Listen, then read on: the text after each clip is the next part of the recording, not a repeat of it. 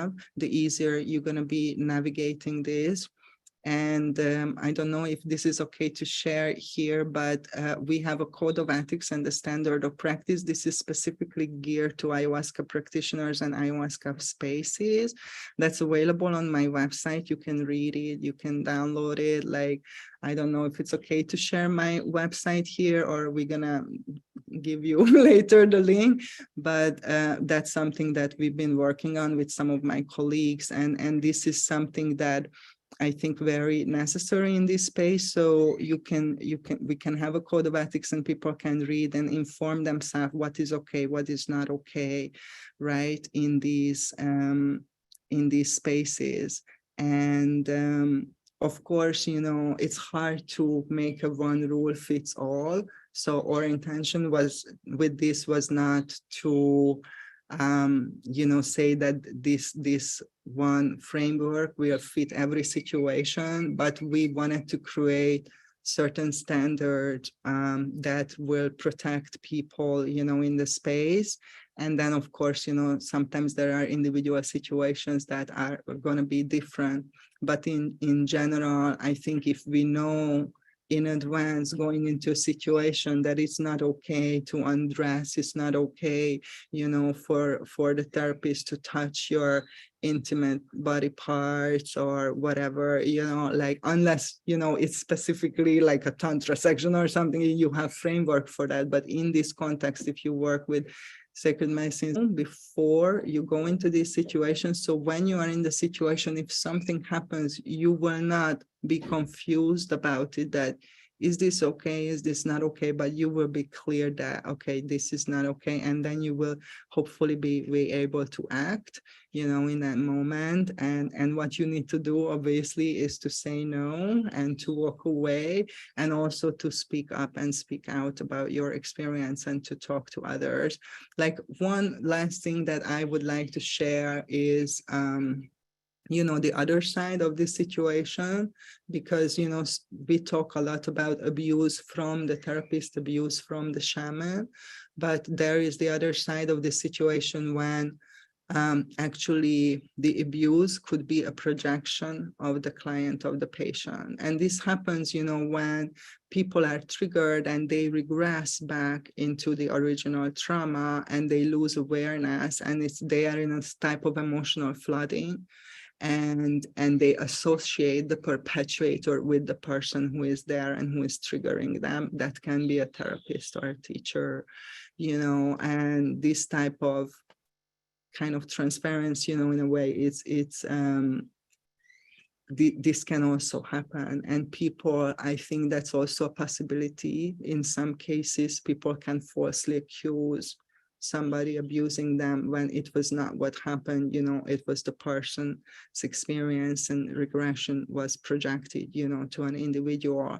So that's why, you know, we need to know these things, we need to educate ourselves, so that provides, you know, protection with us. And ultimately, what provides the biggest protection, I think, it's our healing, you know, because you're not going to end up in this kind of situation if it has nothing to do with your healing or your trauma. And you know, the more healed we are in this way, the more protected we are, because unfortunately, you know, what happens on an energetic level when you are abused and you have no boundaries, you are kind of the weakest link. It's almost like it's written on your forehead, you know, like, abuse me. Because what happens in nature as well, like, the predator will go for the weakest link, you know, it will not go for the alpha male in the herd, but they will go for the young, for the sick, you know, and it's easy catch, you know, they're not going to put up a fight. So it's easy prey. As the same thing happening here energetically, people who are abused and traumatized, they are easy prey, and energetically they attract predators. This is not something that is even conscious, you know, but this happens, you know, that these people navigate. That's why oftentimes people who have sexual trauma, they have multiple sexual trauma. It's, you know, one way there is an attempt to correct the experience, and another way you are a prey, a more likely prey, right, for predators for this reason. So I just hope that this helped you, this information, guys. And Absolutely, yeah. End on a strong note there. I mean, Melanin has a question, if we can manage that. And I know it's Astaria's back. Do you want to take back over, Astaria, or do you just want to drop me a text when you're ready? Let's hear from Melanin Dawn, which is an amazing name. Thank you. Greetings, everybody. I have a question for Nina. Gratitude to the panel and everyone joining in. My daughter, she suffers from moon cycle, painful moon cycles as well. And I took her on a few, ethnogen retreats to help her out, but it seems like she's still going through the same every month. But would you suggest ayahuasca as one of the best? That's one we haven't tried yet. But would you suggest, she's 23 years old, and I really wish for her not to be in so much pain. I was in the same pain when I was, her age, and up until my early 40s, I literally just kept saying I don't want to have a moon cycle anymore. And like maybe 2.5 years later, it got light, like to little spots, until like I don't even have any moon cycle anymore, and I'm 51 now. Yeah, okay. So it's very important that she is called to this medicine, right? What we talked about, that it's a personal thing. So what you can do to offer her this opportunity to talk, to share with her that you heard this, and share some resources with her, and ask, what do you think about this? Would you be interested in something like that? And then see how she responds. Like I definitely think that it could be useful, but also this is not the only way. There are many ways to healing. If she never does that, that doesn't mean that she's not gonna heal. She can find another way. People's paths are different. So offer her the information and the opportunity, and let her to feel if this is her path, and then if it is so, you can support her in that. Another thing I would like to say, that just drinking the medicine, like this is a whole other topic of conversation, the integration part, is not necessarily gonna kind of heal you, so to say, but what it does, the medicine helps to expand the awareness, so we become aware of these blind spots, and then we can process it. But I did receive a lot of therapy, and I did integration, which was a big part of my healing. So not just drinking this medicine and then, okay, heal me. It wasn't like that, but the medicine helped me and can help people to heal themselves, but they also need, a professional guide or therapeutic container where they can process, that experience and those wounds and traumas who come up for healing when someone works with this medicine. Is this okay? Yes, thank you very much. I have a person that's in Atlanta, Chief Nighthawk. He's invited me along with Dr. Sonata into, some of their mama ceremonies. So the next one they have, I was thinking of bringing her with me to that. And I definitely believe in the integration, because a lot of times we do ceremonies. A lot of people leave before the integration part's happening, and we're like pulling at them. You need that integration because it's necessary. Right. Thank you. Gratitude. Thank you, Melanin. Okay. All right, I think then if there is no more questions, we are ready to give it over to the next presenter. And thank you for giving us some extra minutes to go over. Really grateful to be here. So good to connect with all of you. Sending love to all the people who are here and who will listen at any point to this recording. And yeah, big love. Thank you.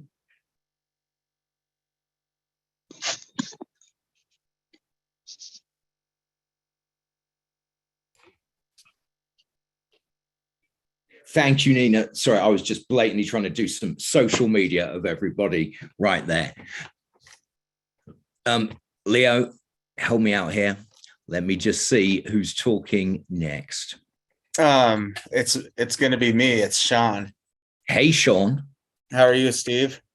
I'm good, thank you, mate. Do forgive me for not being entirely au fait with the schedule. Oh, that's all right. Not a problem.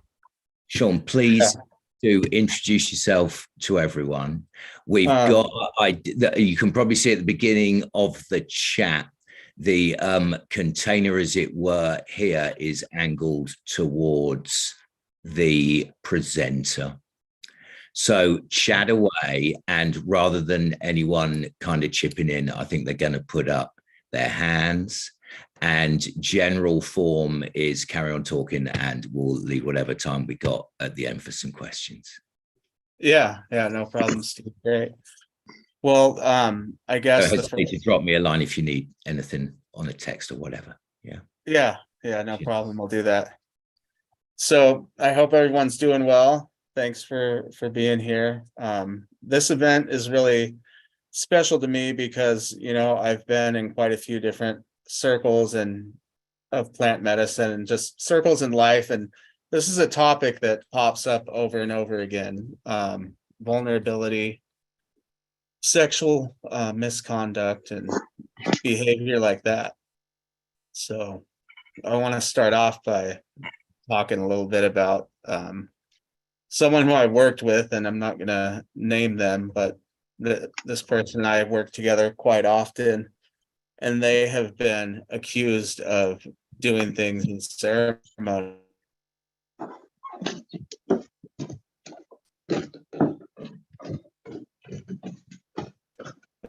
Let me see if I can find out. Oh, it's Soul Tribe Sound Journeys. Oh, it's excellent. Cheers, Soul Tribe Sound Journeys. Sorry, sure. Inappropriate.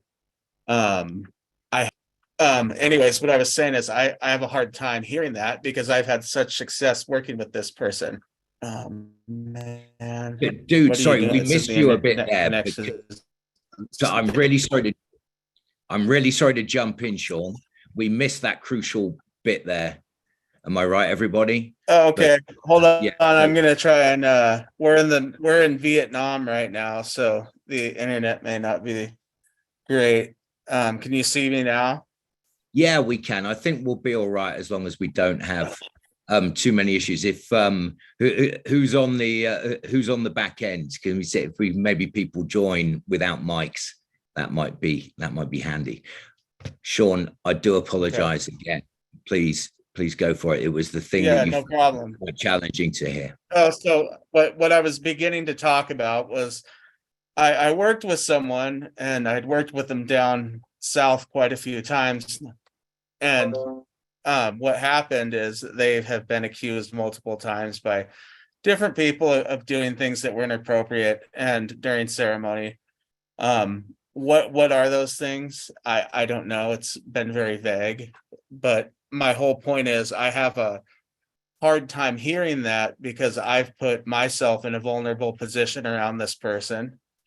And on the other hand is I feel like this person had a hand in really changing my life, you know? So it's kind of like when we look up to like heroes or just people who we respect in general. I really respect this person, right?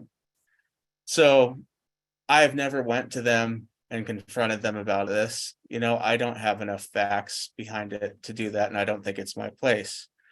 But it is something that I have heard, and you know that it's on my mind quite often, I guess, because I want to go and see them more often.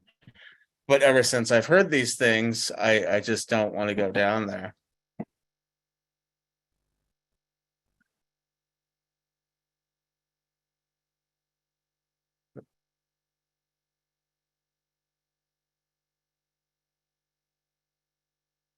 Can you guys hear me okay?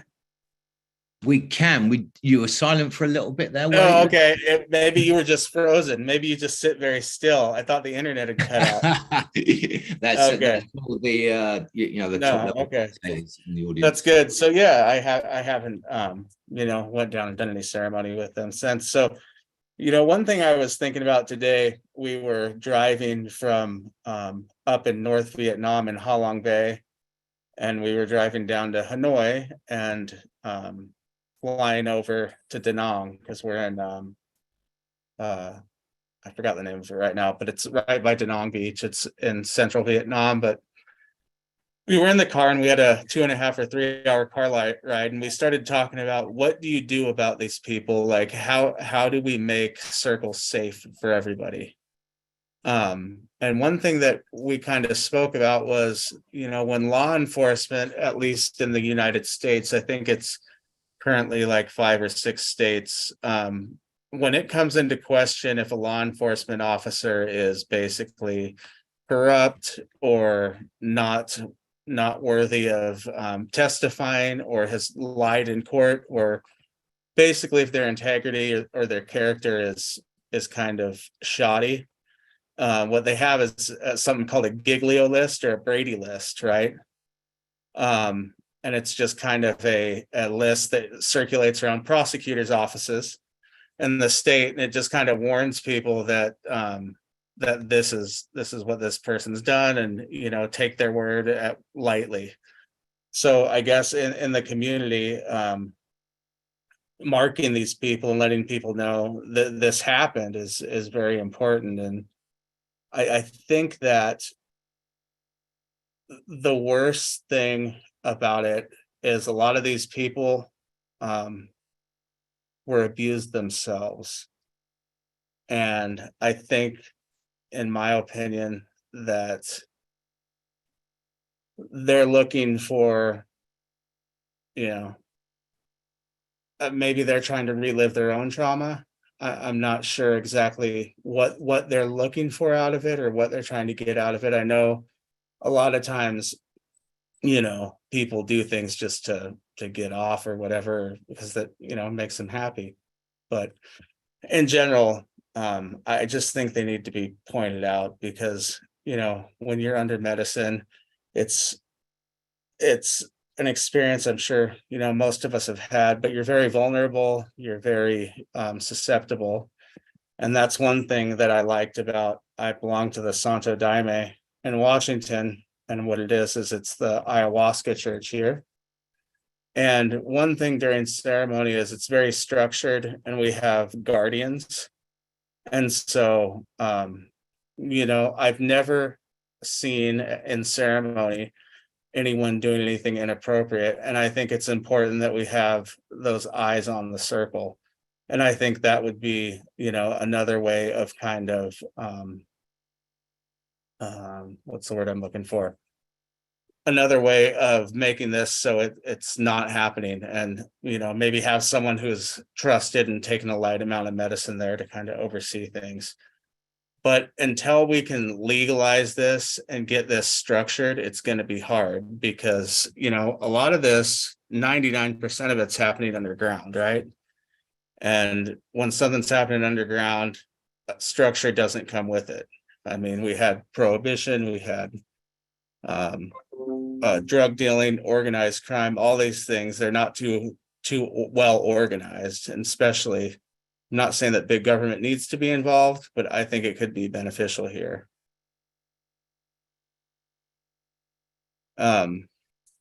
So one thing I did want to bring up too is I have suffered, sorry, this keeps popping up here.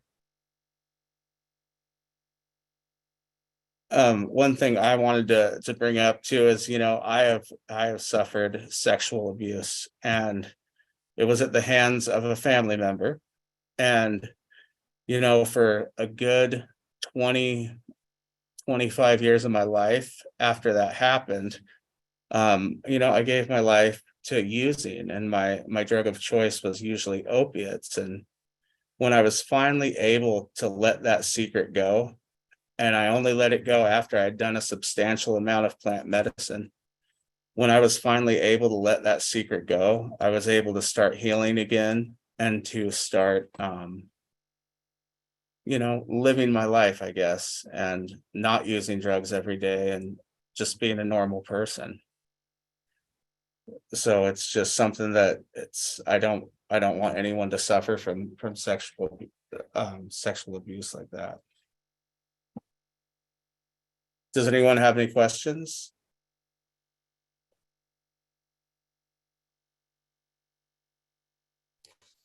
You're good, dude. Go ahead. Yeah. We'll whack some Yeah. So back to the sexual abuse I had suffered. So this happened from a family member, and it was a family member who I was close with, and it happened over and over. And as I like lived my life and went back home for holidays and stuff, I would have to see this person. It was a close enough family member that they were not completely out of my life. And it makes it hard and it makes it uncomfortable. So I think if someone's going to ceremony and they get offended or abused, perhaps, it might turn them off of plant medicine, and that's not something that, anyone wants. I think that the medicine wants us to be there, number one. And I think that the person serving it could really like turn someone away, and then they could miss out on some help that they really need.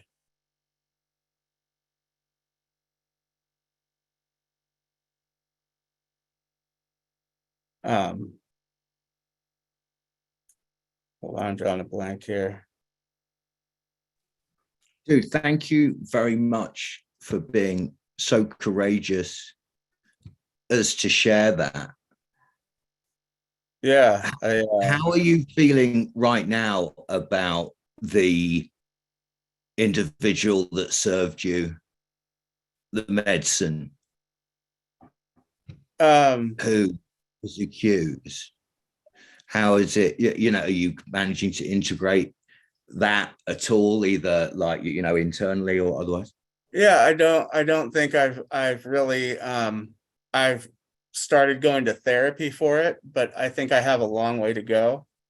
Right now I'm going to talk therapy basically, and also filing a lawsuit against the person. So I think in the end the lawsuit will bring some closure to it, but it's not necessarily about money by any means. It's about this person getting outed and people knowing, because unfortunately throughout this has cost me, like I said, it was a close enough family member that this has cost me basically my relationship with my whole family.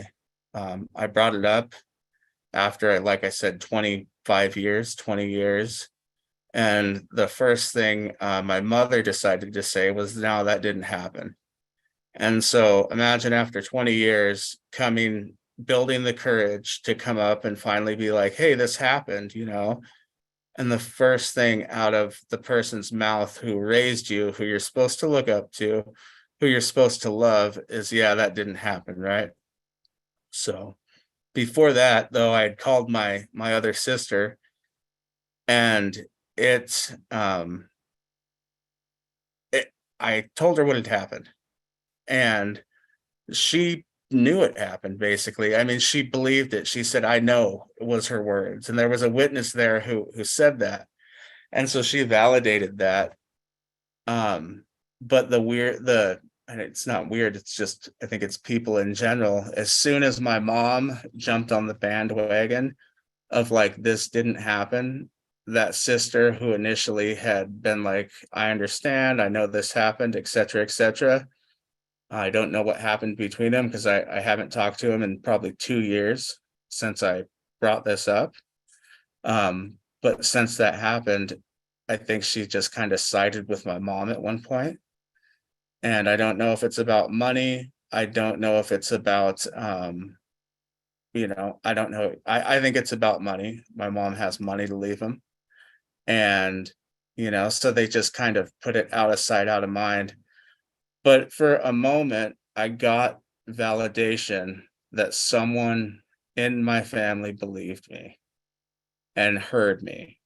And in that moment, even though it was like 10 or 15 seconds, probably, that the length of that question on the phone with her, the fact that she was able to hear me and say, I know this happened, looking back on it, it made all the difference in the world, because I don't know what I would do if just everyone was like, no, that didn't happen, So it's been pretty traumatic, and it, for so long I was just, all I would do was drugs constantly. And when I did drugs, I didn't use lightly. I was definitely looking to escape. And they're saying, you know, everyone says, well, we start using drugs to escape something. And you know, they have the whole marijuana as a gateway drug theory and all that. I don't necessarily believe that, but I do know when I found opiates that was the drug I was looking for, because, you know, it's called a painkiller, and it's a painkiller for a reason. Emotional pain, mental pain, physical pain, all of it. It just puts you in such a state of that pain being dulled and non-existent that it's, you know, pleasurable to do often. So I lived like that for so long, and just over the last, you know, 2 years, I feel like I've made a lot of strides. Not necessarily where I was, maybe with like my career, like I like where my job's at, but like personally, strides in healing and strides in not having to use to hide this secret.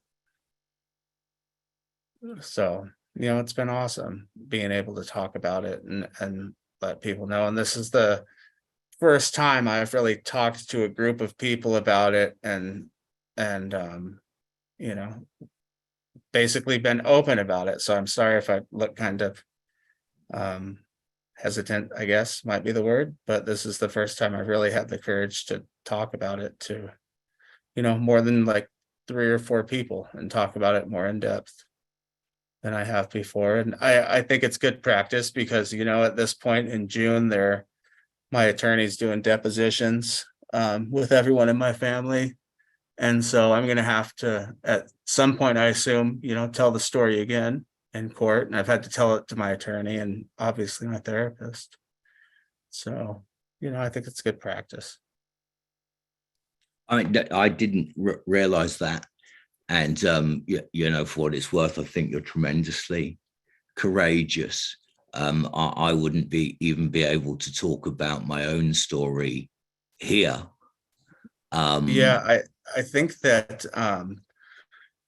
you know, there's a situation in my extended family, and it's like this shit just happens everywhere, and it's the same thing in my extended family. And it's a situation where like an uncle abused a nephew over years, you know what I mean? And the nephew doesn't want to talk about it.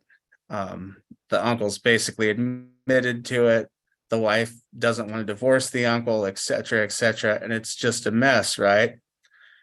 And I was thinking about that and all of the stigma in our society, right? And I'm not saying it's easier to be abused by one or the other, right? I was abused by a woman. We often don't think that a man can be abused by a woman, right? But the abuse started when I was about 13, I think, 12 or 13. And people who are substantially older than you, we tend to just listen to, especially at that age, and just do what they say. And it's just, I think 20 years ago, if I tried to come forward and say I was abused, you know, by someone, I don't think I would have gotten the same like feedback that I got, and the ability to get so much therapy and get a like an attorney and stuff. But I'm saying all that to say this other situation that's going on is it was the child, when he was a child, was abused by a male. And in our society, unfortunately, men have a harder time and more shame, I feel like, when they're abused by a male. And I think that there's nothing to be shameful about it. Like, if it took me so long to think like I didn't do anything, like I didn't do shit to this person, it happened to me, you know. And kind of along the same road of this, and another case of sexual abuse, I have a friend, and he had been molested when he was young by a male, And so I had been around him at one time, and there was they were joking around, and they were, just saying stuff they shouldn't say, right? It's not entertaining, but he called him a certain name, and the guy just blew up. He freaked out. He basically attacked the guy, and no one had a clue why. They were very good friends, and the fact is he had been molested, and he had so much shame and anger and guilt that when he was, referred to as this or called this, he just lost it, so but my whole point about it is I don't think would be easy to be abused by anyone, but just the way society looks at it, and the stigma with a male being abused by another male, it's much harder to come out, I feel. And that's for me, it might be easier for someone else, but it's also pretty, embarrassing to talk about it when it's your family. But then again, I didn't do anything. I was a little kid when it started, so. Thanks. Nina's got a question. Nina, Yeah. do I need to unmute you or anything, or can you unmute yourself? What are the I think it's good. correct? Thank Right, you. excellent. Go ahead. Thank you. I just want to say thank you, Leo, for sharing that, because I think that definitely it's a secret and a taboo, for everybody, but I think it's more for men than women. Women more likely to talk about it, even just maybe with their girlfriends, or, and share these experiences. I think that definitely that you need more courage as a man to come forward and to bring, the attention to this type of abuse, that boys can be abused by adult women as well. That's not something that people often think about. Exactly. So I just wanted to say thank you for bringing that to the attention, and having the courage to share. And with the parents going into denial, basically, that happens like so many times, because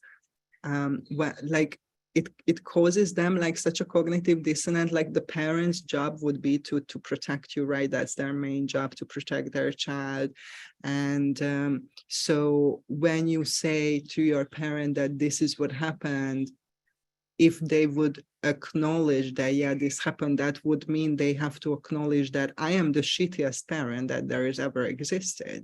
How could I let Yeah, no, I'm glad you said that, because I feel like that's part of this. Is I think that, like, my mother always stood on being a protector and being the best mom. And I remember when I was like little, she would keep me so close to her. I was the youngest of four, and she would always tell me, stay by me, stay by me. You know what I mean? And it's like a fail. It's like a parenting fail.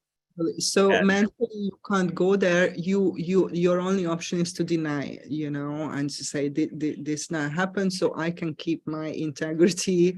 yeah, It would rock my world, who I think I am as a person, what I think about others and the world, like completely rock my world. And I think that's why so many times it's common that people just go to denial, and then they insist on denying, and they don't want to consider the possibility, because it is so scary for them to consider that this might be true. And I'm not saying that this justifies, that the denial sure. of makes it okay or whatever, but I also think, that from a healing perspective, you don't need, other people to heal yourself. Like, I decided not to tell my parents about this, because I was way older when this came up for me, and the circumstances and the people involved and everything that I considered.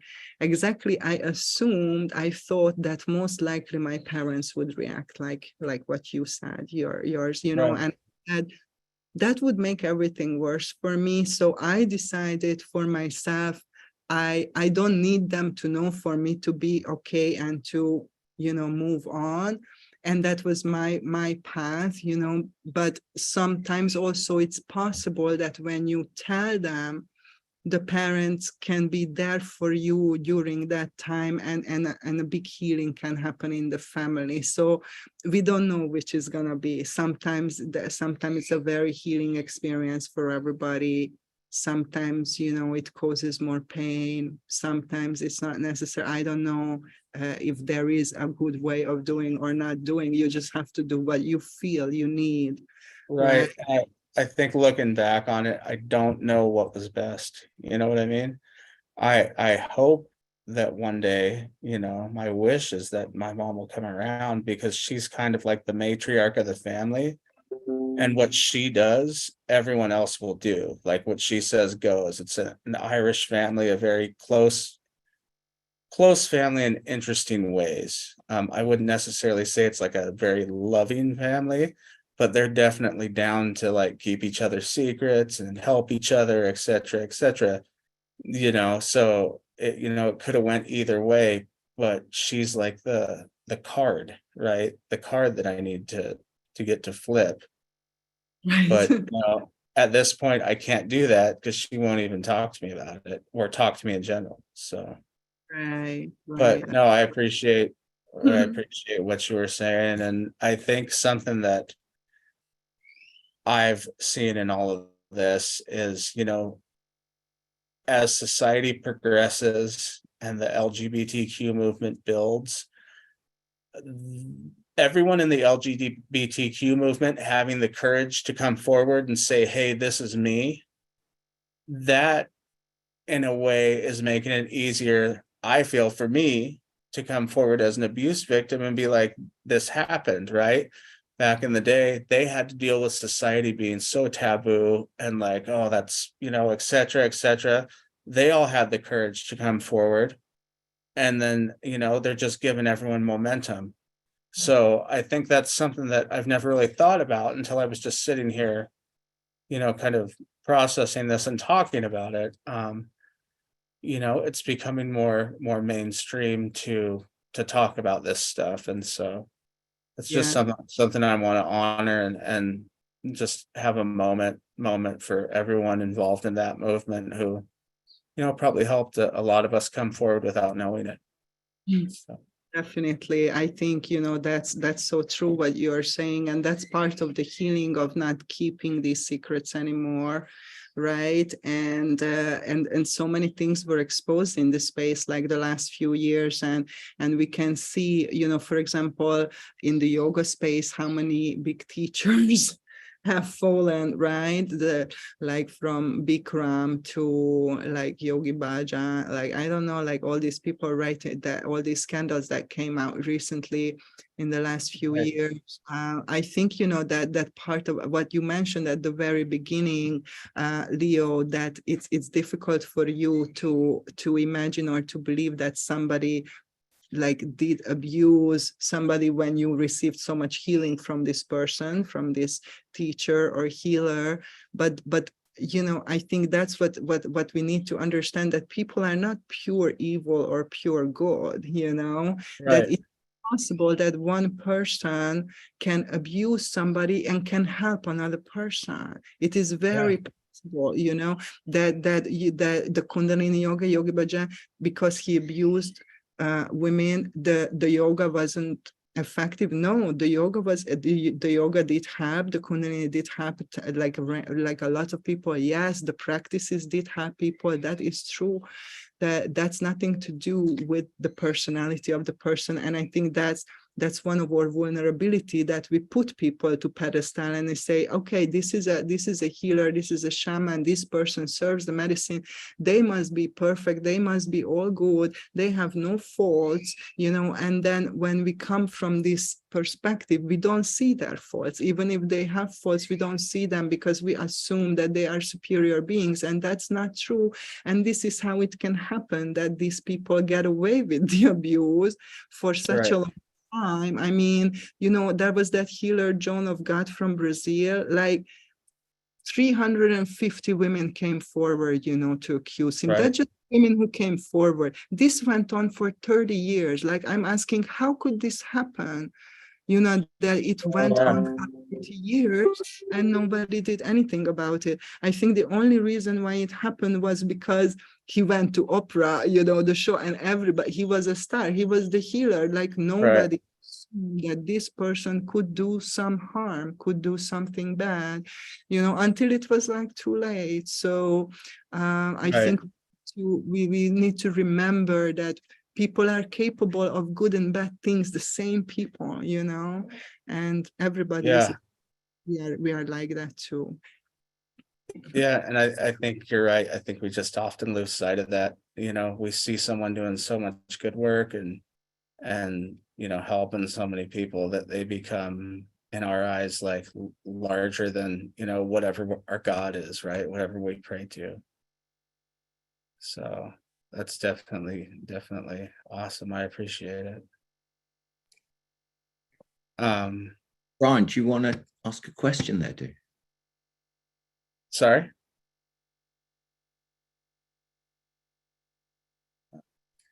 Sorry, I'm messing up the music. You got your hand up, dude. Do you want to ask a question? Oh, I just had a comment to speak to. I'm Please. sorry, your name's not in the chat. Wasn't, and I know your name. My but I name's forgot. Sean. Yeah. Sean, I knew that. I knew Sean. that. Yeah. How's it going, Brian? It's going well, thank you. Good. So I spoke a little bit last night. Only got a couple hours of sleep, so I'm like kind of half here right now. But I was glad to hear, and other people also mentioned this. And I appreciate your vulnerability in saying this. That the sexual abuse that you encountered was female abusing a male, and how that often goes unrecognized in society. And I'd forgotten to share this when I was speaking of my own situation, but it's not only when the male is underage. In my specific situation, I was acquiring psychedelic therapeutic medicine, but did not have the money at the time. And somebody who I had explicitly refused consent for, I viewed the person only as a friend, had the money to facilitate that for me. And then while I was under the influence, took sexual advantage of me. And so, and you know, we were both adults. And so, you know, I'm glad that you brought that, the female male dynamic, up in general, because it goes under recognized. But even more so, you know, it's much even less recognized when the adult is a male too, because for some reason society seems to think females don't do that to men. Well, that's actually not the case, and I think that goes perfectly along with the conversation we're having. And I'm glad you brought that to light, and again, appreciate your vulnerability and being so open with everything that you've discussed. So thank you. Yeah, thanks, Brian. Cheers, Brian. Sean, with it being so long ago, is there? I mean, I don't want to bring one of my own experiences or knowledge into your story, but for what it's worth, a ex-girlfriend of mine who was abused by a family member once came back from family get-together and said how much the dynamic had changed between her as this very strident London lady and the guy now like in a wheelchair, infirm. Yeah. And yeah, is that I mean, you look like quite a big guy. I know. Yeah, and that's the hard part. I mean, someone sees me and someone's like, oh, you know, how can that physically happen, right? And I can see. I mean, I work with guys, and I think that's a IPV and a question that comes up on it, you know, a lot. But I think that people don't realize that, like, just how powerful the mind is, I guess, or how tricky other people can be, and how they can just, you know, kind of screw you over in a minute or get you to do what they want in a minute, right? I think people a huge reason people think men cannot be raped is just because of the dynamics of everything, how it works, right? But rape doesn't necessarily, or sexual abuse doesn't always mean penetration, right? It could be anything that makes you feel uncomfortable and you not feel safe, right? And they're touching you in a sexual way, etc. That's abuse, right? It's our body. This is ours, and it's only for us to have and to share with someone else with consent. And I don't know who just said that in the chat, Melanie Dawn, but yeah, it is. It's like a moment of vulnerability, and it's amazing in that moment of vulnerability just how you can be taken advantage of, I guess. But you're talking about kind of the dynamic of it, and as we age, that person's so much older.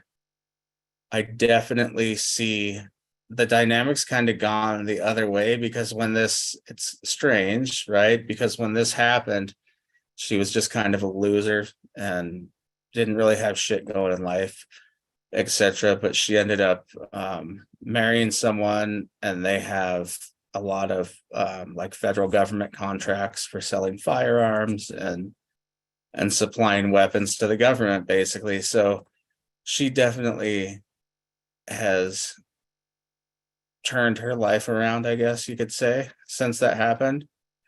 And who knows, is she the same person today? I don't know. I have a hard time finding forgiveness at this time in my heart for it, because I spent literally so many years of my own life being affected by those actions, and she just got to go on with her life and have her children and have her life and not ever have to pay any consequences for it. And I'm I'm a believer of the way we can change behavior is to at least have it acknowledged. Maybe it doesn't take hard consequences, but to have the behavior acknowledged, outed, etc., and maybe the person can change from there. And that's, like I said, what I hope to do, with the lawsuit. It's not necessarily about the money. I hope part of it can just be an apology and recognition that it happened, so yeah, it's being heard. And well, I mean, but we say closure, don't we? And it sounds trite, but that kind of homeostatic process of the moral dissonance working its way through is, of course, tremendously restorative. Also, I gather, and you see families outside court saying, "Oh, it's relief," and you think that's a bit of a funny thing to say, but apparently it's not. Biochemically, it is a tremendous right. relief. Yeah. The parent, and and that's probably going to be ever so good for their physical health too. And so you feel good for it sounds like you feel good for doing it. I do. I think that since I was able to talk about this, and the more I talk about it, the better I feel. I've been able to not use now for quite a while. I've had like minor like relapses here and there, but not anything like it was before, and not with the same substances either. So I'm healthier physically, mentally. I'm definitely getting healthier, and I think that by the time this is all done, I'll be pretty happy, and I can move on from that point. Right now, I do feel like I'm kind of on the other end of the storm. I feel like even though court is coming, I think like being in the shit or the thick of it was that moment when I decided to call my sister and tell her what had happened, basically. And that's when everyone was like, multiple phone calls, yelling, etc. So I'm glad that part's over. And yeah. Anyone else have any questions? There's definitely something about sort of conflict averse society, isn't there? And I mean, what you said about, but people just don't want it when it comes to the crunch, what we say, oh, let's talk about this stuff, let's confront this stuff. But it's no, it's difficult too, isn't it? I mean, a different example. I wrote an article recently about how to tell your boss about your mental health. Talk to your boss about your mental health, and mental health, of course, the number one reason for people taking time off work. And I spoke to these HR experts, and they all said, "Don't do it." Really? Yeah. I mean, my kind of question was, I haven't worked in corporate for 10 years. When people need a duvet day, do they still phone up and say they got diarrhea? Or are they actually phoning up now and saying, look, I'm like a bit overwhelmed and stressed, and just give me a couple of days off, I'll be fine. And the boss goes, totally do. We got the mental health policy in place. I totally understand, no problem. And apparently that's not happening at all. Like not at all. Yet there is this conversation going on in the narrative where you'd think it was. And again, there is dissonance, isn't there? Yeah. And you mentioned earlier about how that kind of dissonance is amplified within the psychedelic context. Yeah.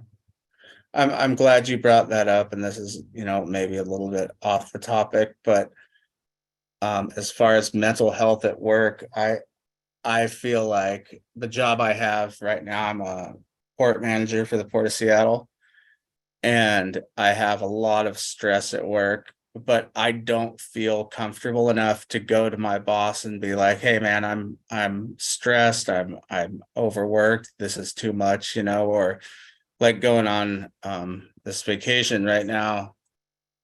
Basically it was 3 weeks away, and I had to like fight like hell to get another week, beyond the 2 weeks, because they want people there and they want them working, right? And the awesome thing that I've been able to realize on this vacation is like other cultures and other countries like England or Australia, etc. I met some Australians this morning, and he was like, "Yeah, you guys got 2 weeks off a year. That's bullshit," And he's like, "We get 4." And then I met a guy from who works for the Port of Rotterdam this morning at breakfast, and he's like, "Yeah, I'm gone for 3.5 weeks, and that's just how it is." And so I think there's definitely a lot of growing to do here with that. But we definitely have better holidays. Yeah. And again, without meaning to go further off topic, a lot of what I hear in the the abuse conversation in the well-being sector, it does echo the conversation in the workplace, where there was the most tremendous example earlier that I can't really remember, but these these grand lies that we all go along with, Right. Yeah. that like like oh yeah, we'll definitely give you a raise if X. Oh no, we can't, because actually the budget. And that's the tip of the iceberg. Or oh, actually that job we interviewed you for, it's a different job. You'll be doing like 2 other jobs as well, and all this kind of stuff that just kind of sails through our supposedly watertight bureaucracy. And and we come up with scapegoats instead. And I think as much as I love to rag on psychotherapy, I think psychotherapy is in danger of becoming the next scapegoat. Politics, media, all these things which are a bit of a reflection of ourselves, in that kind of 360 way that Nikki was talking about. Nobody has to agree with that, but by the way, but all these areas that we maybe should be addressing, that we're talking about, are such a difficult conversation when it comes to the crunch. I think we take out on institutions. Yeah, for sure. I think that we, like here, we basically call that carrot dangling. They're gonna, like the carrot in front of a horse, basically. They're gonna give you something better, or the job isn't what it was. And But it's Yeah. just been nice to see that people, have more time off and it's more respected.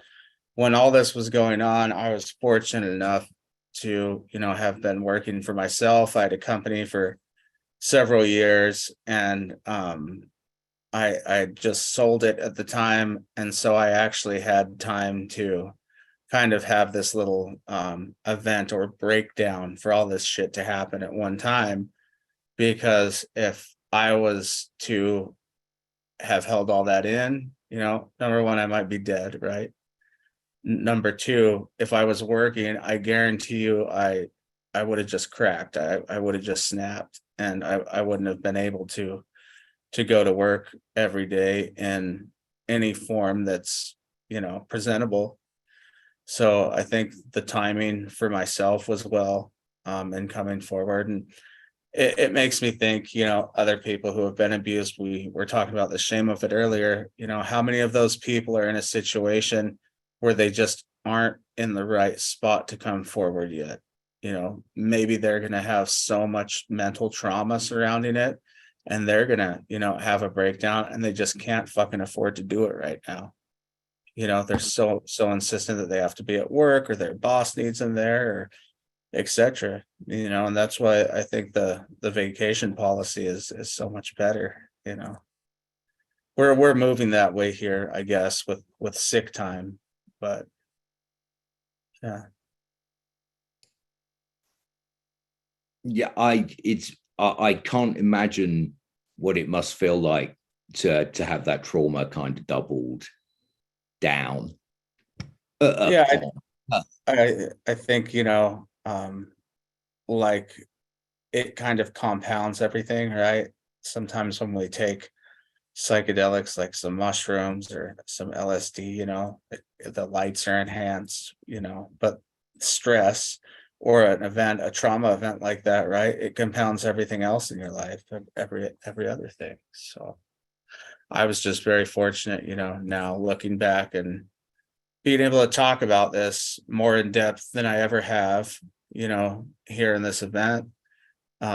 It's given me some clarity to some things, like I said earlier, the LGBTQ movement and tearing the shame down, of men being taken advantage of, and men being molested. And then also, if I would have had a job at the time, I probably would have been screwed. So I just I appreciate it. I've gotten more healing just sitting here talking with you guys about it. So I appreciate it. Oh, that's fantastic. I'm glad. If we did anything, Right. Well, yeah, I mean, the more you talk about it and you can dive deeper into it, I think it brings it to the surface, and you can process it a little bit more and work through it. So you're an inspiration, dude. Is there anything else you wanna add? And who's coming up next? Have we got somebody immediately? I'm not sure who's next. Hi everyone, good morning. Oh, good morning. How are you, Astaria? Astaria. Astaria, I'm actually next. I will need a moment. I need to actually use the restroom, and I'm warming up some hot water so I can have some tea, and then I'm gonna have a little hot bay to ground myself, and then I'll present. Cool.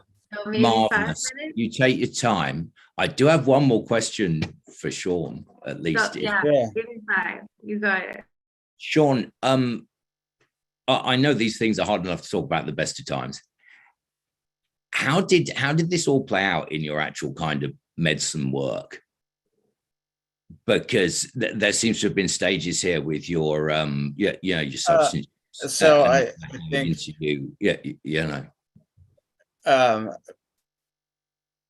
what the aspect of me, coming out and talking about this, how did that play out? Is that what you're there seems to have been, because a breakthrough. There was the substance use stage. The breakthrough. The breakthrough was working with Alan Christopher and doing medicine with him. And after that, I was able to I went down to Mexico a few times and met with Alan, once on the west side of Mexico and then once on the east side of Mexico. And I did 5-MeO DMT both times. And then the second time, I think I did Cambo with him. I believe that was the second time, not the first time. But anyways, when I was with him and working with him at the time, the first time I did any 5-MeO DMT, I had the experience, and then I just had a huge amount of like sadness flood out of my body. And as soon as I kind of came out of the experience or came up from the experience, all I could do was just cry and cry and cry and relieve all these tears and all this pain inside and just get rid of it, right? And the second time I went, I feel like I was able to actually go into the medicine, have some clarity, work with it. And then I came out of it and then came back home, back up to the States. And after that is when I, had decided to, talk about this. And it's interesting, earlier on in the conversation, different people were talking about how often, they'll do medicine and then they want to talk about it. It's after they do medicine that they want to talk about this and only this, and they want someone to acknowledge their trauma and someone to help them, basically. So I think it was pretty much the same thing as that. There were other, like a few more like surrounding circumstances, but for the main part, that was like the medicine involved with it. But I really feel like the way I was using, I was really on a path to try and kill myself, to kind of put myself out of my own misery. I would get like benzodiazepines, Klonopin, or whatever, methadone. I was on methadone at the time, and I would mix them. I would take so many of them and just not give a shit, whether you woke up or not, lose days at a time, literally lose days. And that shit's scary. Like, looking back at it now, like, I wouldn't want to lose days. Like, who knows what you do, so.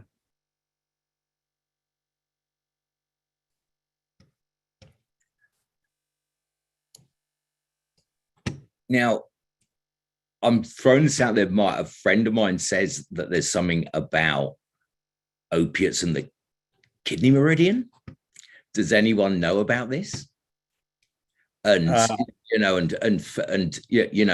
fear, a sort of ADHD style, or a CPTSD style, or fight flight reflex, stress hormone driver. Does anyone aware of this know about this? No.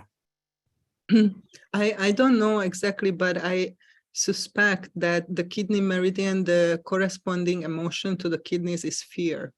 So it makes a lot of sense that it corresponds to the fight and flight. And of course, as Shane said, opiate is a deep tranquilizer. So when you're triggered and when you are scared and you don't want to feel the fear, it would make logical sense for me that, that would be your choice of drug to calm the nervous system down. I don't know, just an idea. So actually, it's an avoidance tactic. And when people are using opiates, it's to get away from something. So opiates, early marijuana use, before we realized that it actually was more medicinal, and even alcohol, it was the avoidance. And that's how addictions get started, because you're constantly, and it takes more each time to get you to a place where you're avoiding facing whatever it is. And one of the things that works really well for me with ayahuasca and larger doses of mushrooms is that they are confrontative. And so, and that's one of the reasons why they are not supportive of addictions. So you get to confront whatever it is that you've been trying to avoid. and then you are able to move on. And part of that is the integration work that happens afterward.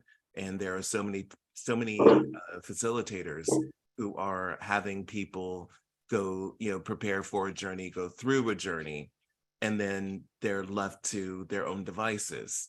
And that's where a person needs to be held the most. That's where a person needs, and it can happen 3 weeks, through 3 days, 3 weeks, 3 months after the actual journey. So, and some people who are just dead set on, I want to get to the bottom of it, are just in there. And I've looked at it as redecorating. So you're going in, you've got a house and you're gutting it, and you just are knocking down walls, but you don't know which walls are weight bearing. And so when you're going in there and people talk about the ego death, or they really want to like pull up all the stuff, you don't know what's there to support you. And then what's, what needs to be supported as you work around it. Because sometimes, and the reason why it's important for me to look at it as redoing a house, it's because certain walls have to be supported. And so even if you want an open concept, you're going to need a pillar, a column, something in that space to support that wall. And I think that's what some people forget about as they go into these deep dives. And especially here in America, where there's this idea of more is more. Sometimes less is more. Thank you, Paul Mark. Thank you, everyone. Good morning or good afternoon, depending on where you are. Astaria here. For me, it's morning. For me, it's we're at like 20 hours now. So good morning, everyone. Thanks for everyone who stuck through the night. And thank you for holding space this morning. I'm not able to type the safe space agreements at this time in the chat. I'm just not functioning. I'll do it for the next round. But just announcing that we are starting our next hour for the May Talk 24-hour talk, which is actually ending up being 25 hours. We've got an extra hour by my mistake. And yeah, for sacred sexuality, safety, and sexual misconduct, I am inviting us to grab a tea. I have mine ready, and I'm also going to invite us for a prayer with hape, rape, tobacco. If anyone works with rape, hape, I am going to work with it for a moment here, and then I'm going to go into my topic, which is psychedelic orgasms. And what was my topic? Self-attuned, the innocence of self-attuned sensuality. I believe what I titled it. Psychedelic orgasms and the sacredness of self-attuned sensuality. But there's also innocence in that space. So just for a moment, if you don't work with hape, oh, the agreements, someone posted, I posted. Thank you, who posted? Thank you, Palmer. Thank you. If you don't work with hape and you have another way of grounding, just inviting us for 3 to 5 minutes to just ground ourselves. This is such a heavy topic. We've covered so much, such a spectrum. And yeah, just feeling ourselves rooted to the earth, remembering that we're from the earth, and we will return to the earth, as so many presenters have shared and reflected with us. Specifically our sister Nikki, that our bodies are from the earth, and we will return, our bodies will return to the earth really stuck with me, sister. Thank you for sharing that. So yeah, I'll just silence myself for a moment and invite anyone to work with their practice of grounding for the next 3 to 5 minutes.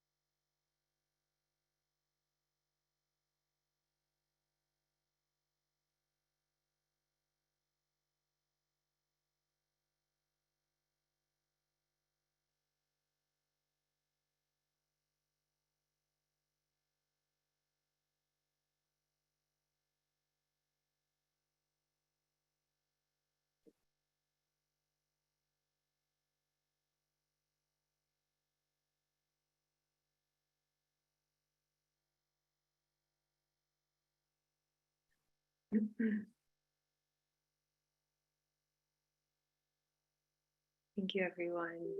I'll still give some slow gentleness moving into my presentation, giving you some time to still ground your energy and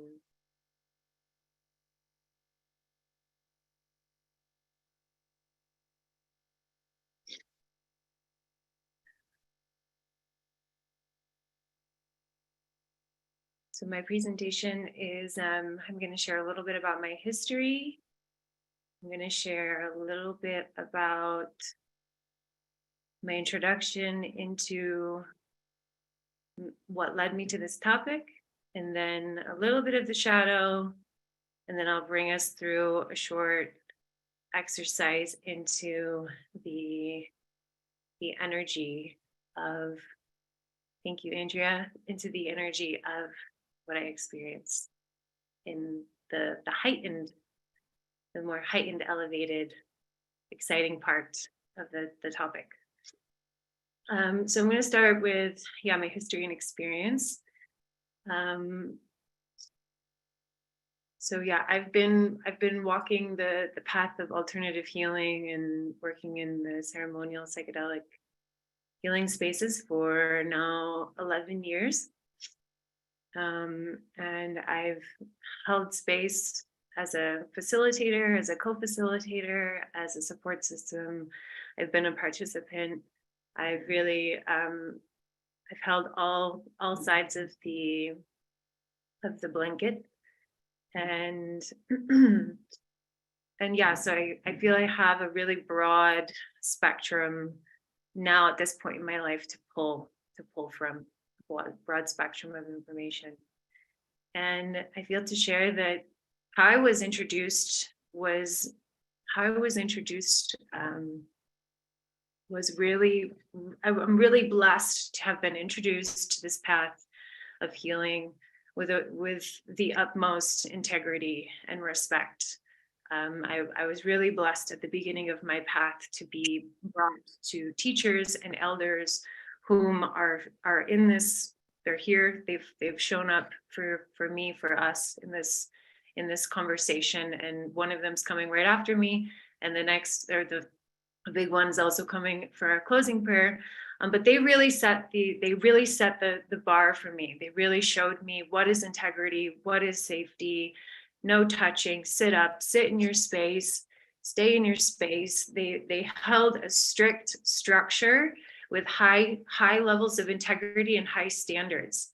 And this set the framework for me moving forward, so that when I encountered or experienced ceremonies or facilitators or spaces that were not of integrity, I had the discernment because I had the tools right off the bat.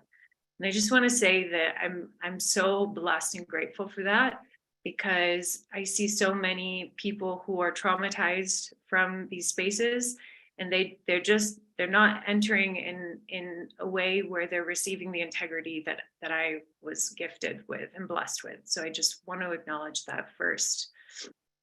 Next is that through my journey, after I first started out with these beautiful integral teachers, I started wandering through the mud. They say no mud, no lotus. Well, I went from a very safe bubble deep into the mud. And I sat with all different types of lineages, of different facilitators, and I saw all these different containers and how they were held. And some were held very loose, and some were not held at all. And so I recognized with these different containers, there were different benefits that also came with looser containers. I had more freedom. Just to give an example, I started my work with the Shipibo, and the Shipibo and the Lakota. The Shipibo and the Lakota, and they're strict. They are the people that say no touching, don't make noises unless you have permission, don't sing without permission, sit in your spot, sit up, don't lay down, keep your eyes open, and we're going all night. And we're not gonna really help you. Like, you have to help yourself. Like, it really puts you in your own sovereignty and forces you to do your own work. Then I sat with some facilitators who they were like, yeah, it's totally okay if you guys serve each other hape or cuddle, and like you can touch each other, and you can go over here and we don't even know you're over in the woods, and oh, where's this person? We lost them. And I've seen both sides of the spectrum, and it really brought my awareness to the spectrum. And sorry if I'm losing my words a little bit. And it brought me to the awareness of what I resonate with in these spaces of integrity. And so, yeah, I just wanted to give a little bit of background history, a little framework of my experience and what I'm going to be speaking on. Next is that when I first started my journey, I had a lot of shadow work to do. I still have shadow work to do. I'm working on it. But 10, 11 years ago, I had so much shadow work to do, and I didn't even know that I had shadow work to do. So accessing the state of the psychedelic cosmic orgasm was very far away from me. That was not in my spectrum of accessibility at all. I had work to do. I had to go to the deep bowels of my own inner hell, and I had to dig through my mind, and I had to really like purge and detox and clear and keep doing the hard work and keep falling and keep fumbling and keep getting up and keep doing it again, and wanting to give up and not feeling like I want to keep doing this work, and this work is too hard, and am I ever going to accomplish healing? And so I struggled at the beginning. It wasn't always as beautiful as it is now for me when I work in these spaces.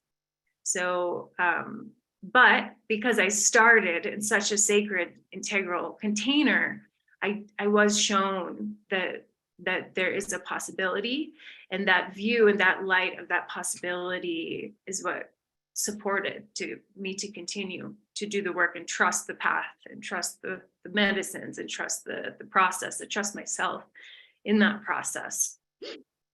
So for those who are just beginning the journey of working with these pathways for their healing, I just want to share that there is a possibility, there are ways, it is possible. And with the right container, as Paul Mark is writing in the comments as well, with the right container, with the right structure, with the right tools, with this right safety, we can do this work, and this work does work. And what I will soon share with you is more of a celebration on where I arrived when doing this work. My next note here is now bringing in the sexuality aspect, and this is the acknowledgement that there can be the presence of sexual energy, sensual energy in some medicines and some ceremonial spaces, whereas not others. So what I mean by that is I am a combo facilitator, combo guide. I don't like to call myself a combo practitioner. In the jungle, they're not calling themselves combo practitioners. I did go to the jungle and I went through heavy initiations I said, if I'm going to be a white woman carrying this medicine, I want to do my best to be in integrity with this. And so I went to the jungle, I went to the tribal people, I did my detoxification work with them, I did my dieta work with them, I received the blessings from the chief of the Matses to carry this medicine. And what I noticed in this work, because that was primarily the path that I started with, is that we never hear any stories about somebody saying that they were sexually assaulted during Kambo. And Kambo is not a sexual medicine. It's not a sensual medicine. It's a detoxification. And so I'm looking at this, and then I'm looking at where the accusations are coming from, what spaces they're coming from, what medicines are coming from. And they're coming from the spaces of ayahuasca. I hear mostly with ayahuasca, with bufo, with MDMA, with mushrooms, with mescaline. And so if we look at those medicines, they do have more sensuality with them. When the ego dissolves, we feel less in our mind and more in our body. And now we can feel more. And we're in this more somatic center, and we're feeling and we're breathing, and it's connecting us with our breath. And this is more sensual energy. And so I just want to acknowledge that those medicines hold that potential, because I think that part of the key of this is just acknowledging that those medicines can bring up that type of energy to begin with. Because if we're looking for safe facilitators and safe practitioners, but we're ignoring the fact that it could bring sexual energy into the field, then we're not asking those questions of if that person is safe around that type of energy. So I just want to acknowledge that. Next, I want to acknowledge that in my journey as a facilitator and as a friend, I have had, and I'm sure many here have also had or have experienced this, I've heard endless stories of women and men being violated in these spaces with those specific medicines and healing spaces. And it's frustrated me, and it's brought out this angry mama. And I'm sad, and I'm hurt, and I'm angry, and I'm empathetic, and I feel like I want to go and change the world and make this stop. And how do I do this? And what can I possibly do as one person? And so we've heard this. We've heard all of these countless stories of violations, and not just in psychedelic or, in ceremonial spaces, but in the church, in the spaces of the church, in the spaces of even the pharmaceutical industry. We have heard these violations happening, not just in this realm, but this realm is not excluded from this energy that happens. Mentioning also that I am a certified advocate for victims of intimate partner violence. I became an advocate after I went through my own dynamic. And through my training to become an advocate, it's all the same. It's all the same methodologies that are used in situations of abuse that are also used with the churches with here. And the hardest part for me is that these are holy spaces that people are coming to heal, and they trust. And so the violation, it feels more extreme when it's in a space of holiness and a space of sacredness.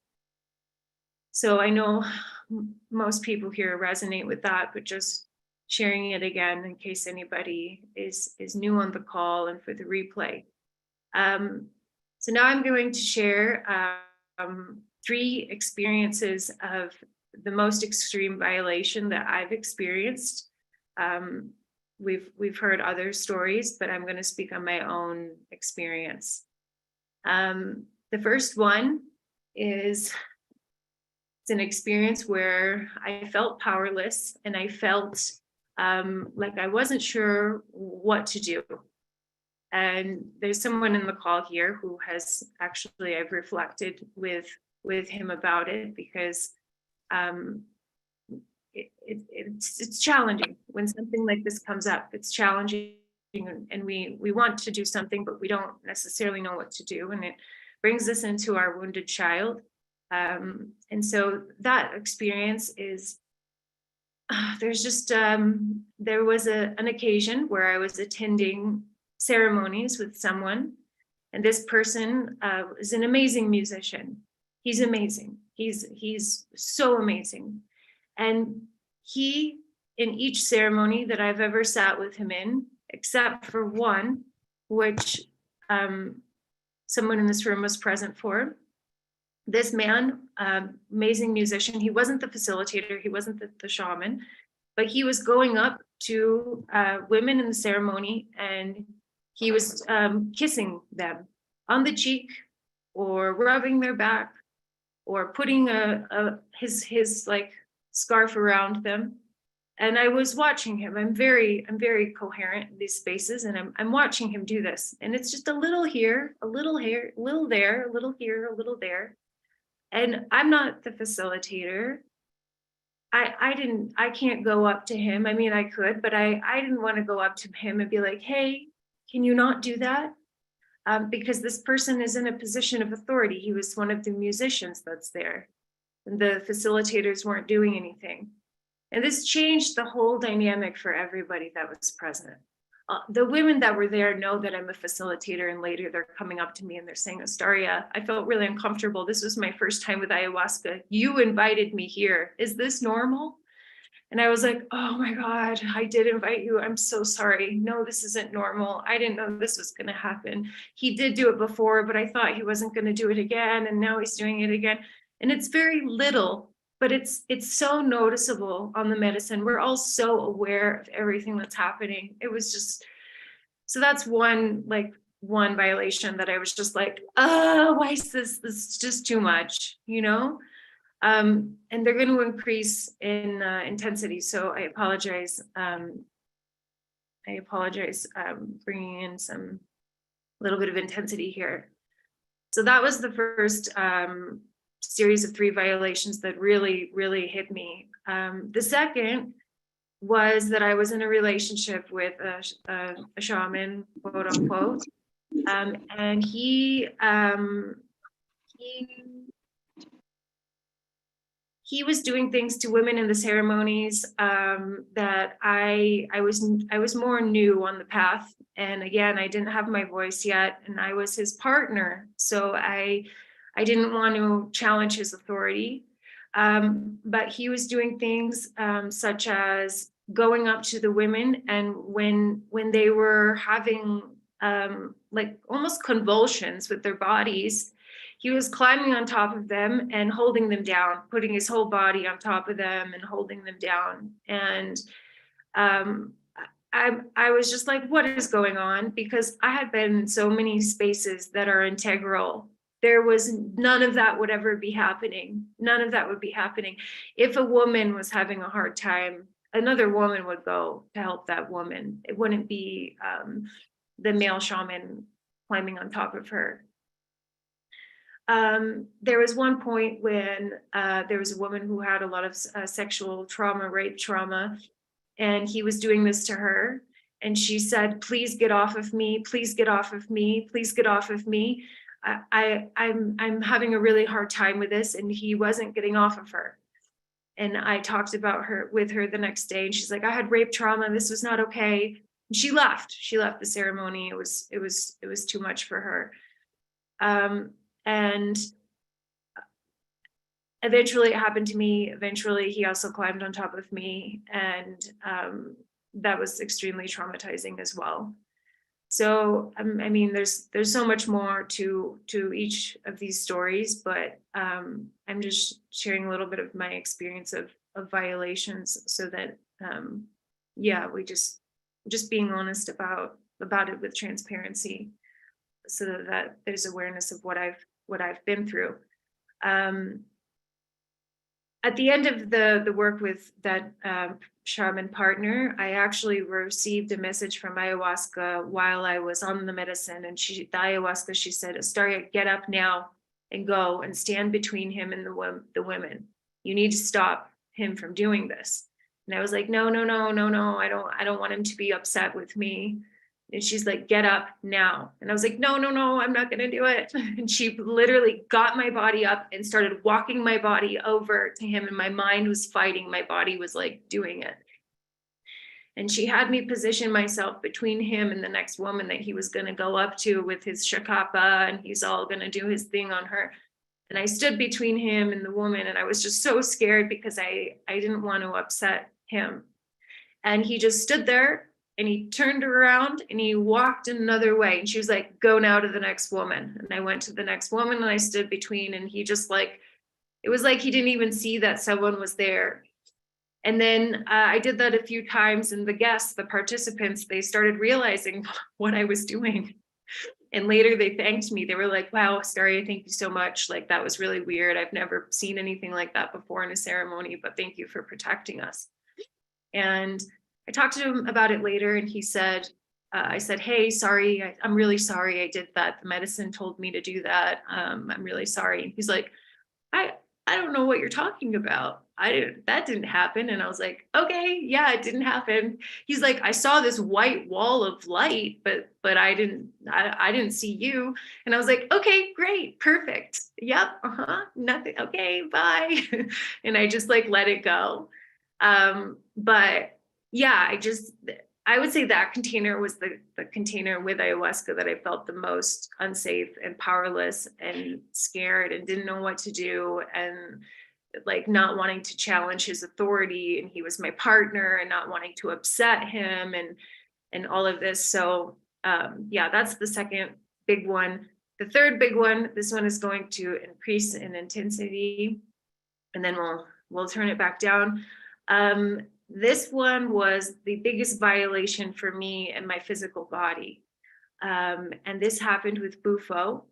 My first time with Bufo, I I had really waited and I had studied and I had really done my research and investigated about who I wanted to sit with and how I wanted it to be. And I know that sounds very controlling for a medicine that's very out of control, but I really needed to make sure that the container was what I felt safe with. And so I had a friend who he started serving Bufo around the same time that I started serving Combo, and we had an agreement that I would serve him Bufo Combo and he would serve me Bufo. And I'm letting someone into the room, might be a spammer, just giving you the heads up, Leo. It says double name. So I requested that we are in nature. I requested that I don't want to see him when I open my eyes. I've heard so many stories of when people take Bufo, the shaman, right when you open your eyes, and you're so full of love and you're just feeling, oh my God, you're just so in love with everything. And they put their face right there in front of you. So the first thing you see is their face when you're feeling all this love. And I'm sorry, but I don't want to see someone else's face when I first open my eyes. I want to see nature. I want to see bugs. I want to see leaves. I want to see the water. I want to see the earth. I want to see myself. I want to see my own hands. I want to have my own experience. And so I requested to this friend, I said, listen, I would like for you to make sure I'm safe, but I'd like for you to be behind me. Just make sure that I'm safe. I'll take care of myself. So this container, it was honored. It was honored. And because it was honored in all of the ways that I requested,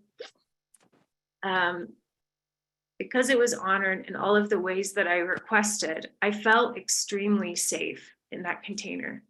And with this safety, I was able to truly tap into the full potential of what is available with working with Bufo. And mind you, this was my first time.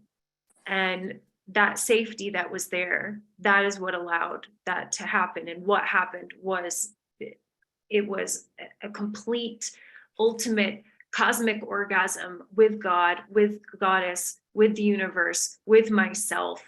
I completely merged into all of divinity and what is holy. And I had like a multi-orgasmic cosmic orgasm that completely opened up all of my being into love and divinity. And I just had tears in my eyes and I was full of bliss and full of divinity. And everything was just the most beautiful that I've ever experienced in my entire life. I received the holy sacrament of God, of Goddess, of divinity. And from doing all of the shadow work, from doing the detoxing, from having a safe container that I created, and from having somebody that at that time I trusted, I was able to fully release, fully drop in, fully surrender, fully receive. And that is a moment in my life that I will never forget, that feeling and that moment. And I'm so grateful for that experience. The thing is that the man who was holding that space for me, he had attraction towards me and he wanted more than just friendship with me. And so when he observed me going into this state of bliss and pleasure, I mean, I was in extreme bliss and pleasure. He wanted to have some of that. And he wanted that. And his desires and his fantasies started attaching to me. And I wasn't safe anymore. But I was still on the medicine. I was still in this state of love and bliss. And for me, it doesn't last just 30 minutes. For me, it lasts about 6 months, not the actual heightened experience, but the totality of what I was experiencing was in that moment, but feeling not all the way back to earth lasts a lot longer for me. And so with that, it was a good 3 days until I was like grounded kind of back into this realm. So I was in a really still blissful, like, I love everything. Oh my God, everything is so beautiful. Like, wow, I love this life, this experience, et cetera, et cetera. Point being is that within the next 24 hours, Leo, can't mute. Okay, I'll make you co-host. Leo, 1 second. Yeah, so within the next 24 hours of my, I asked for him to care for me. I said, can you please care for me for the next 24, 48 hours? And in that time, he was making sexual advances on me. And I wasn't in a state of really being able to consent no or yes or discern, because I was still really elevated in the state of love. And I would not have otherwise, I would not have consented. And so he did make sexual advances on me, and I would say that he raped me because it was not consensual. And he ended up attempting to impregnate me. And now I'm shifted from extreme safety and bliss to I'm traumatized and I need to give myself an abortion because I wasn't wanting to have a child with this person while he wanted to have a child with me.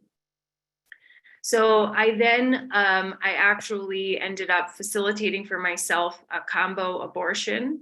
Combo is able to purge the walls of the uterus, and this is very vulnerable what I'm sharing, but this is a very traumatizing story, and this is the most traumatizing story that I've had in these spaces.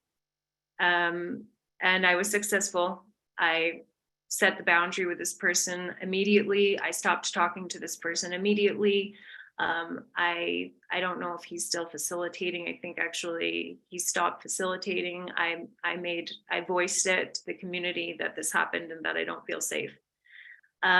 So those are the traumas that I've had in these spaces, and why I'm very passionate about this talk and this conversation, because I don't want anybody else to have these types of experiences. And while I thought I was safe and these people were my friends and my partner, I wasn't. And I had to learn the hard way. And I'm hoping that others can learn from me learning the hard way. So moving into the next part, I've got like 18 minutes here. I'll try to move a bit faster. Is the timeline of safety and my mind fighting what was happening.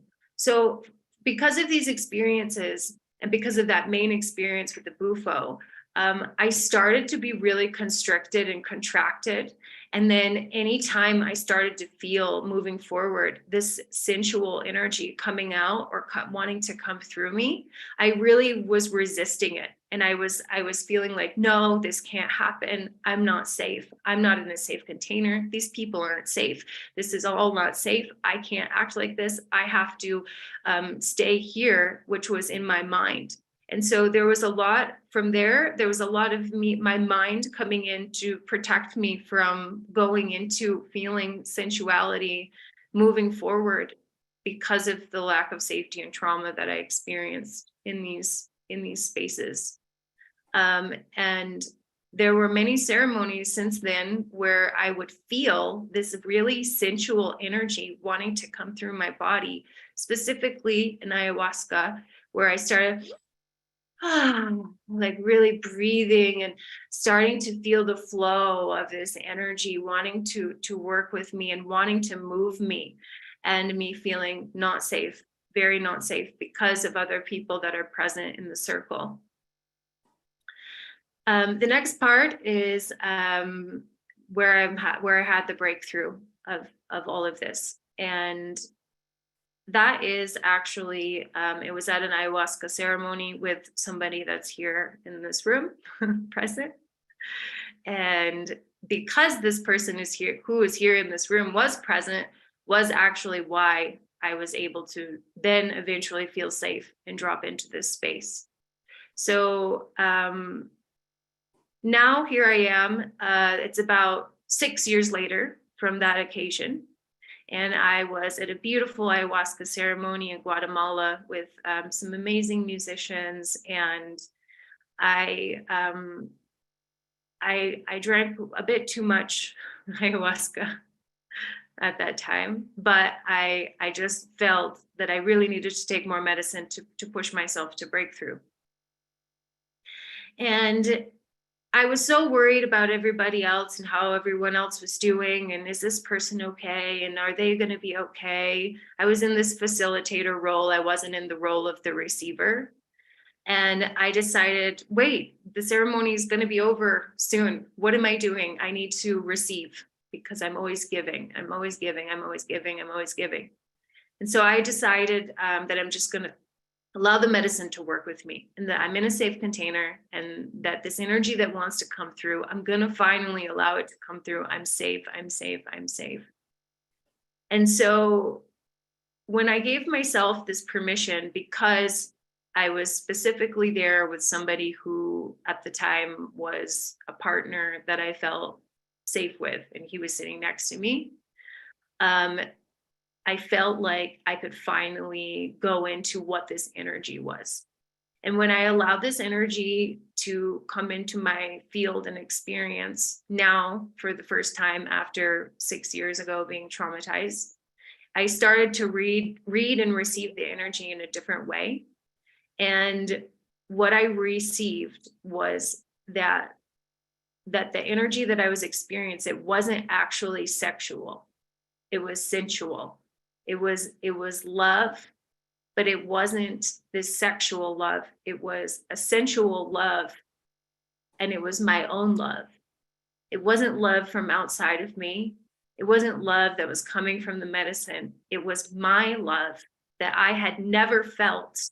I had never felt my own love, because my own love was being sprinkled all around the whole world, going to everyone and being given to everyone, and not given to myself.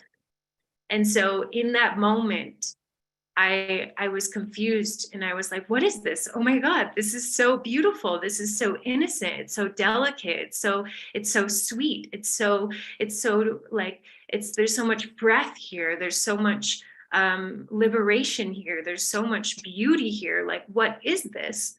And the ayahuasca directed me, Grandma Ayahuasca, she said, this is yours. This is yours. I'm not giving this to you. I'm showing you what your own love feels like. And if you give this love to yourself and not to everybody else in the whole world, it's actually going to be of greater service to this world if you give to yourself this love. But I need you to feel it. I need you to feel this love. And it's not sexual, it's sensual. There's a difference. And this belongs, sorry, my dog, he's agreeing. This belongs to you, this love, this belongs to you. I choke. This love belongs to you. And in that moment, there was somebody, a man that was in the ceremony, who came over and stood over me, and he wanted to get some water from the altar.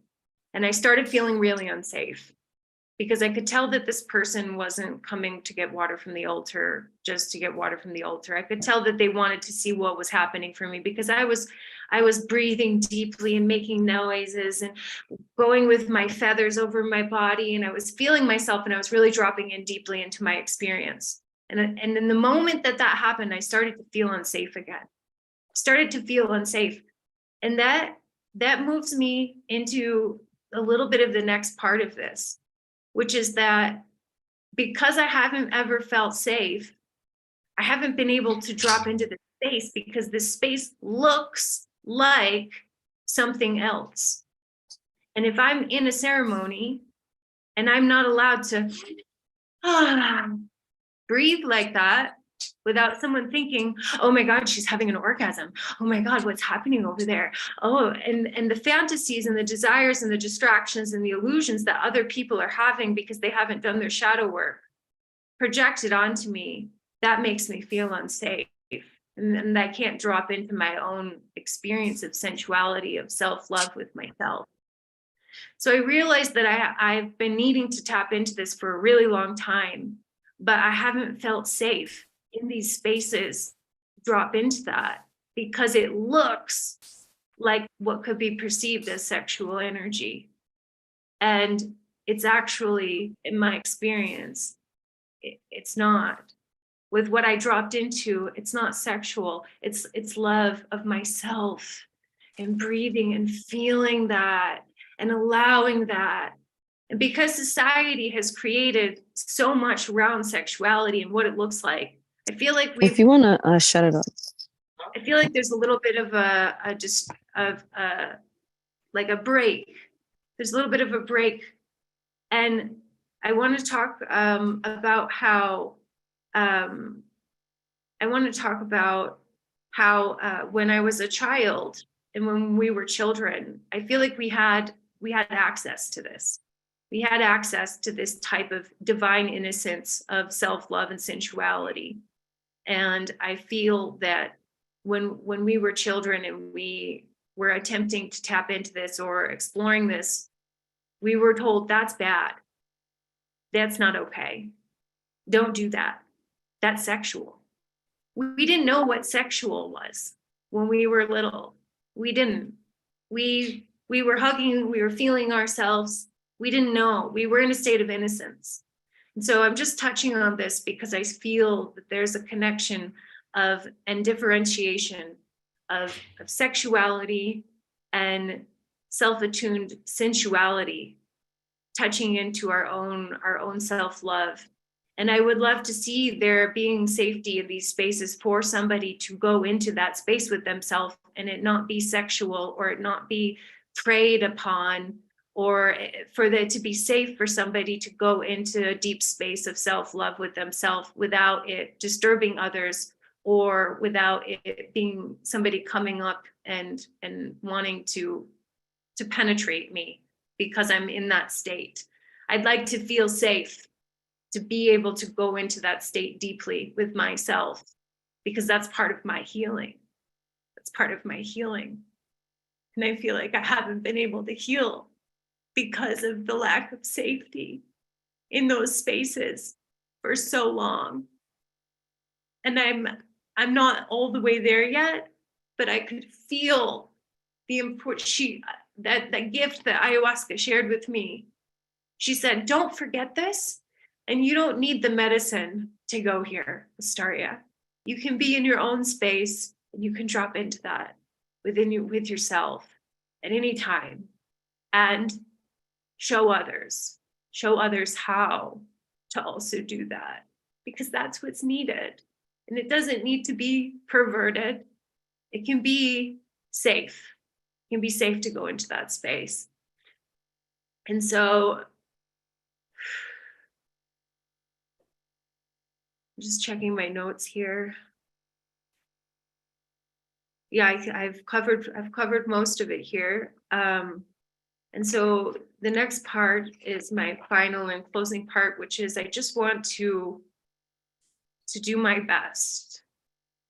If anyone is open for this, I just want to attempt.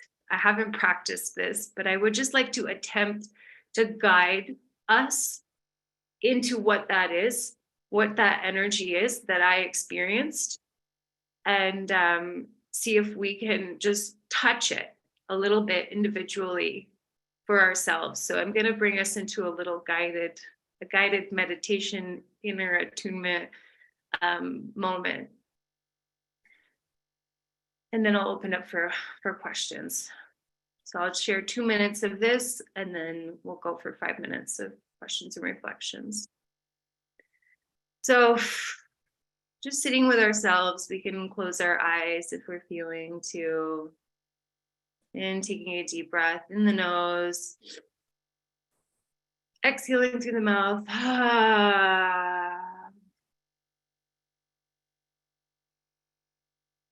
And giving ourselves a hug, holding ourselves, squeezing our arms, giving ourselves a hug, and continuing to breathe and breathing into our heart space.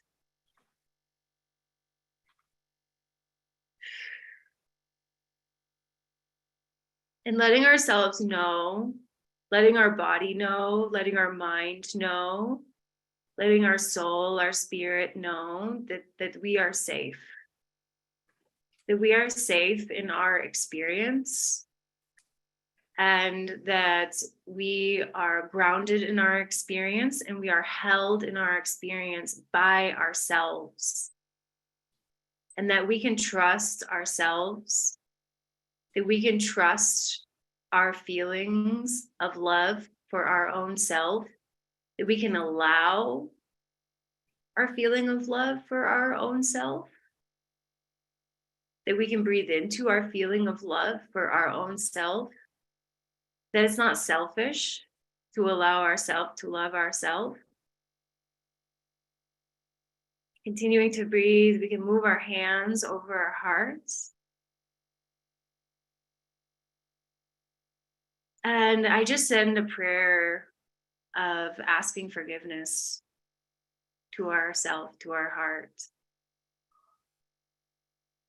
Forgiveness for us, for any confusions that we may have held that have blocked us from accessing this essence of ourself. And I just want to put a few words to what this energy feels like to me. And when I go into this space, which I have, where I was brought to with myself, what I feel is it feels like this sacred innocence. It feels like sacred innocence, and it feels very light. It feels very free. It feels very playful.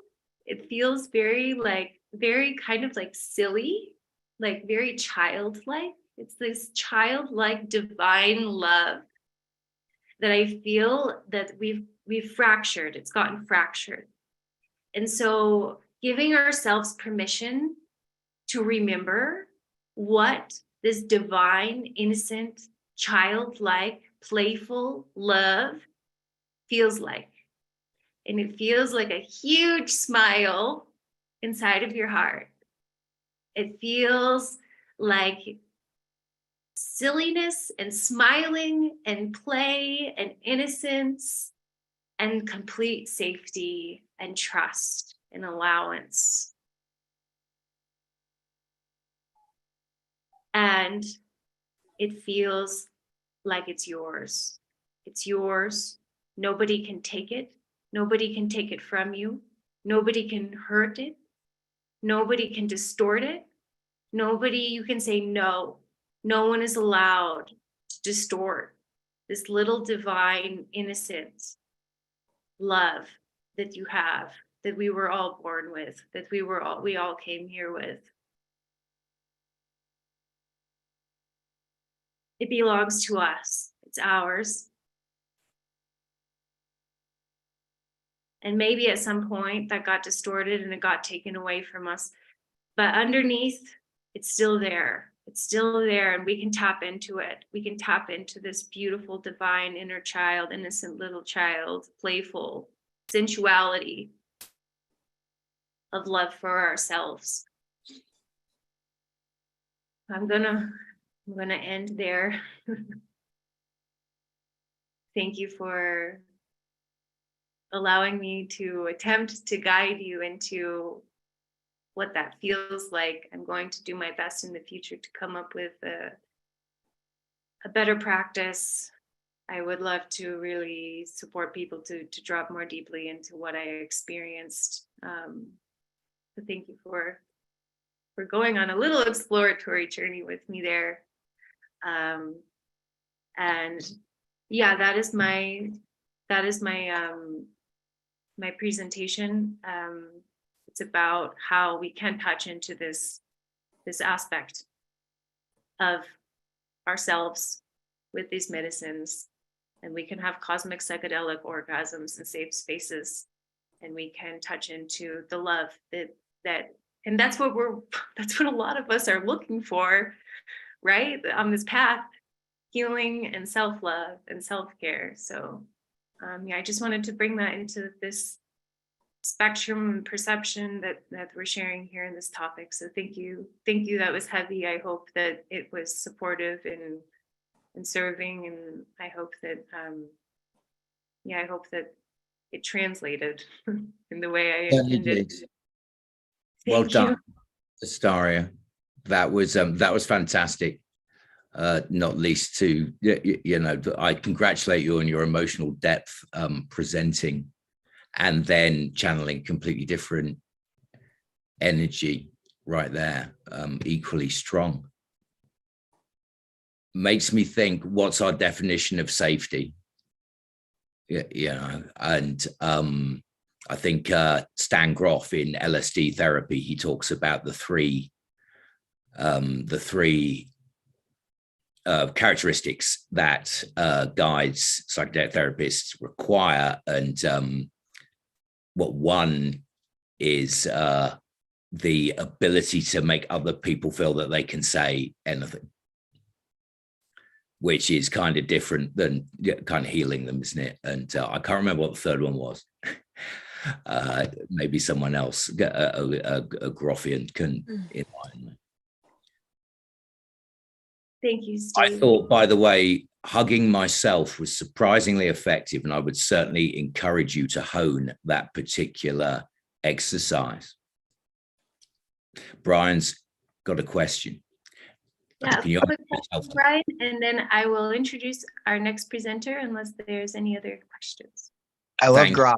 Sorry. You said the three. I believe you might have been referring to Carl Rogers. You said, what was the one that you said? The one quality? The one I remember is let other people feel that they can tell you anything. Unconditional positive regard. Yeah, and I think the first one was more of a kind of healer basis. Whether that's kind of clinical psychologist, shamanistic, etc. I can't remember the third one. Thank you, Brian. Leo, do you have anything to share? I haven't really heard from you, sister.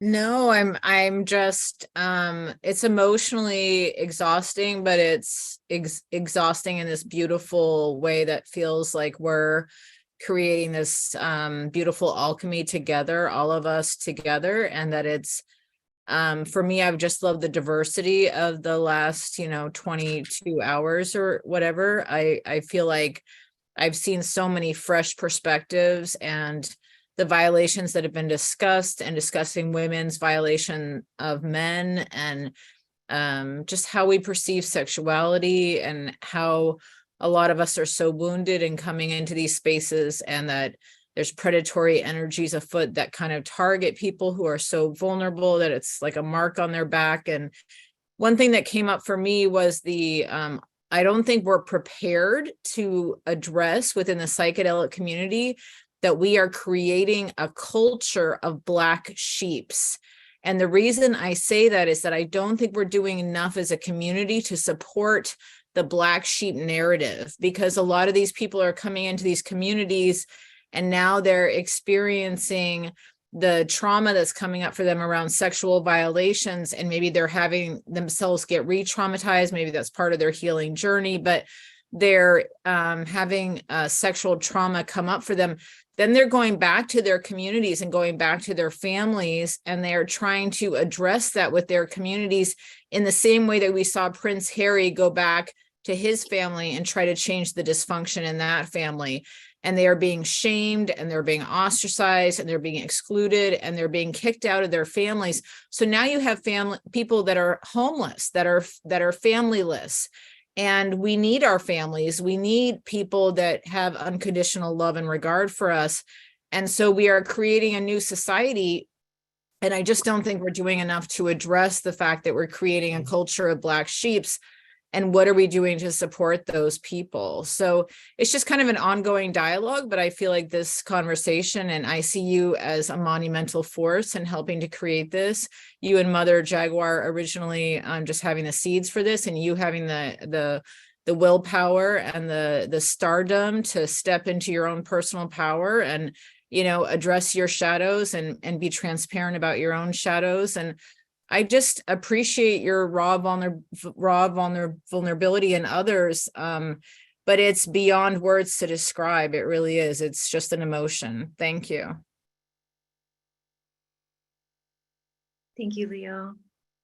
Thank you, everyone. And I just want to acknowledge that I am seeing all of these comments and the acknowledgement, the love that everyone has sent me through my presentation. So thank you so much. I really appreciate that, being seen, heard, and held. Thank you, thank you, thank you, thank you, thank you.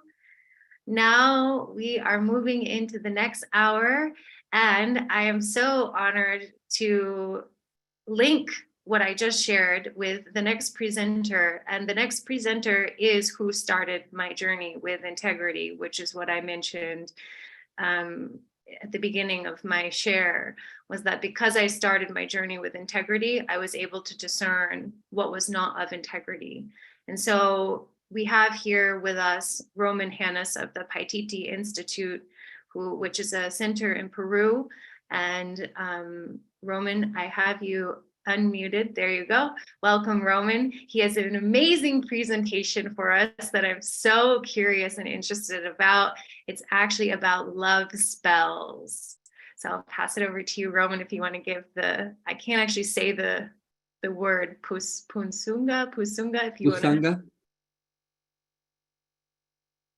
Okay, thank you, Astaria. That was really healing and inspiring to hear you talk. And I feel it was a perfect segue into what I'm going to share. And I want to say hello to all of the people here. Hello, friends. Wonderful to see everyone. My name is Roman, and I'm working with the Paititi Institute. It's an organization I helped to co-found that is a nonprofit organization for the preservation of ecology and indigenous culture. And my journey with these ancient traditions started about 23 years ago, and in 2001. And my main motivation was to heal from a genetic and incurable in Western medicine, often terminal illness in my intestines. And so because of that, I wasn't really compromised with the sideshow attractions that were available even then. At that time, and I was looking for real people who have themselves gone through deep processes and healed, struggled on their life path, and then came to the medicine and were able to get to know themselves through that and discover their healing potential. And so when I came to the Amazon 23 years ago, it was, like I said already at that time, I saw that the tradition was being greatly diluted and fragmented. And being fortunate enough to meet teachers who had much deeper insight into these traditions and integrity. And even then, of course, everyone have their weaknesses and strength. And what I've learned early on from my teachers in the Amazon, as well as other places, is that if you try to find someone perfect, you may spend your entire life looking for this perfect teacher, and then you'll never learn anything. And if you learn something from everyone, then you will discover that perfect teacher in the greater whole, in the interconnectedness of our being. And then it's possible to evolve and progress on one's journey. And that has been my approach. And for the last 15 years or so, I have been engaged in documenting my experiences in a cohesive and clear way, something that can be relayed to the world as how these traditions used to be, what was the original intention and meaning. And that includes the love magic of the Amazon, the Pusanga tradition, which I don't specialize in that tradition, but I have been initiated into it by my teachers. I mainly studied with the Yagua, the Ashuar, the Witoto indigenous traditions. And then also I had two teachers. One of them was, she was half Shipibo, and half mestizo, and one of my teachers was mestizo, who himself studied with many indigenous tribes from the Amazon from his young age. And so then I've been engaged in documenting what I've learned and looking for all the positive qualities that I've encountered in all of my teachers. Then I put together this mystical personage of my book. And his name is Don Sinchi. For the wisdom and knowledge of the different tribes that I've encountered in my life, as Astaria shared right before we began, is the childlike innocence that is considered by the many tribes of the Amazon, if not all of them, as to be the foundation of the living wisdom traditions. The childlike innocence, and that's the real wisdom. No matter how old we get, we can always remember that childlike innocence, and then transform, help to sprout, to nurture that innocence, to become the fearless compassion. Right? We start with this tiny seed of innocence that is so fragile, so tender, so vulnerable, and then nurturing it in a safe container with a community of friends that are also having the same intention. And then that little sprout can transform into a millennial tree that is there to protect and support the ecosystem. And so that is the wisdom of the indigenous people that I have also worked with in my life and continue to. And so this approach, the living wisdom tradition, I find that it's been gradually being lost also within the indigenous culture as well, because of the advance of colonialism and the macho culture, which is very much being played a part of the indigenous tribes today, many of them that I have encountered. And then a lot has to do with us, the Western culture, that has come to reignite this ancient wisdom and has come to learn from it. And at the same time, people nowadays come into these traditions and anything goes. Nobody knows how it's supposed to be like, what it's supposed to be like, what was the meaning in ancient times, the intention. And then anything goes, and then people don't know left from right, and then tend to get more and more confused, and then see how it is being presented today and think that that's how it's always has been. And that's not really the case. The indigenous traditions, even the different tribes, people think nowadays that experiencing ayahuasca with one tribe or with one indigenous person, and it's like that with all of them, and actually it's not. You go to each tribe and it's very distinct. Sometimes it will feel like a completely different medicine that you're drinking with completely different effects, and how people are being with that. And so that has been a cause of concern in my life, to see how much is being diluted, and then people just make things up and create spiritual bypasses. And so that's been the intention of the book that I've been writing for the past 15 years. I've been recently accepted by a big publisher, and there are plus and minuses that come together with that. The minus is that it will take probably another year and a half for it to be published, but I will read a chapter from it. This will tie into the greater topic, I believe. So the name of the character that represents all the positive qualities that I encountered is Don Sinchi. And so I'll read this chapter. So Don Sinchi said, it's a very large topic, and there is a whole branch of evolutionary science dedicated to it in the Amazon called Pusanga. Nowadays, it is mostly known as love magic, accomplished with the help of perfumed spells and varmi dietas that engage the raw powers of instinctual attraction. However, even though instinctual energies appear to be very powerful, they are neither lasting nor reliable. The good Pusangueros will tell you that even the best spells are temporary, and if there is no conscious evolutionary connection for true love to manifest, the spell will eventually fade. True love becomes a reality only when you begin to be true to yourself, by facing your shadows and igniting your heart's spark over and over again. Originally, Pusanga was meant to be another reminder to transform passion into compassion by awakening the higher wisdom of instinctual impulses. Unconsciously grasping onto the appearances without seeing their symbolic meaning on the inner level of human qualities is disastrous. It's like trying to get closer to the sun by jumping into every swampy puddle that merely reflects the light, but can never be the source of it. Toe, and so in this chapter I present also this plant medicine, very powerful plant teacher, Toe.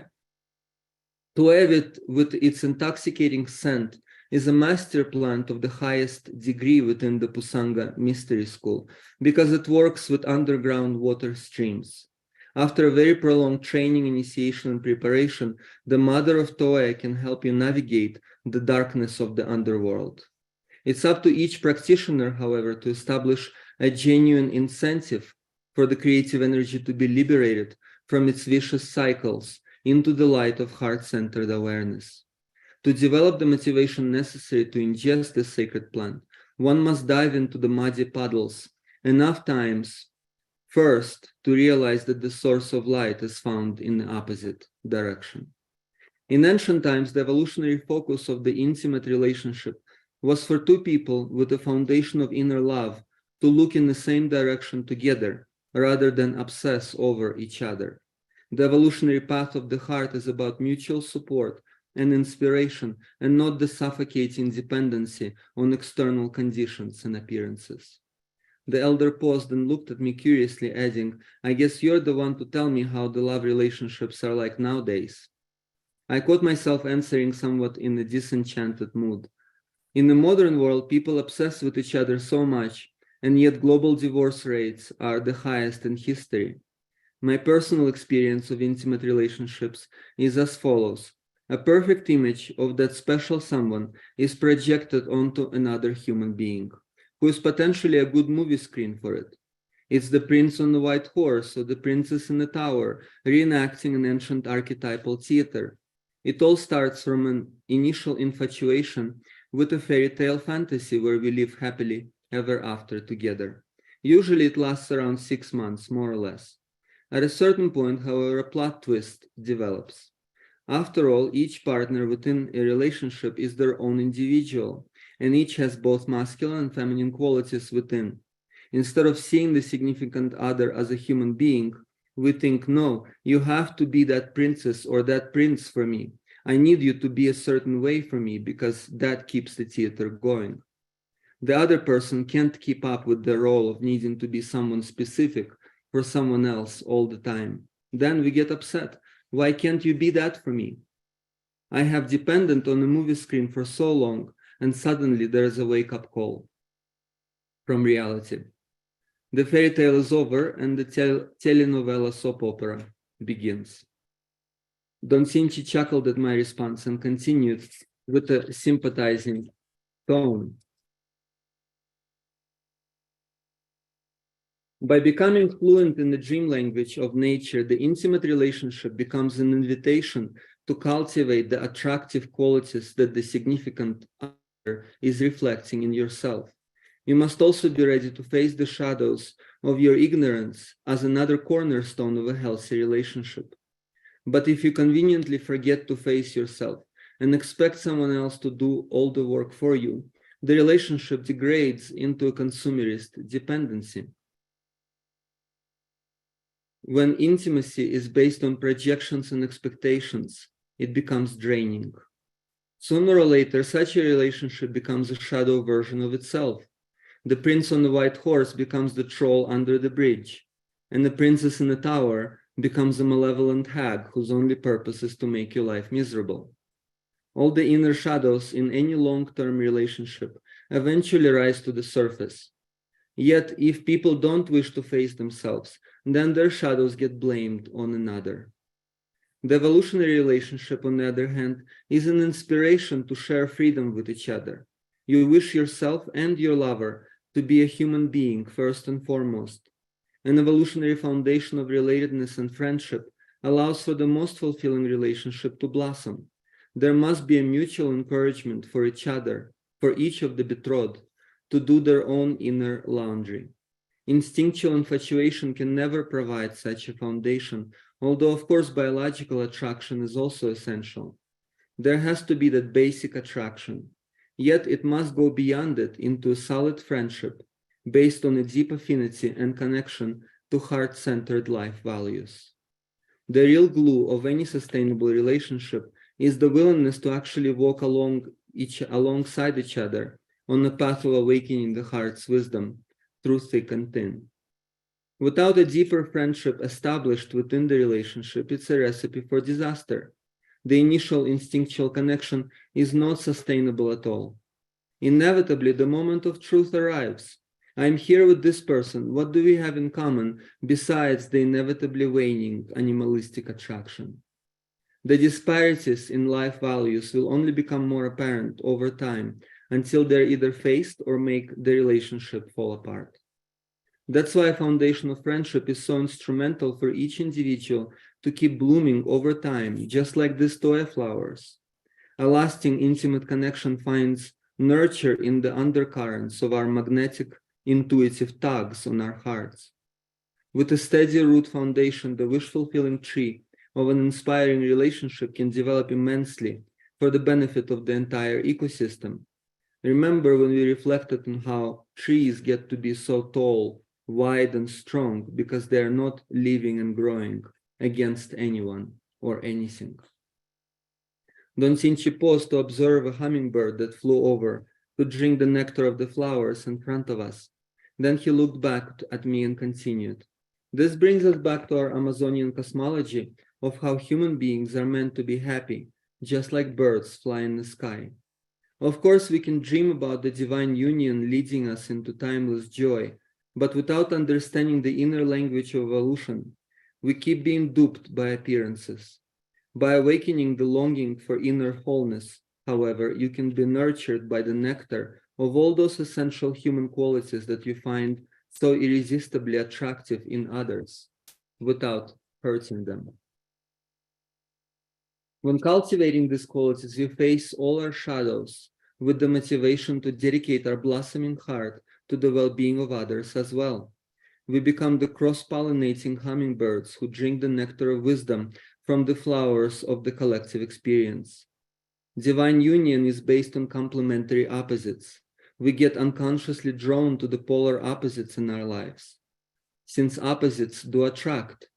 If it's father-son's qualities, I am attracted to them, maybe I'm more intuitive, receptive, and emotional, while the mental approach to life totally boggles me and yet feels irresistibly attractive. If it's the Mother Earth's qualities that are profoundly seductive, then a very emotional, fluid, and spontaneous way of being may be incomprehensible to an overdeveloped logical mind. There are many qualities of the divine union expressed through many life forms and the elements of life that surround us to learn from. We may even find ourselves pulled by different qualities at different times in our lives based on what is needed for us to open up in each phase of the evolutionary journey. By uniting the mind and the heart within, we begin to witness the wholeness of the greater organism in each moment.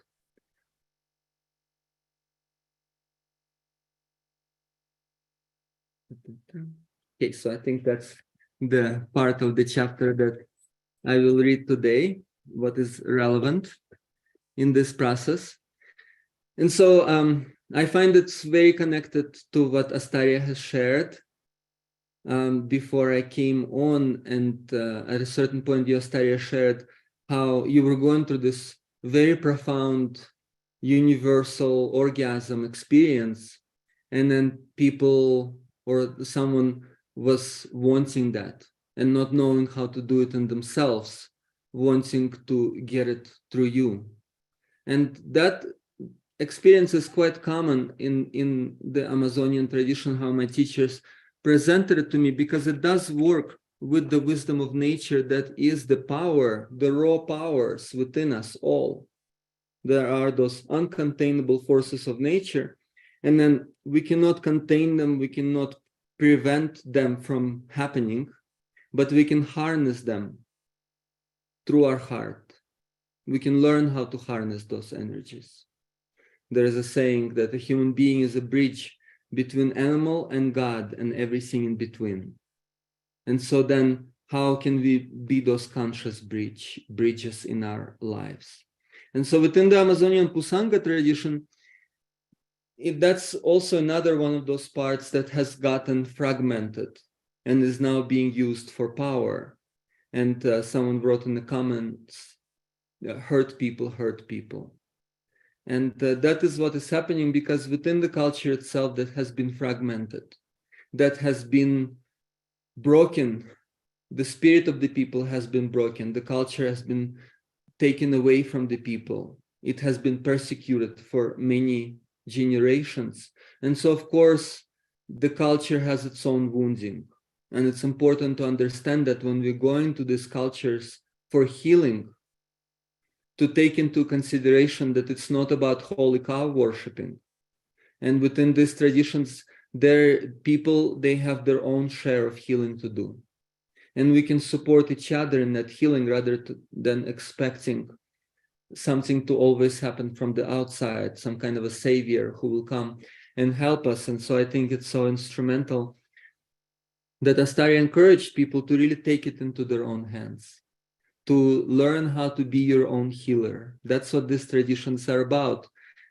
Part of the fragmentation is that it has become about the outside in these traditions as well nowadays. Even the indigenous people, they go to the healer and they expect nowadays the healer to do it for them. And that's not how it has been before this culture started to fall apart. And so how we come into these cultures, what we present to them, instead of just maintaining the same mentality as in allopathic medicine. Okay, just I'm gonna go to someone and just put me to sleep and operate on me and heal me and do whatever you want. I don't want to deal with it. I don't want to face it. I don't want to do anything about it. Just do it for me.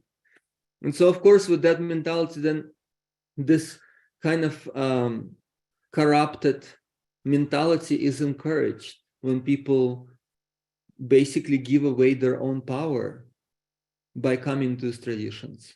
And what I found the most essential is to trust but check. It's very important. And coming to the indigenous people and actually seeing what they are about. What is their belief system?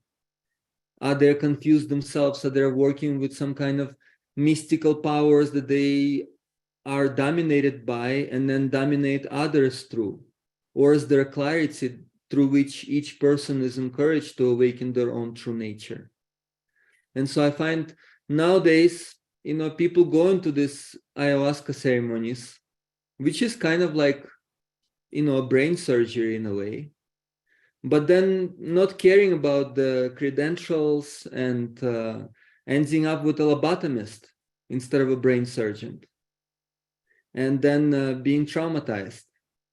So then, of course, I find that it's the people who go to these traditions, the greater awareness that we cultivate. Of course, 23 years ago, ayahuasca was not a household name like it is today. And only people within very esoteric circles knew about it, people who were yogis for many years or who practiced different spiritual traditions. And nowadays, anyone knows about it. It's a very common name. And then people don't have the same foundation as they did have 20 years ago when they would go to these traditions, when they weren't known. And then, without any foundation and anything goes, then, it's also part of our responsibility to really bring discernment, to bring awareness. What is this about? What the hell are you doing?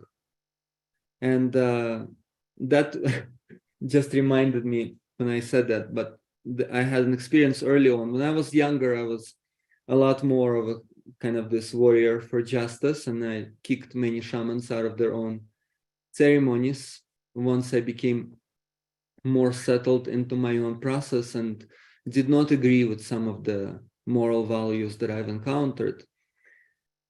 And I guess I can share a little bit of that story, and then I'll open the space for question and answer.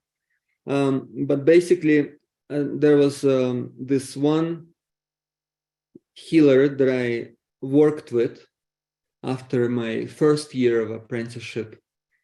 And that was again 23 years ago. And I worked with him, and of course, I never personally experienced anything with him, any issues. And he seemed to be a very knowledgeable healer who had a lot of insight, and he definitely knew how things should be. But I saw that he wasn't really putting so much effort at that point of his life himself. Many healers come to that point from what I've seen, is just working very hard, initially doing lots of dietas, and then coming to a certain place of transformation and finding some powers, and then becoming comfortable with that. They can provide for their family, they can earn a living, they have different powers, they've overcome some of their own issues, and then they don't want to do any more of the work. And then they start to stagnate as a result of that. And so then I've studied with that person, and I learned some things from him, how things should be done. I didn't, focus on the negative, but then there was this one local woman who I knew who started working with him as well. And after a few months, she came to me with a great concern, and she told me that in the ceremonies, he started to harass her. And he started to, he tried to kiss her in the ceremony, he tried to touch her inappropriately. And she told me that if it was just up to her, if it was just her, she would have left and never came back to him, but she was concerned about other women who came to his ceremonies. And so I tried to speak to him privately, because I did want him to be well.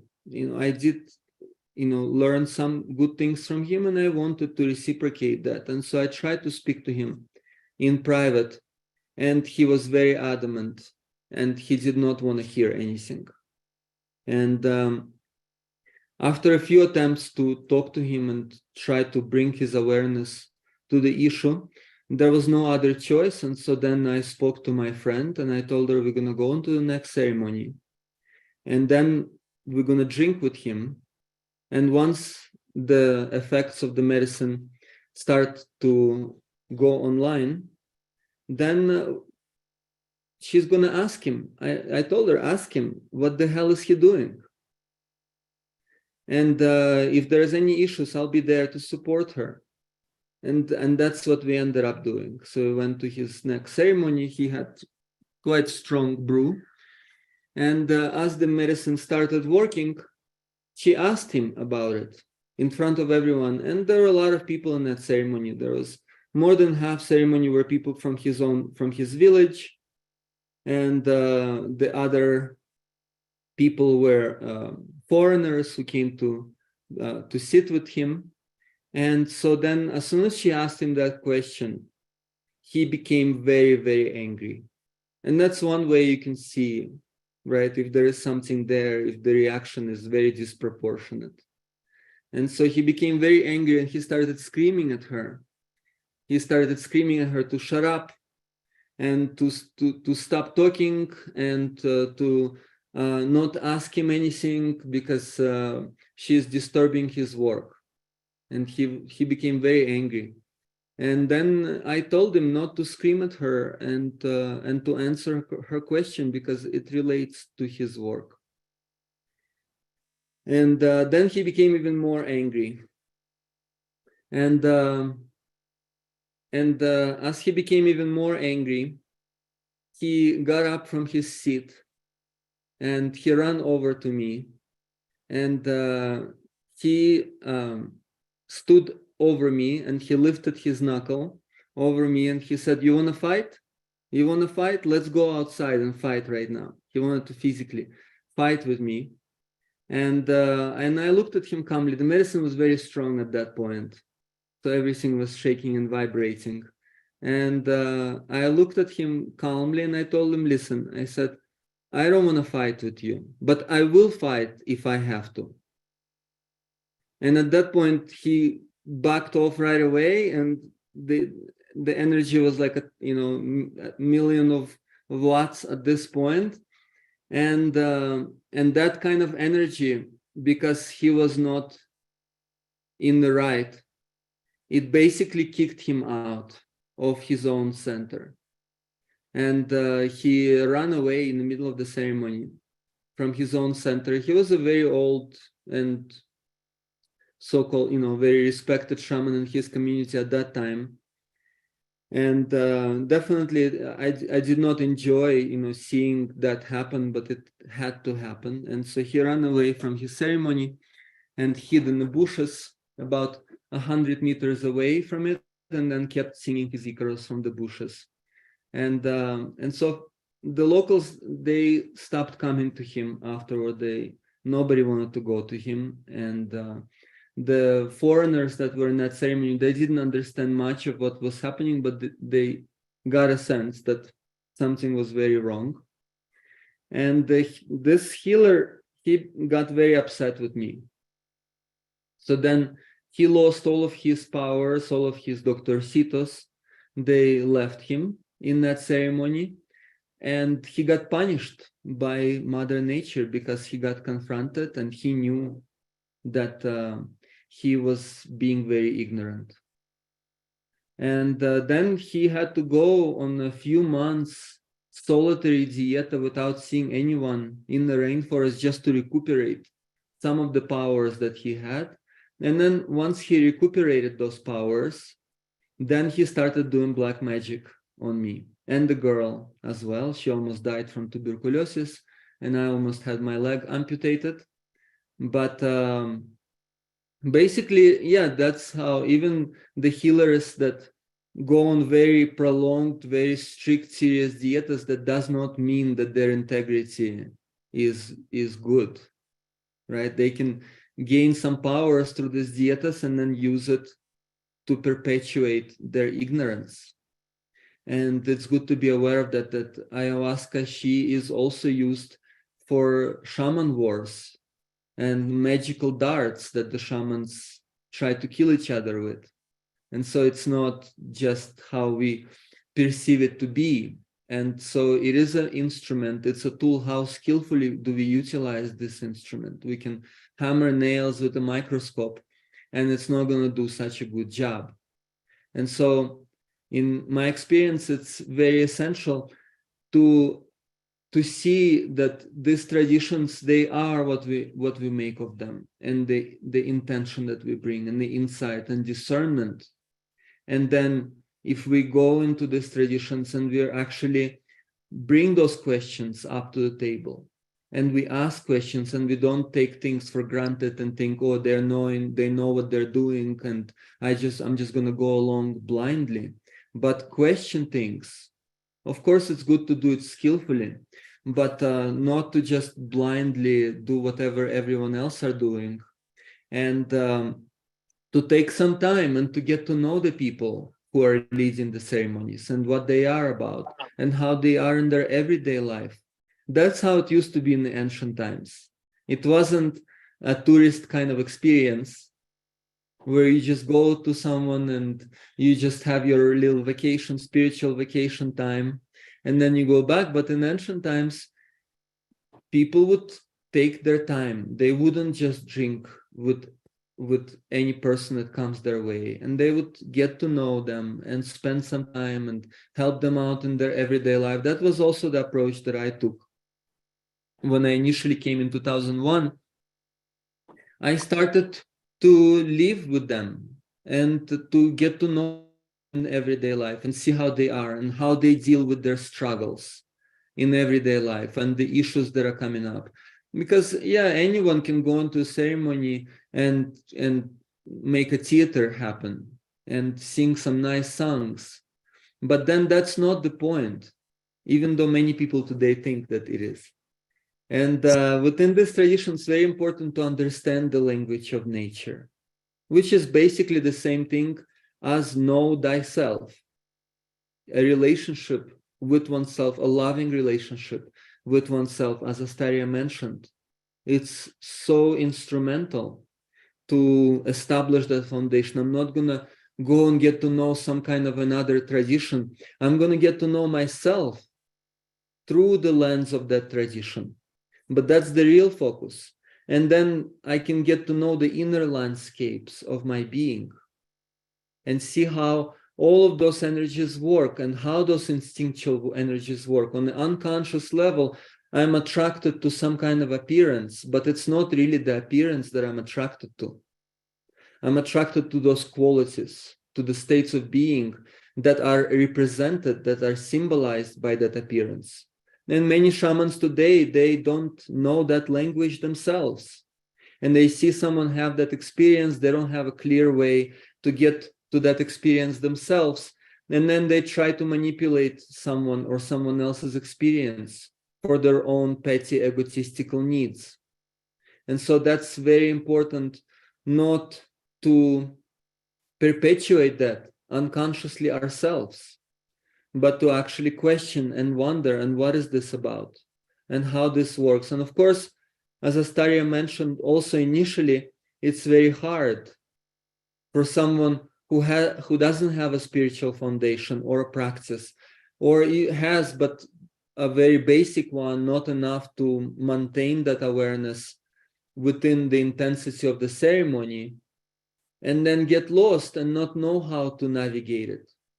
And that's why, even especially with that in mind, to really take the time to see that I'm not going with some kind of a performer or someone that I have no idea who there is, but I'm going with a friend. I'm going, and a spiritual friend in these traditions is someone who wishes you well and knows what that means. And so to really take the time and make sure that there is a connection, is a relatedness to the healer's perspective, their path, their discipline, their direction. And then it's possible to go into a ceremony because the healer is already kept accountable through you checking who they are beforehand with them. And I find that with me as well, the more that people come to me with openness, honesty, vulnerability, and questioning, the more I feel responsible to honor the people's intentions. But of course, if people just go to have an ayahuasca in roller coaster, psychedelic circus, spiritual performance, then there is no accountability for the healers. They're just going there to perform, and then they feel like they're, rock and roll star, and then they are entitled to, to fans and what do you call them, followers, and they can take advantage of people. And that's not how that works. My teachers, they taught me that, it's not so romantic to become a healer. You think that you're going to become a healer and it's such a great job. You're becoming a garbage man. You have to learn how to deal with your own garbage and the garbage of other people, and you have to be very aware of it. And so, of course, this within the Western world, it's more clear nowadays. It's still happening, but it's more clear within the health professions, where there have to be maintained healthy boundaries.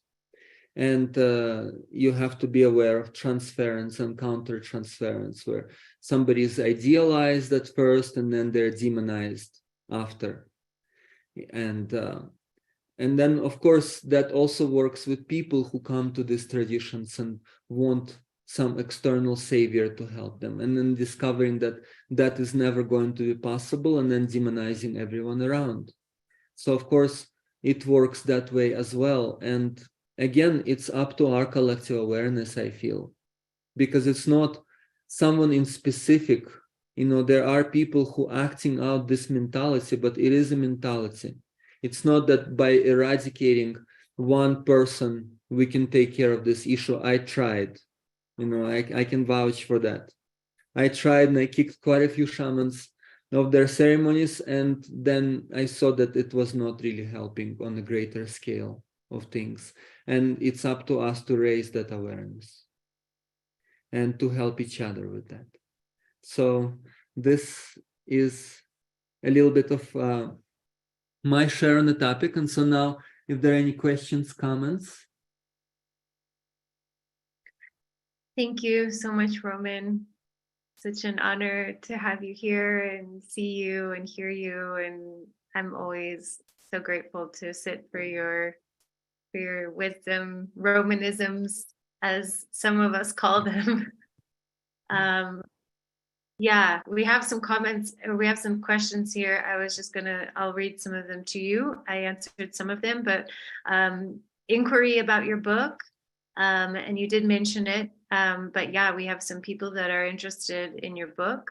So that's one. Another one is curiosity about your healing and incurable diseases and how you're doing now. And yeah, there's a lot of other beautiful reflections, but those are the two questions. Okay, thank you. Yeah, the book, in terms of the book, it's going to be ready. Like I said, I mean, the book is ready right now, but I'm working with a big publisher because I don't want to do the self-publishing.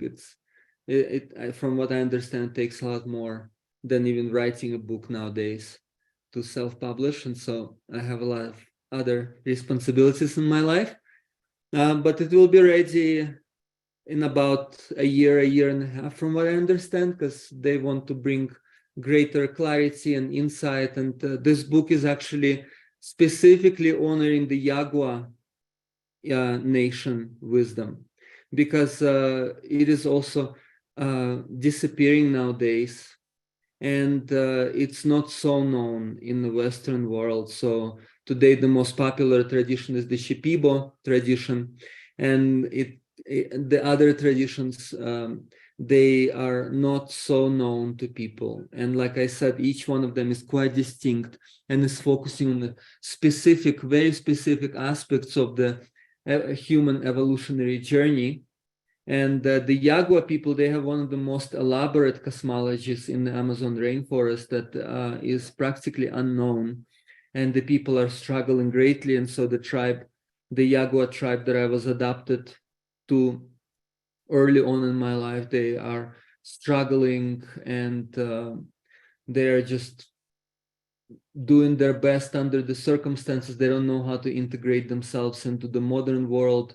And at the same time, they've been relocated into a reservation by the Peruvian government 40 years ago, and they don't have enough land to sustain themselves. And there's many issues. I just recently went there about a month ago to visit my tribe, and in the middle of malaria epidemic. And then through the COVID, they've greatly suffered. And then I see all these 14-year-old girls in the tribe, or 12-year-old girls even, and they have little kids with them. And at first I thought that maybe they're their brothers and sisters, but I asked, and it turned out that they're their children. And during COVID, there were the health department, the Peruvian health department was going there, and then all of those medical health technicians that were doing surveys and trying to give vaccines to people, they ended up taking advantage of all those little girls. And because they don't have any food to eat and they don't have anything, and then they just give themselves for some food or little money. And it was really sad for me to see, and really brought my heart to tears.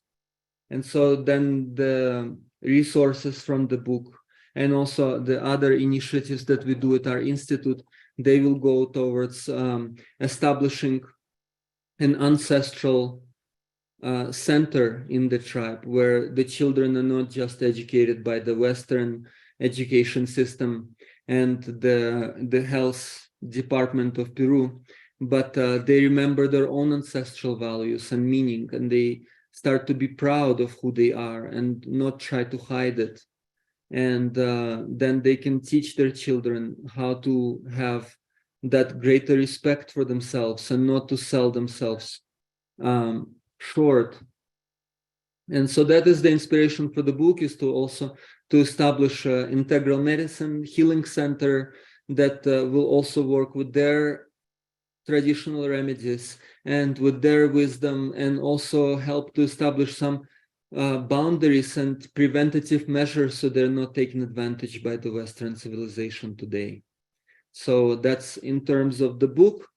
And what was the second question? Oh, in terms of my health condition.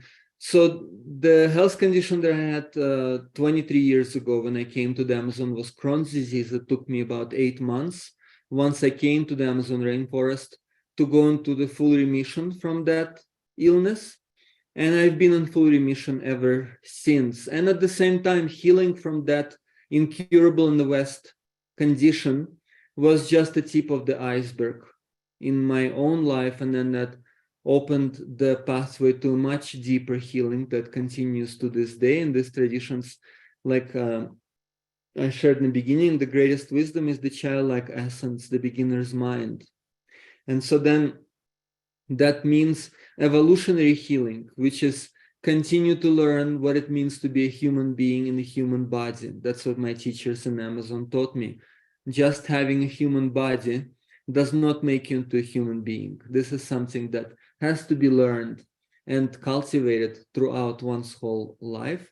And that's very inspiring to have that purpose, to have that continuous purpose, and to keep taking step by step.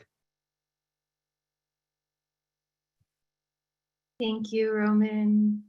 There's a few more comments, and I just want to mention that our next hour, it's okay if we do go over a little bit here, because our next hour is there's not a presenter, but there's a moderator. So if we go a little over, it's okay. We have a sister who is in Urubamba, and she, Bridget, and she would like to connect with you in the future. And so, yeah, she will be reaching out. And we have a few more questions, lots of gratitude and appreciation. Vanita C says, my I see my herbalist. kids knocking on the window behind me. Oh, hi. Hello, look at the babies.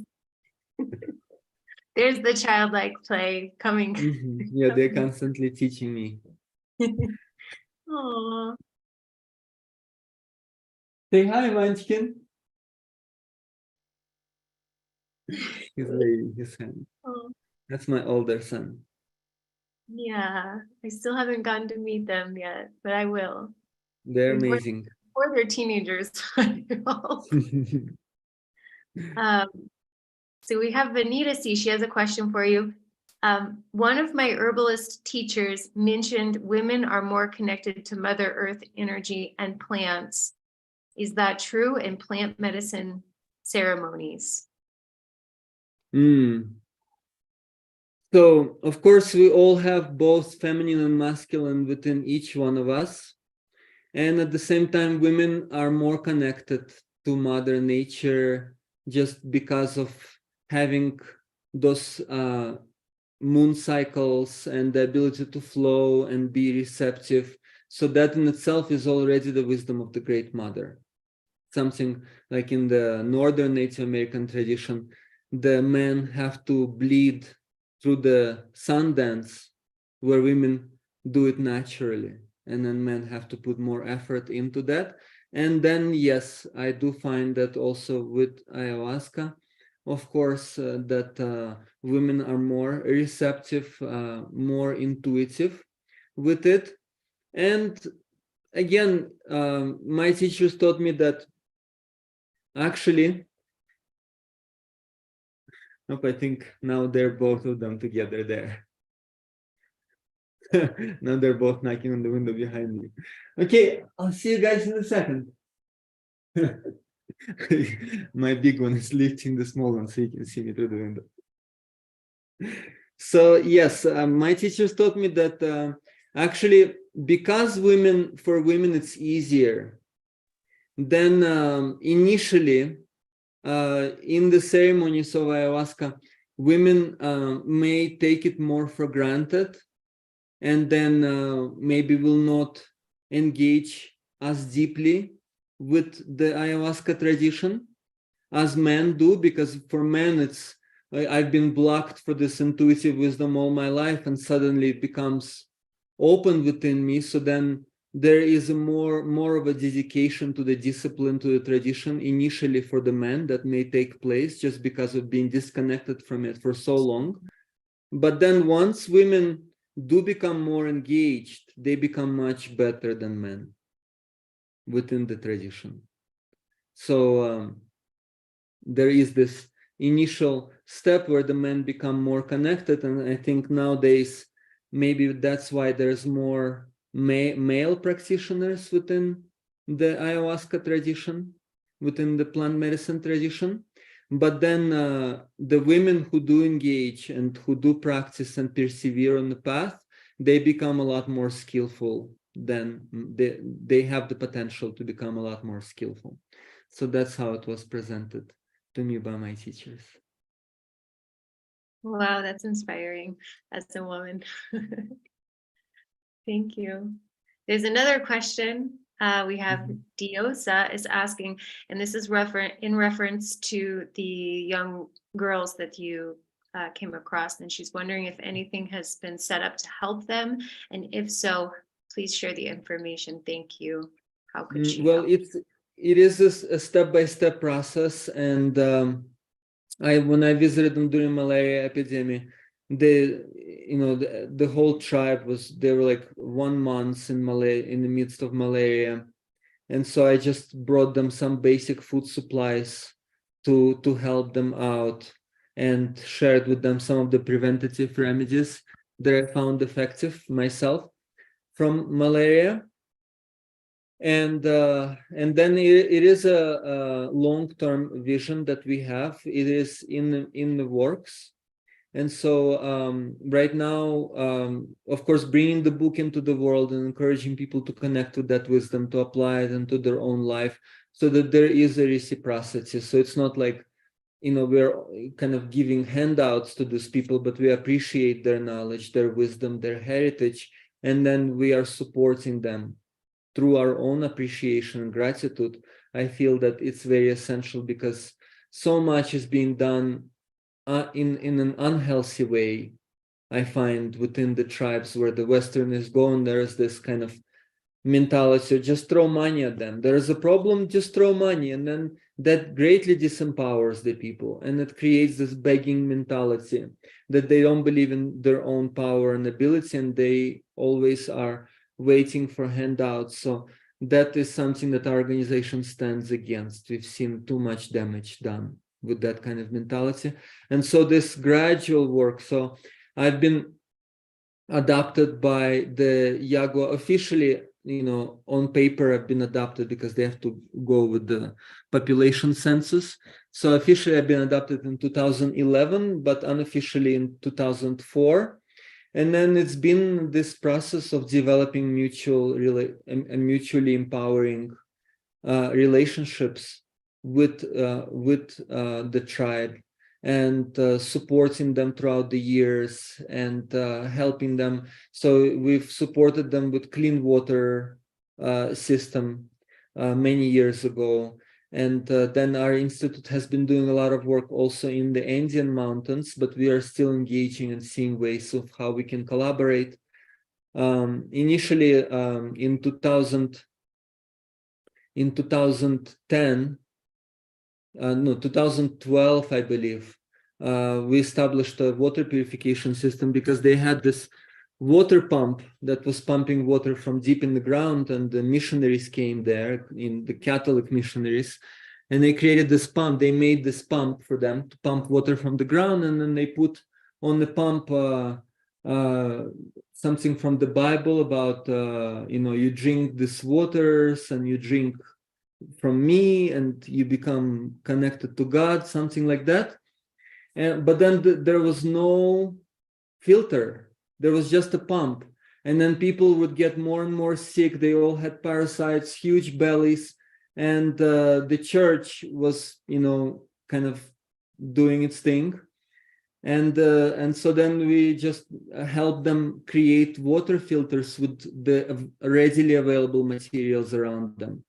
So the chunks of rocks and charcoal and sand. And so then that helped them more than, the quote from the Bible that was put on the water pump there. And so then gradually like this, we try to work with them and see how they can really awaken their own power, awaken their own capacity to engage with the challenges in their lives and to help them out with that. So now when the tourists go there in the tribe, they mostly survive by selling the trinkets, and they swarm the tourists and they do a little show and a dance. And then people just, give them some pennies and think that they've done a great thing and they help them. And then that doesn't really help them, maybe for the day. And so then how can we create something where they can honor their culture? They don't have to sell out to tourists and just dance like, beggars on the street. And then how can they cultivate? And for example, right now, only few people in the tribe still speak their original language. And so then it's such a beautiful language, and some of it I mentioned throughout the book. But this is something that we can really be in awe of these traditions rather than see them as this kind of like performance show that, we just get entertained by. That's not what it's for. And so it inspires me to continue developing relationships and have a mutually empowering way where they don't have to beg. And we don't have to feel like we're giving handouts, but we can actually be very grateful for this knowledge, for these people who are still alive and bringing their lineages through into the world today that is quite confused. So that is what I can share. Someone is asking me here in the comments, let's see. Oh yeah, how to assist the people. So you can connect on our website, Paititi Institute, paititi-institute.org. And you can see we have fund section or support section. And then you can see some of the initiatives, if we have it mentioned right now, or some of the initiatives we have done in the past. And then we will keep updating people. You can also sign up on our mailing list and see the different initiatives that we do. All of the work that we have done, that I have done for the past 23 years, and our institute for the past 13 years, it's been funded mostly by our own retreats that we offer to the world. And so then we haven't really done anything with big organizations like United Nations or that have their own agendas, but it's through our own work and the retreats that we facilitate in our institute. Then the funding from that has gone, a lot of it has gone towards the support of our nonprofit initiatives, whether it's the cultural healing exchange programs where we go to the remote indigenous settlements where they've already lost contact with their original heritage and they don't have any support from the modern government health department.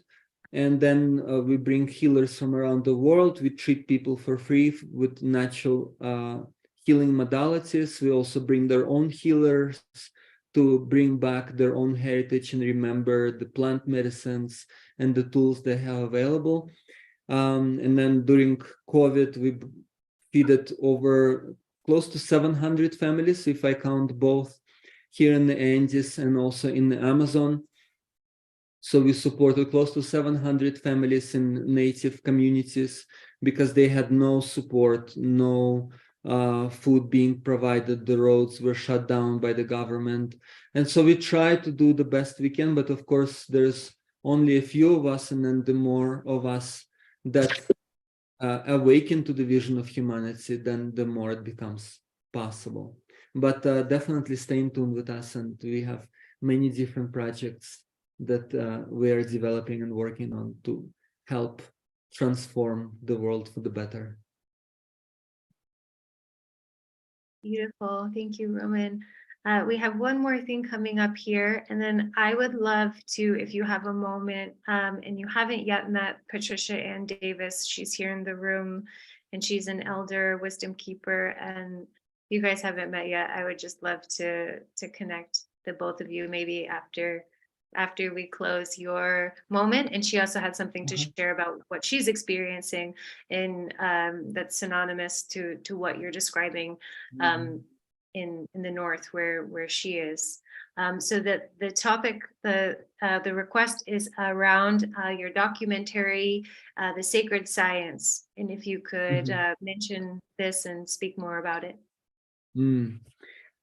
Well, in 2010, there was a documentary called The Sacred Science that was filmed at our institute about the work that we are doing. Of course, the documentary only touches upon one aspect of the sacred science or the evolutionary science of how the indigenous people refer to it, which is the healing of physical illnesses. But it goes much, much deeper into the evolutionary healing beyond just the physical. And so the book that is going to be published, it talks a lot more in depth about it. There are also some educational books that we are going to have available. That's going to be just available on our website, where you can also see more about it. And that is the vision of our institute, is to continue developing this ancient science in a way that it can be relevant to the world today. And so to have a facility where we can bring different healers from the indigenous people, from the mestizo people, and from the Western world. And then we can have an integral medicine clinic that is utilizing the natural healing approaches from all worlds, and then studying, documenting them, and continuing to see that ayahuasca ceremonies is not just a concert. And there are very profound ways to work with it. And it's not just how the academia, the modern academia, they're trying to put it in a capsule and then make it generic and take the tradition element out of it and just document the effects. And I don't believe in that.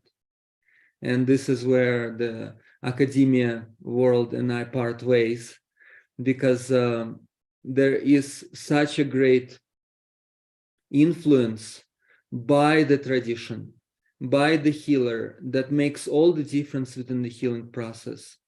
That to take that out and just make it into a generic pill beats all the purpose, in my experience. And so, yeah, to continue honoring the ancestral ways and make them practical and relevant in the modern world, so that it's not just a relic in a museum that remains out of it, and then we just go to appreciate it, but there's no practical and relevant application in our everyday life. That's not what these traditions are for.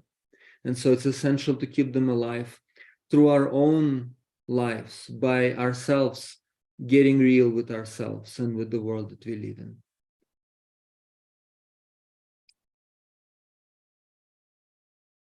So yeah, that's what I can. And we have another question, and that is, two people are asking the same question. And what is the ideal, just make sure I'm reading it correctly.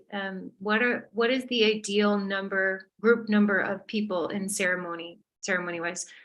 How many people, what is the ideal number of attendants in the ceremony spaces?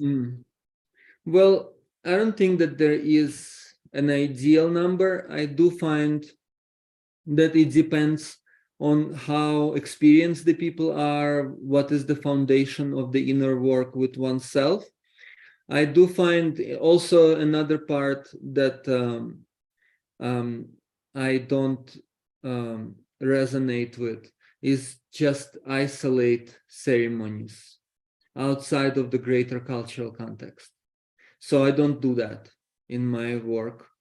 I don't work with individual ceremonies. I only work within a retreat container where we are together at least for 10 days. And then there is a collective process, and people don't just go in and out of the container, but we start with the people together, and then we continue with the same people throughout the whole container, and then we gradually work with our collective intentional field. We experience the transformation of energy gradually happening. It's not just the ceremonies. And again, what I've learned from my teachers, I can sum it up in one sentence. Consciousness is the main healing agent. Everything can support consciousness, but nothing can substitute it. And so, yeah, in my experience, it was never about just a one-time ceremony.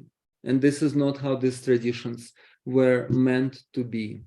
And there's so much more, and there are other practices and perspectives, the worldviews, the cosmologies, the creation myths that are considered to be medicine just as much as ayahuasca is, if not more, by the indigenous people. And so to just cherry pick and to take ayahuasca out of that context and to think that that's all what it's about, that's not how it is. That's not how I've learned it's supposed to be, or how it used to be originally. And so I don't work with just individual ceremonies. We have a retreat container. And I find that for a retreat container, because it is a continuous process, and so I find that it's good to have a minimum of 6 to 8 people, because if there's less people than that, and there's not enough experience within the container, then it tends to become more of kind of like the individual soap opera drama. And if there is more people, then it's possible to relate to the collective process and not to think that I'm the only one who's experiencing something and I'm so special because of that. Again, that's not how these traditions work in my experience. And so, yeah, it's good to have a certain minimum amount of people. And of course, depending on the facilitator as well, how experienced the facilitator and how much they have worked through their own issues, because I can only relate to others to the degree that I have gotten to know myself. And yeah, and that's how I got to know it. Now, the assistance, someone is asking also about the assistance. So that's also a very Western approach, where there's like 5 people in the ceremony nowadays, and they are running around and carrying people who need to go to the bathroom on their hands and wipe the butt for them. So no, that's all, again, not how I got to know it in the old school.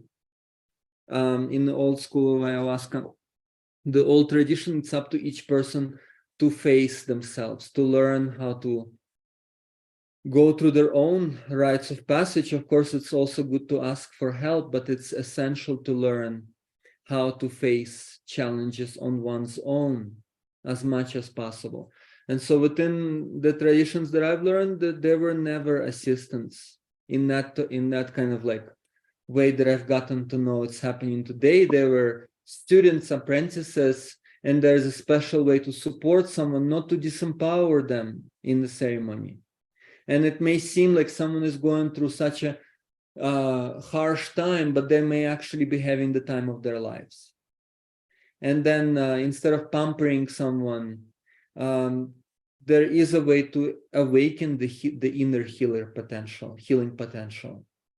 Because if I just do it for someone else, then that prevents them from learning how to stand on their own 2 feet. So yeah, so those things, they cannot be easily numbered or classified in that way. But yeah, the way that I've been taught is that, if I have assistants, people who are there engaging and drinking the medicine and are being present and working with themselves, that's the assistance. It's not like just some random people that are sitting there and they haven't partaken in the sacrament and they don't know what's happening. And they're being paid for it. So no, if there are people who are in tune with the discipline of the indigenous people, with the practice, and learn how to be in service to the greater whole themselves, then that's great. And that's also something that we have a certain way to go about and agree on ahead of the time. And otherwise, the healer is there to take care of people and support them through the journey, even if there are no assistants. So that's an old school way. And then, of course, within that approach for myself, I find that, again, if it's just all new people, I find that 15 people is a good number to work with. If it's all new people. But again, it depends on how experienced the facilitator is and how much they've worked through with themselves and know the science, because it's not just the external help of the people, but it's mainly understanding the language of nature, understanding the design of nature, the intention. If I'm able to work with the design, with the blueprint of nature, then I will be naturally supported. It's not something that happens randomly. And then there are messages that are coming through the particular qualities and the processes that each individual is immersed in within their own life. And that will make a big difference. And so it's not just this blind process of I have a ceremony and I just bring a people like a herd of cows into the container, and then I close and I put some kind of a shepherd dog to bark at them. No, that's not how that works. There has to be much more intelligence and meaning and intention, depth, understanding of the energies that these traditions work with and how we are connecting with those energies for that to be meaningful. So that's what I can share in short about this. Of course, otherwise there's a lot more.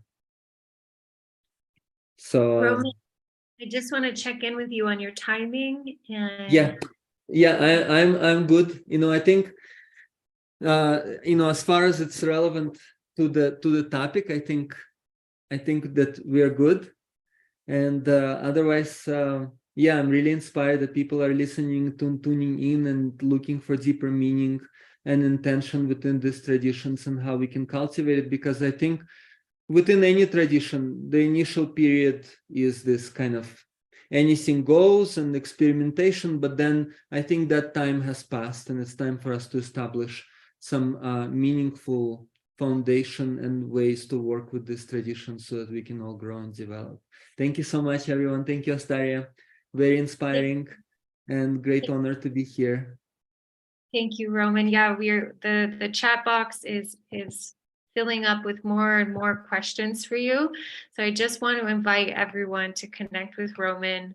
I've been working with Roman for 10 years, and I'm sure Roman can reflect that when I first started working with him, I was deeply in my shadow and illusions. And I give a lot of credit to the work that I've done with Roman and the Paititi Institute and his wife, Cynthia, for my transformation and embodying my true nature, which is the name of one of the retreats that he offers in Peru.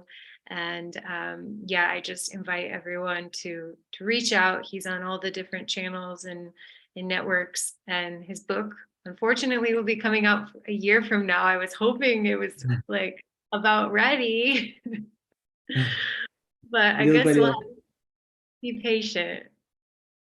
Yeah, we do have evolutionary blueprint course online, which also details the main pillars of ancestral wisdom from the indigenous nations in the Amazon, also the Andes. And so you can see it on the site of our institute. And the book is actually going to complement that course because it relates to the same meaning and essence. And then there's also a lot of blog articles, podcasts that people can tune in that my friends in our institute support us on, because I'm not good with the external technology part. I'm mostly focusing on the inner technology. Thank you. I do want to answer a question Mark asked, if you offer integration support and how much. I can even quickly answer that. I feel that the integration work that Roman and the Paititi Institute offers is there's more depth and more expansion that I've experienced with any other circle that I've sat with. And Roman, if you want to reflect on that at all too, it's in the realms of safety and bringing. Yeah, we have a few articles and podcasts on integration and what it means, because even that concept of integration, I feel it has gotten to be so distorted from its original meaning, which is to meaningfully make it relevant. Life is a ceremony. That's the name of our podcast. And so it's not just to integrate two seemingly disconnected things, but to see how it is one and the same. And how we can engage with everyday life as a training ground, as a playground for our evolutionary potential to awaken and blossom forth. And so we also have a distance healing program, and part of it is the life coaching. So we work with the distance healing with people, preparing people, and also working with people who cannot come to heal from specific illnesses and conditions. And that has been also very effective. I've had people resolve all kinds of conditions just through the distance healing program, and even incurable conditions in the Western world. Recently, we had someone experience a total remission or healing. I don't know if I'm okay to say that, from Lyme's disease. A friend, she had it for over 7 years and nothing was helping. And then starting with the distance healing first, and then coming to our center just for 10 days, but that was an activation. And then for the first time in 7 years, her results came back negative for Lyme, and she's feeling better than ever in her life. Before, there was a lot of the digestive issues, mental fog, chronic fatigue, and she feels better than ever in her life. So that's just a recent development. But yeah, it's not just with physical illnesses, but also people who struggle with the integration process. And then just be aware that it's not just going to be just this one kind of talk, but it does involve some homework on each individual's part. And to really dedicate that time to get to know oneself and to work with oneself. Thank you. One last little tiny Okay. thing is I don't mind. I have time. It's just, I don't know, on schedule. Okay. For you. We have time.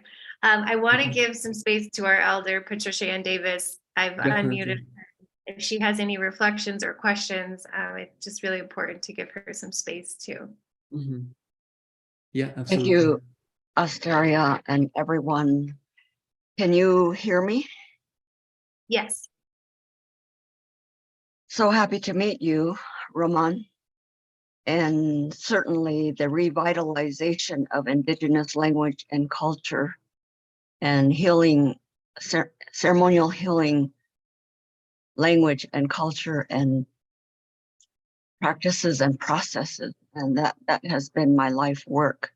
While I'm coming from two, quote, American Indian tribes, the Mississippi Band of Choctaw and the Navajo, who we prefer to be called D and Ne, which is literally I'm a precious child of Creator within creation. And so all of your teaching is resonating with me, because this Dene Bazad language, ceremonial language, it's only spoken in the affirmative of how you're describing it. Mm-hmm. And so very, very briefly, we have all been through the colonial conquest of genocide and that instilled fear of survival. And then we're coming to a reawakening at this time. Thank you for your knowledge and experience, and putting that into print as a legacy of life for the next generation. So that genocide was the first phase of conquest, to instill fear for survival. The second is conversion, take away and replace our sacred self in our sacred place in the universe, and replace it with the belief in the deficient self-image that requires that external remediation process to some end state of, I'll just say, personal salvation and redemption. That's the hero savior addiction. And then the third one for us in the so-called America, it's indigenous land. And for us, it was boarding school, Indian boarding school, and relocation. And my parents met in Indian boarding school. I went to Catholic Indian boarding school, and that is loss of language, land, culture, relatives, ceremony, songs, tribal dress, what we can eat, total self-negation. And that loss then is transgenerational wounded trauma and woundedness of unresolved anger, and that's displaced on those in proximity, which we're calling domestic violence and lateral violence. That is the root cause of alcohol and other drugs. And so in Western culture, they call that they call it like it's a substitute. So whether it's alcohol, opioids, or prescription drugs, or the psychedelics, they're calling it deprivation theory. And our language doesn't even speak in inverse and deprivation. We can't even speak our ceremonial language as if we were born with evil within us. So there's no such concept or words or terminology. The third one is exploitation and victimization. And now it's among our own people. That's tribal governments were set up to do that in feudalism on Indian reservations. And then now we are in, the only word I know is Renaissance, the remembering and the reawakening, in which all the people who are holding from all, I myself and my personal life, we had to hide because our language and culture was illegal, and people went to jail. Their paraphernalia, instruments were confiscated and had to pay fine, and then the ridicule and the discrediting. And so we survived boarding school, we survived genocide, we survived acculturation. Myself, I'm not converted and I'm not acculturated to Eurocentric, dualistic, inverse thinking.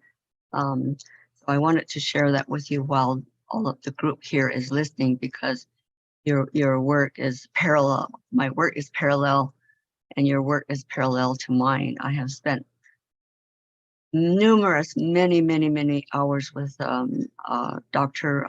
Luis Perez in Mexico, and I've been to Quito, Ecuador.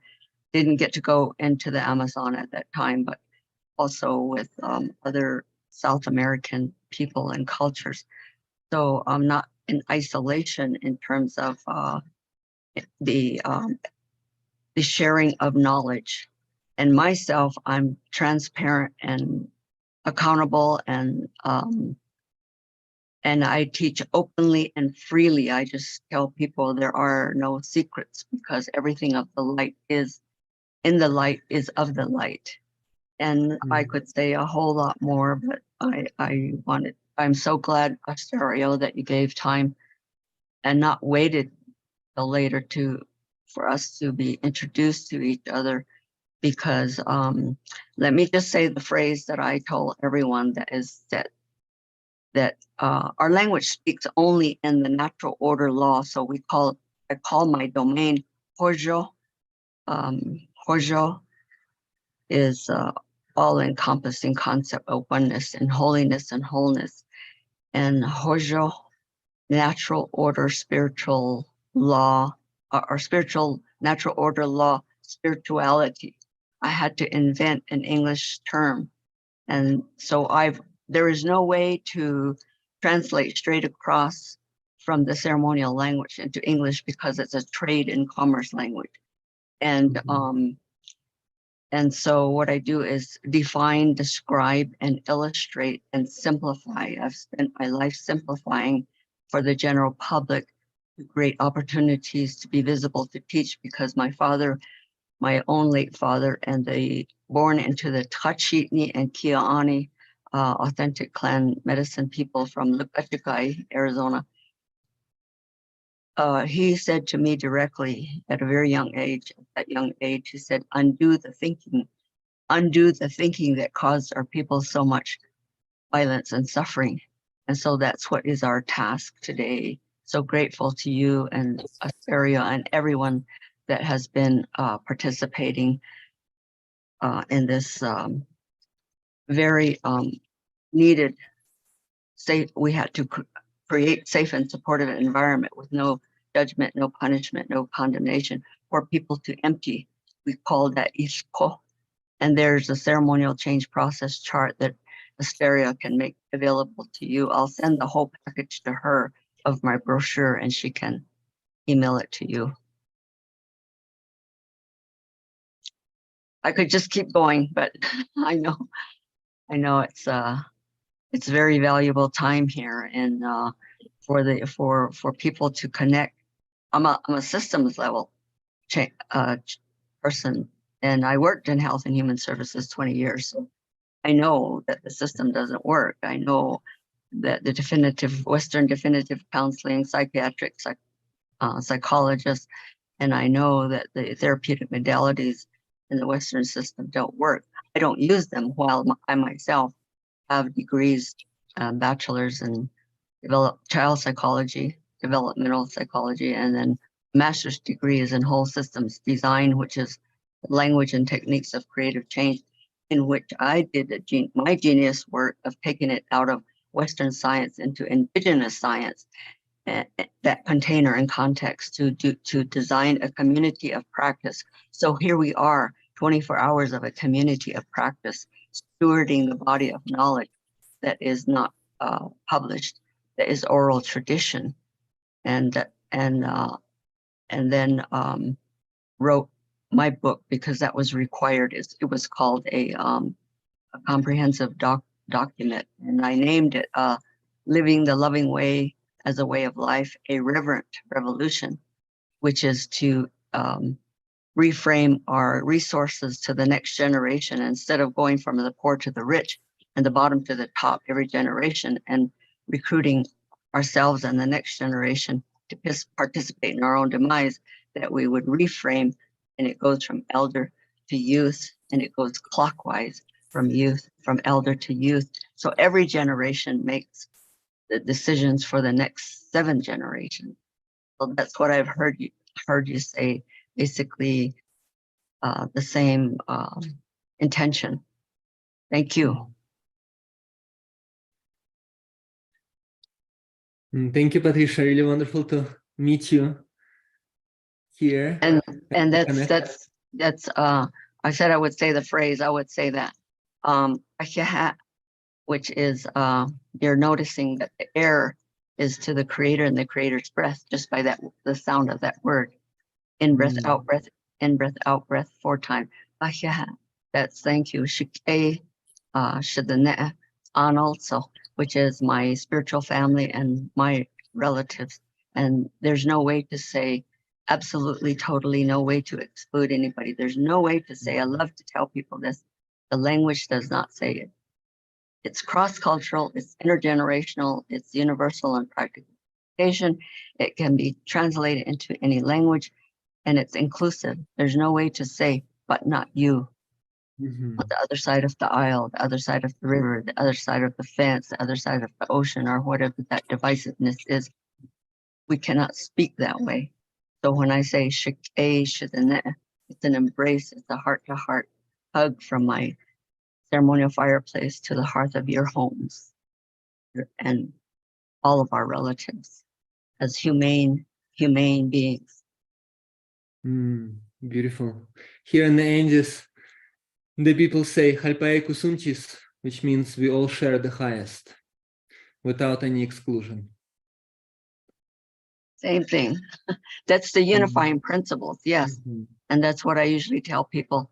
I work my work is the unifying principles, and that's where we come to a place with the community of practice that gives the legacy of life to the next generation of youth. That is a profound and beautiful blessing that you are doing in your life and experience, and especially putting that into book form. I'm in the process for all of my life. Practically, I could have had like 20, 30, 50 books written, but it's a daily forage for basic needs, because this country has put us on Indian reservations.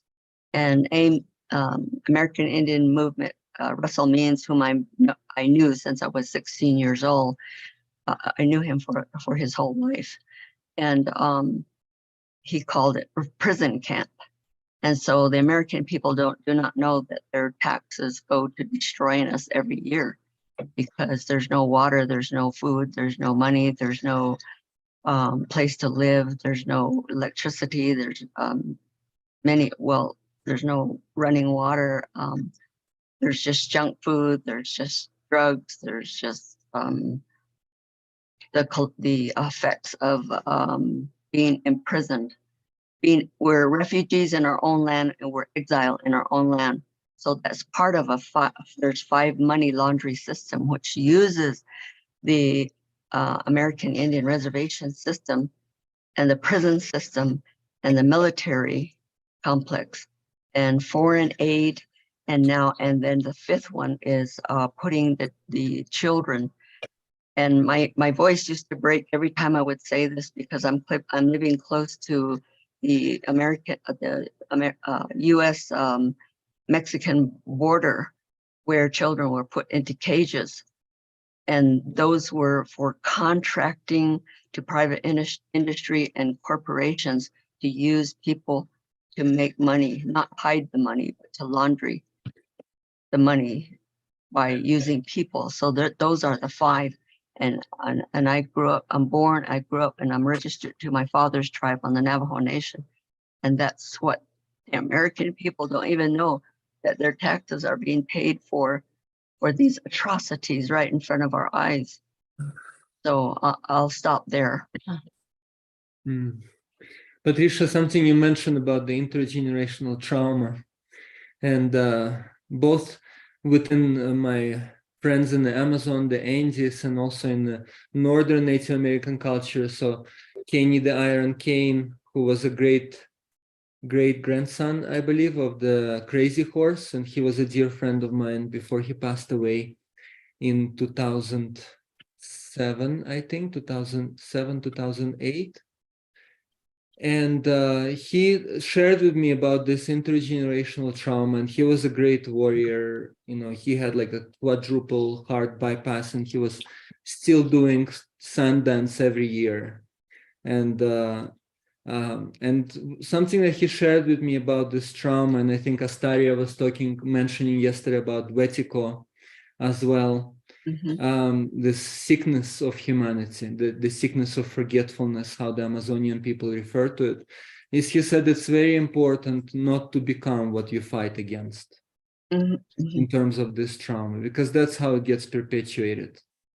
And then just what resists persists. And so starting to use the same kind of rage and hatred towards the Western government or the colonialist mentality, and then that becomes infectious. That's that kind of same sickness of separation. Of there's me and there's others, and then thinking that someone specific is at fault, where it's actually the sickness of the mind that makes people forget their heart. So that's something that's been shown. That was my presentation yesterday in naming it in the ceremonial language, and we call it Belagana, which is that sickness of the confusion between lust and love, which lust is magnetic and love is radiant. And so boarding school and relocation and those 4 phases of conquest put us in this extreme deprivation for mothering and parenting, and then we're become addicted to the hero savior, and believe in this hero's journey that that a spiritual path is pain and suffering, and our language doesn't speak accordingly. It says that we're already born into this holiness and wholeness, and every ceremony is to maintain that by naming what is out of balance and perpetuate it by the root cause. And so we deconstruct the root cause, and I see that you're doing exactly the same, because all indigenous cultures are speaking in indigenous language, where this wellness restoration is existing in the language and the culture. Yeah, I find it's related to the, suffering is caused by ignorance, and so then bringing awareness and then bringing a deeper perspective, seeing how it's not that the people hurt people. If someone is hitting me with a stick, I'm not going to be thinking that the stick is at fault for that. And the same thing with people who are causing suffering, who are being ignorant. They are being dominated by their own ignorance, and that's the sickness of the world that we live in. So then to really address that, then it's essential to raise awareness, I find. Well, I found that when I went into urban environment, particularly Seattle, it was the people who say these phrases, only the hurt people hurt other people. And then I was identified as using bad medicine by these people, several people. And the people that know me were shocked, and that it would come from respected, so well-known, respected people, that they couldn't recognize me of my I'm not a show person, a showman, an entertainer. I don't package and market myself, and I'm not in the public for any other reason except my father gave me this task. I am busy. I am working. I am 24 hours and have sat up to the fireplace all night for most of my life. And so for me to be on the internet and to be out front has made me a target for other rascal gurus who can pass as not speaking their language, or not growing up in their culture, or not participating from birth, or not being born into. Myself, we have a name for the gift that I have, and I don't need to go through all the ritual, all the external props. I don't need that, because I just have like big screen TV, just download. And so I suffered a lot. I suffered mostly in my life from not being light enough for the dark skin, and then not being white enough for the white culture, and so on, and being the in-between person and maintaining. So you have helped me today, and you have supported by validating all of the things that I've been teaching for my whole life from our Dene tribal language. And the other phrase that I want to share with you is, I said that several times yesterday, saying I am myself, me. I'm telling you, this is who I am, not what I'm called, my English foreign label name, which is a Welsh name, and label that means I'm born through, every child is born through the mother's water. Every child is born through the water. That's the divine feminine, and so on. There's so much to say here, but I'll move on in terms of the phrase itself. And then ado, nihitle, so collectively, and also collectively, everyone is also equally a precious child of creator within creation. So that is a way to get across quickly the inclusiveness of this ceremonial language. And it's speaking like how you started out, protecting and nurturing the precious child. And so all of our ceremonies are to restore that, Oh, Creator, I forgot who I am. We don't have a way, there's no way in our language to say, I'm sorry. We can, there's no words for it.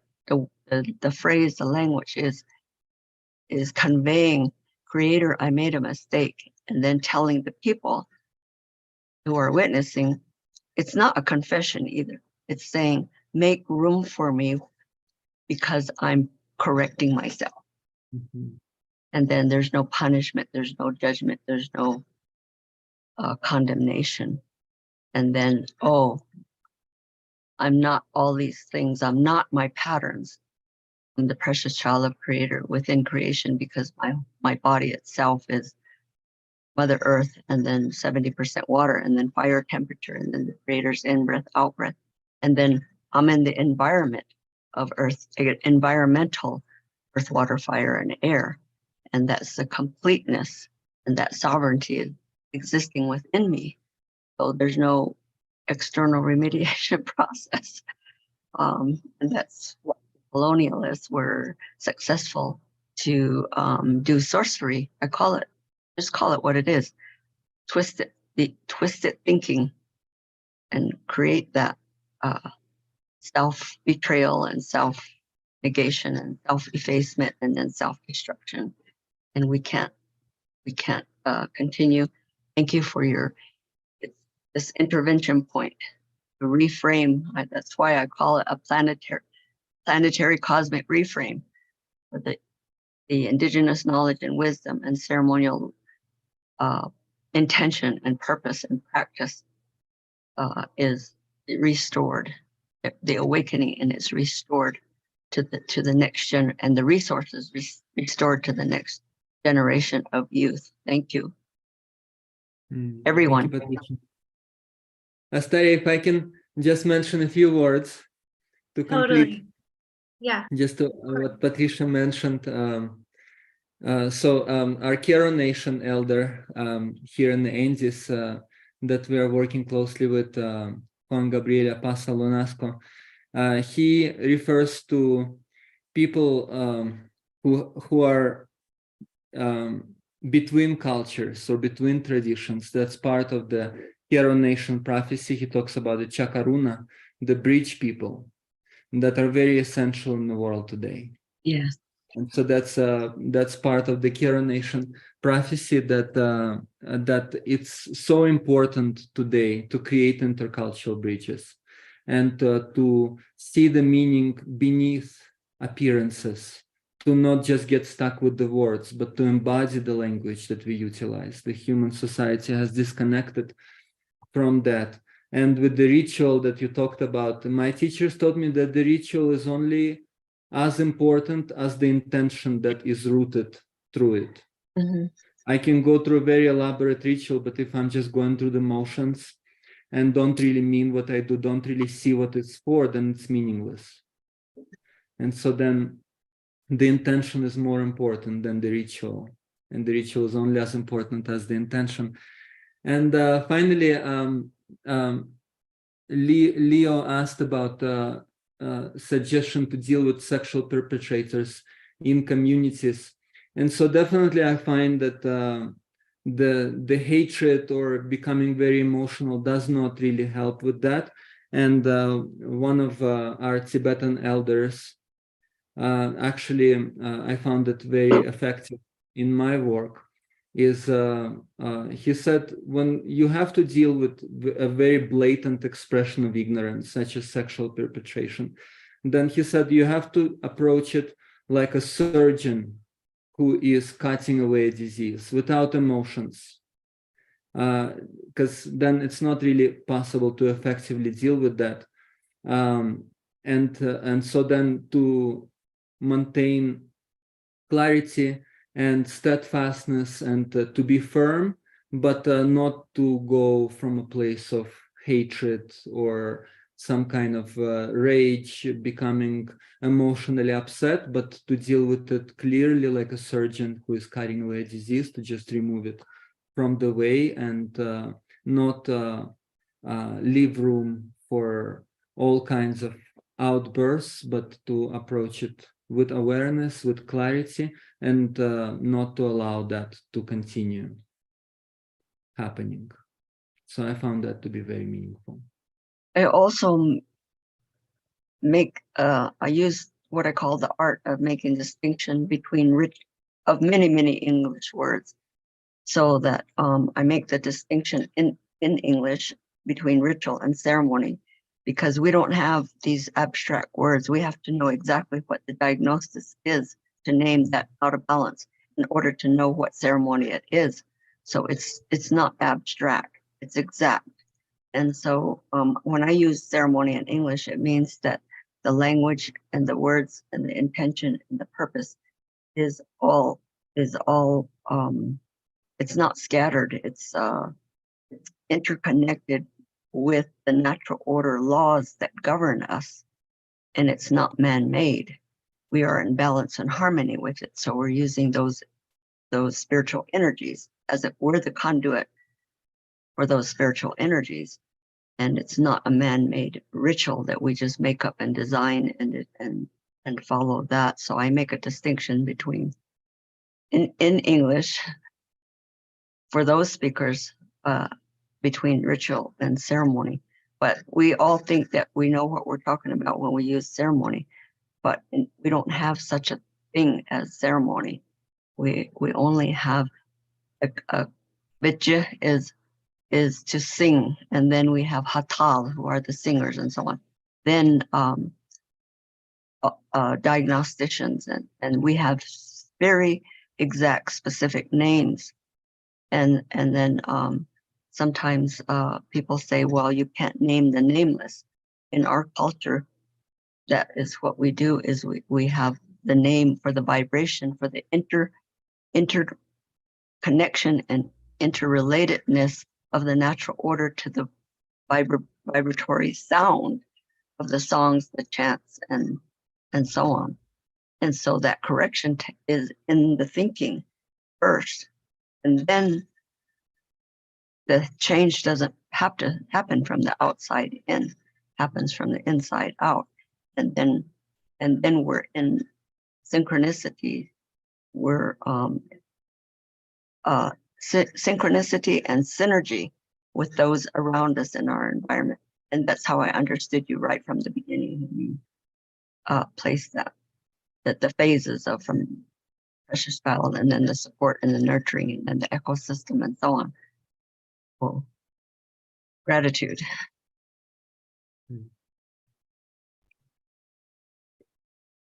Okay, thank you, Patricia. Wonderful to meet you here. Thank you, Astaria.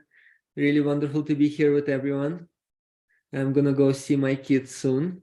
So much love to everyone, and looking forward to be of service and support to this very meaningful direction and the awareness that we're collectively cultivating. Ayaya Pachamama. Thank you, everyone. Thank you, Roman. Thank you, Patricia. And I want to say thank you to David. David was going to moderate for this hour. He wasn't going to present, but he was going to moderate. And I checked in with him, and he was just really appreciative of the wisdom that has been unfolding and being shared and exchanged before him and before us. So I'm just thanking David for offering us to allow what wanted to come through. And we have 7 minutes. So if David does want to share, I will create that invitation, as well as the announcement that our next presenter is Chief Phil Jr. And Roman, I know you have to go, but I don't know if you've ever met Chief Phil yet, but he is also just amazing. And he's the original receiver of the Eagle Condor prophecy. He's the elder that went down and received the transmission, and there was a prophecy that an eagle was going to come from the north And he went to Brazil and he met with a tribe, and they have, he can tell the prophecy much better than I can. But he is a legend, and he is really making changes for uniting the prophecy has expanded from not just the eagle and the condor, but also the quetzal, which is the Central America, and the hummingbird, which is the messenger between all three. So the prophecy is expanding, and so he is next. And so we are just very blessed with so much wisdom sharing this morning, this living wisdom, indigenous wisdom. So with that, I would like to offer to David if you'd like to unmute at all and share anything. Thanks, Astaria. Astaria, thank you for coordinating this and the amount of time to put something together for a 25-hour, as you said, get together. I've known you for a while, and to see your work and who you can bring together. It's a different way that I get to see what you're up to. Just wanted to honor you and thank you.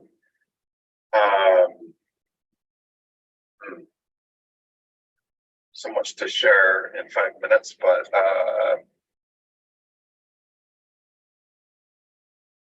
I'm sitting in a lot of awe and gratitude for being invited, being able to hear and listen to everybody's truth that shares. I've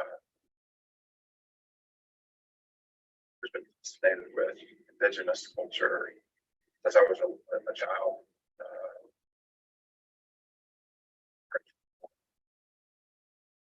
Split City and being been to a religion really heated my thoughts.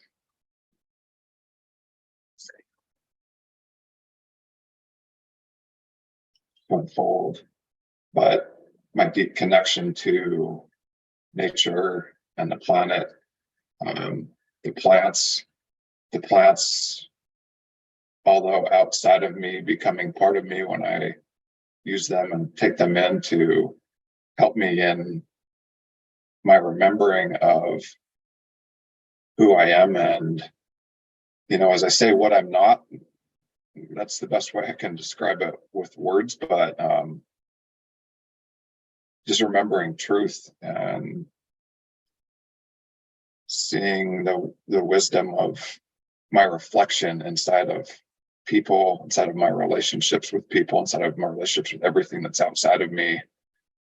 I stand in a lot of gratitude and awe and humility, and everything that gets reflected to me, back to me, to me, back to me. It's like this, again, it's hard to describe with words. I also want to share, Patricia and Roman have shared different things about language and how language has shaped my reality. I really only know English, and I continue to stand in awe of the spells that I think and then say outwardly with my words, with the vibration of my voice, and how that is a big part of creating my reality. And as I learn about other language, and these concepts of in other language, that there is no concept for I or me or mine, but in English it's very part of it, and how that can be confusing.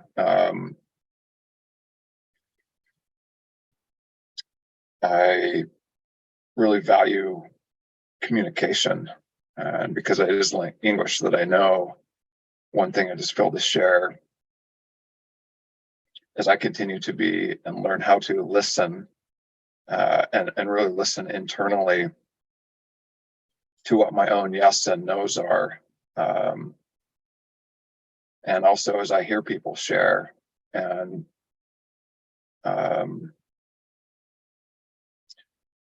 when I can listen to my own yes and no, if somebody's offering me something, and even in the offering, if I've been asked permission, if I'm in a space to receive or hear what they're seeing, sometimes it doesn't feel in line, or I'm not ready to hear or receive that.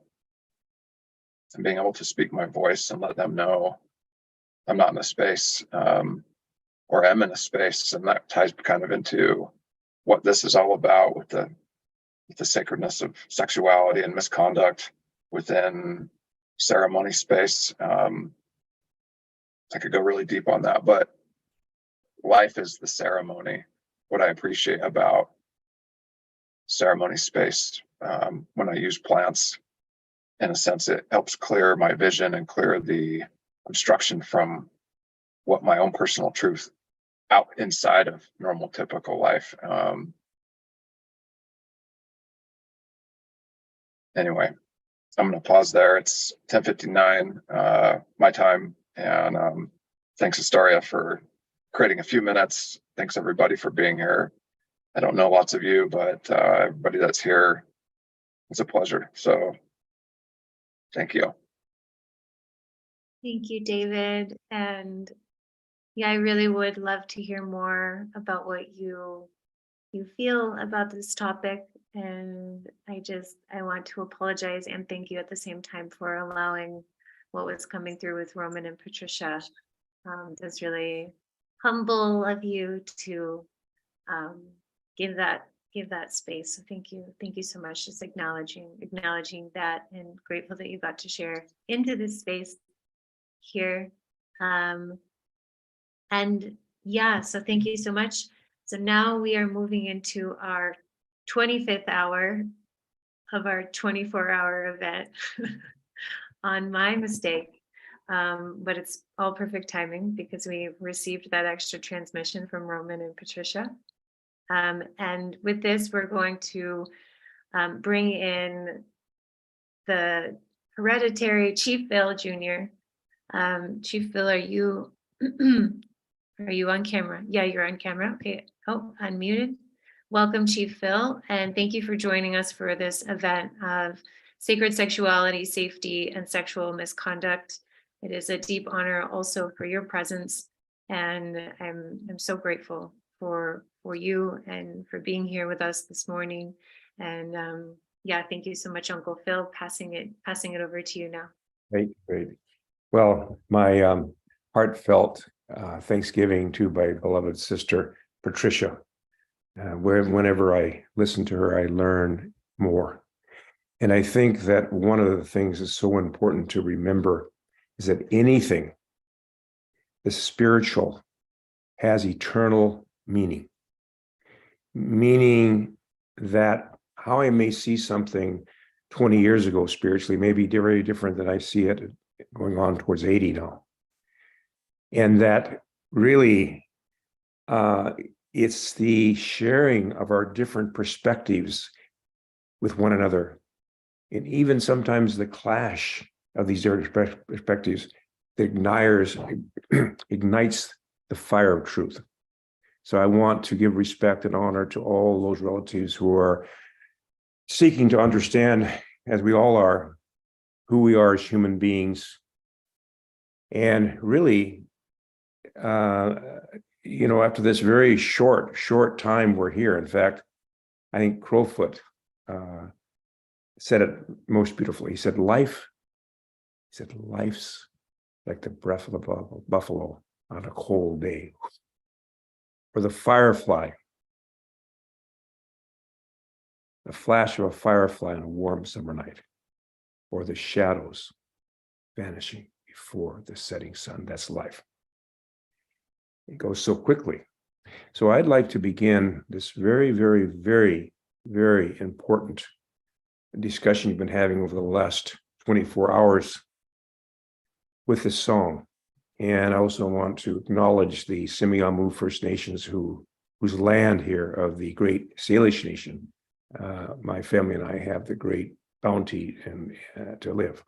So this song, and I'm not the greatest singer, but this was passed on to me many years ago by my dear brother, George, a whirlwind soldier from Rosebud. And I always remember George, what a fine relative to hear, and I'm sure he's here with us at this time.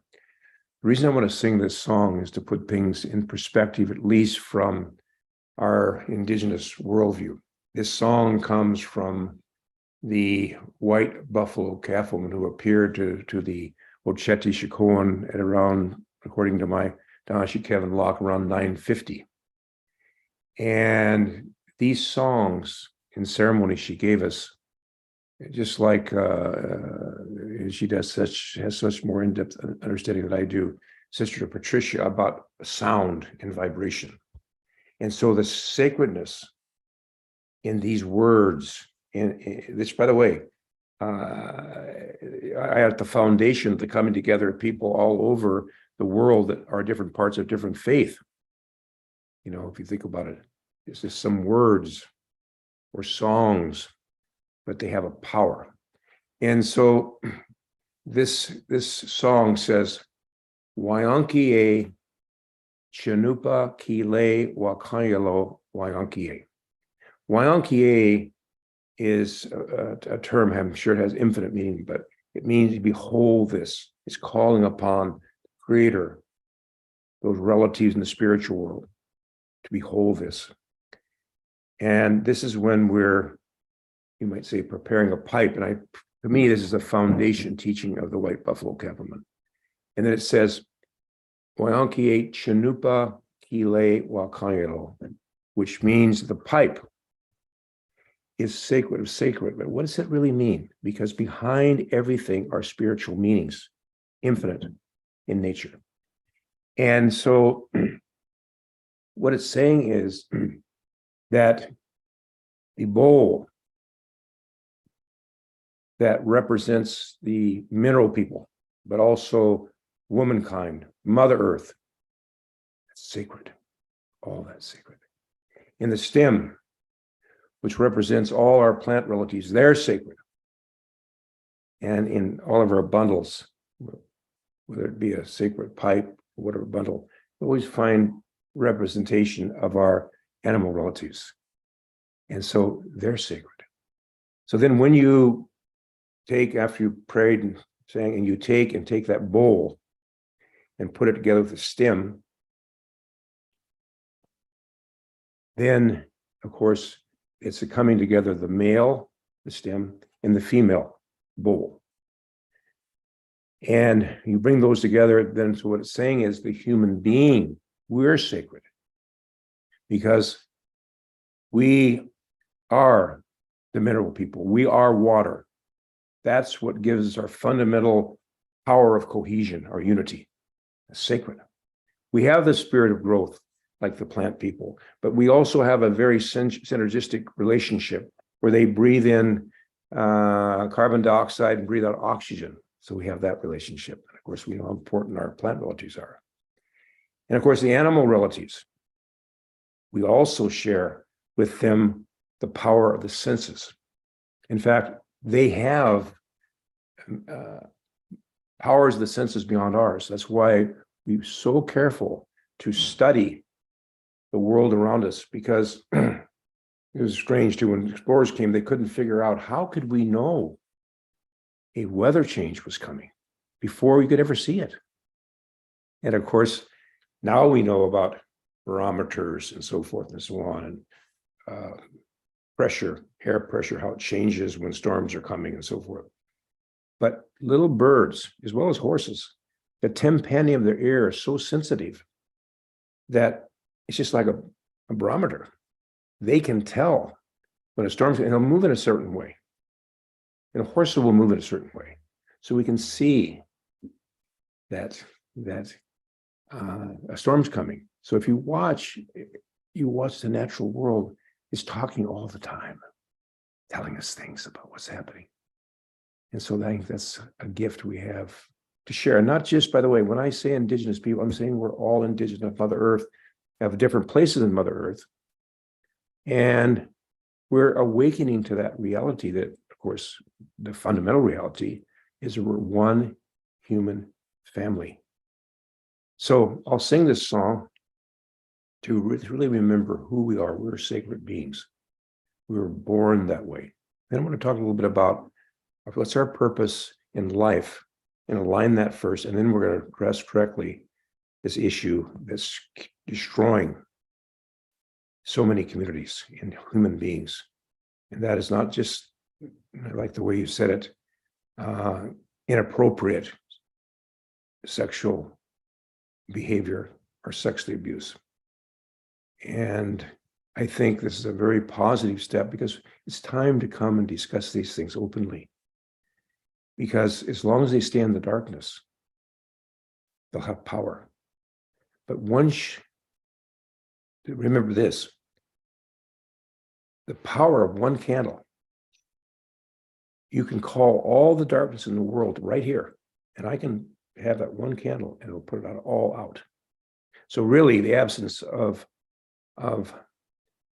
light is what darkness is. We have to bring light.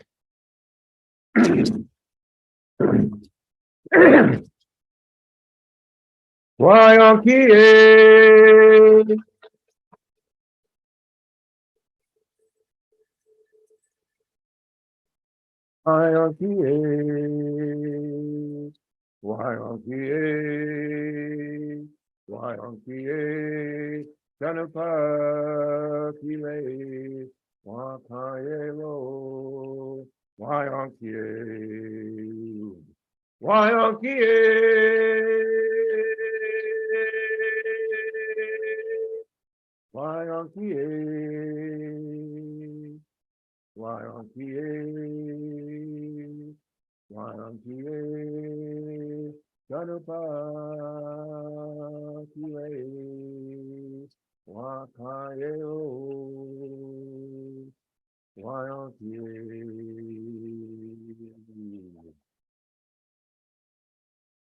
You know, of course, that song lets us know that each and every one of us are sacred beings, sacred beings.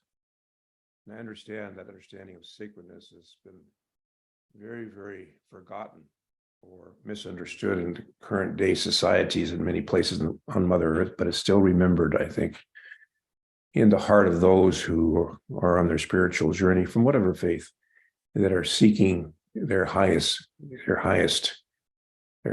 being, their highest dimension. And so from my perspective, from my understanding, that when we're conceived, just think about this, when we're conceived, we're just microscopic. The female egg, way, way bigger, very small, but way bigger than the male sperm. And so, as we know, and they've now been able to photograph this whole process, film it. So when that egg and sperm come together, there's a flash of light.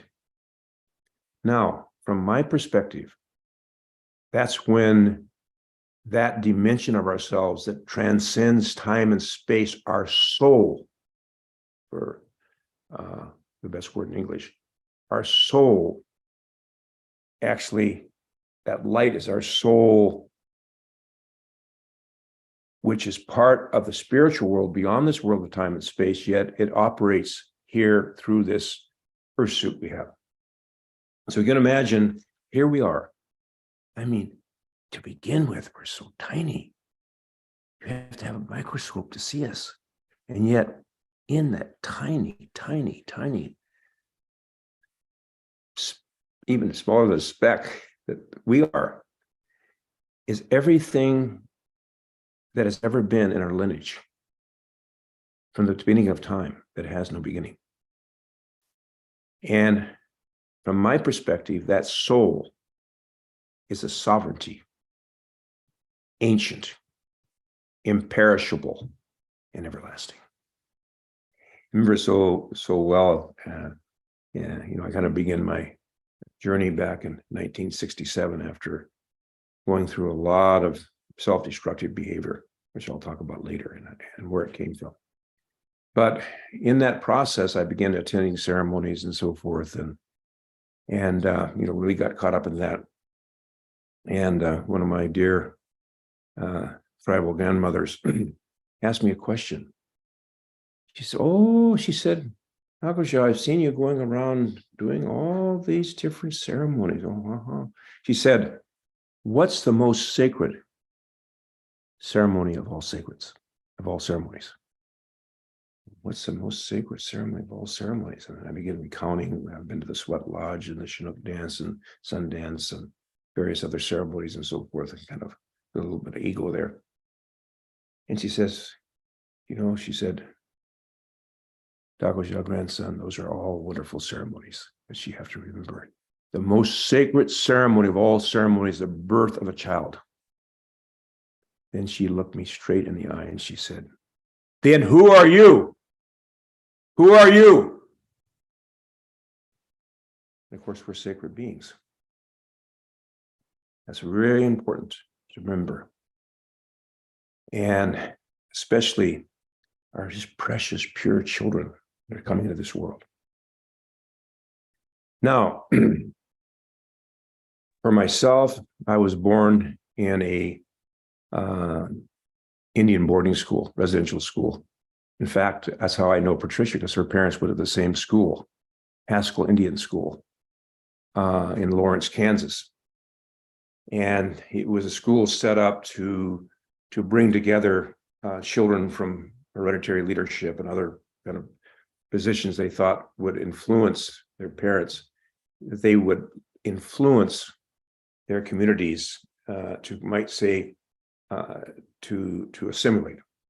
It was a simulation process. It was a process to destroy completely any vestige of indigenous identity. It's like kill the Indian, save the child was one of the words used for this. Anyway, and by the way, this has not just happened here. This has not just happened to indigenous people here in these lands. It's happened to indigenous people everywhere. And it's happened, and I'm including, by the way, Europe, you name it. That sexual violence, if we go back in history, has been part of a lot of things around Mother Earth in terms of how we treated each other. Now, of course, when these residential schools came in, and it's very interesting. I had a chance to really know from my parents kind of unfold what happened at Haskell, and because as I began working on this issue here in Canada, the boarding school issue, we made a film called "Healing the Hurts" first in 1986. I asked them about their own experiences, and yet, while it was very, very, very severe, cutting your hair off and all these kind of things, and it's kind of like being in a very much of a military camp, so to speak, that they didn't know about when they were children being the issue of sexual abuse. Of course, the assimilation was there. So really, they also had been in a situation where these schools, with all due respect, there was some pretty sick people operating these schools. So on one hand, they had this very, very, very, my dad would tell me, he said, they'd have, every so often they'd have a quote unquote dance. I guess they were trying to share some social things you'd be able to do if you're going to be a really well assimilated.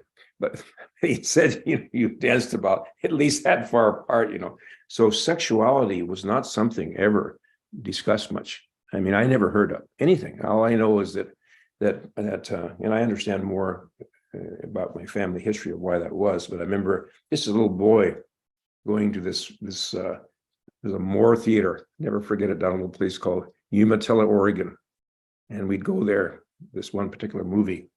And as soon as two people just kissed each other, my mom covered my eyes and she said, kissing picture, kissing picture, kissing picture. So there was this whole shame and feeling about sexuality, this sacred gift we all have to bring life into this world. And so really I was very, very innocent about these things. And when I was about 5, I met these two older boys from European background, and they, for some reason, maybe it was just I was so naive and whatever, they loved to tease me. And I remember they had a circus one time. I was about 4 years old, and they got me to run naked through the circus, and then they told my parents, and just so it was a lot of shaming. But I was pretty innocent, and I never met my parents, never discussed these things. I had never heard about these things. And so then when I was 12, I was invited by this older, he must have been at least 4 years older than me, to come from Walla Walla to his parents' home in Pasco. And of course, the parents did quite a bit of drinking and so on. But I just thought he was inviting me, my friend was inviting me to come over to visit him. So I think I took a bus over to Pasco, and they picked me up, and we went to his house, and his parents went out for the evening. And he said, "Phil, we're going to have some alcohol."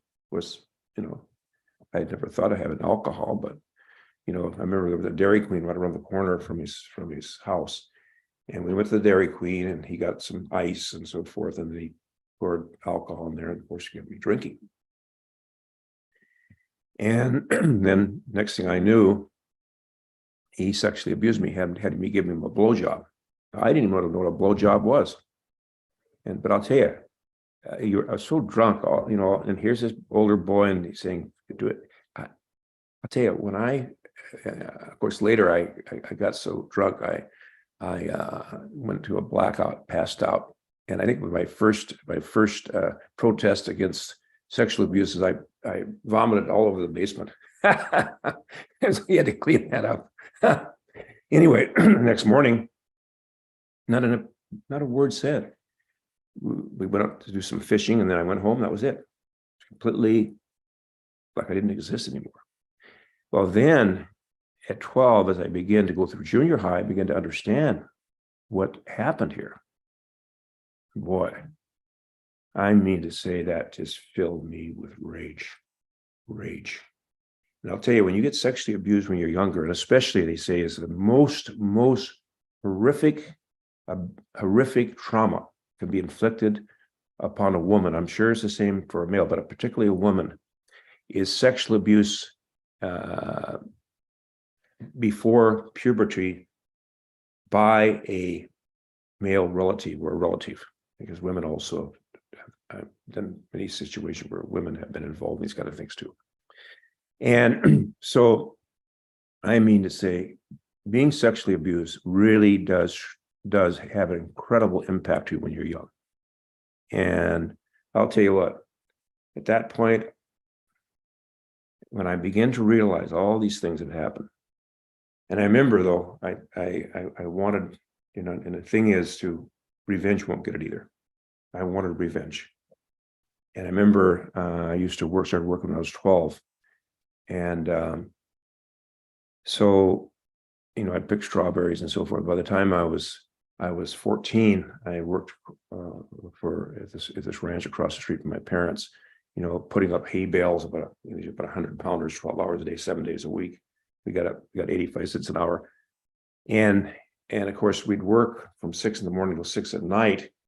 And they would give us really good meals, good breakfast, good lunch, good dinner. And after dinner, they like to have the younger, these gentlemen we were with, of course, they were, how do I say it, kind of going from place to place, migrant workers, and they'd like to drink wine after we get done working. Then they had a pair of boxing gloves they'd like us to fight. And so it so happened that I looked up, and who had arrived to work? Joey Talbot.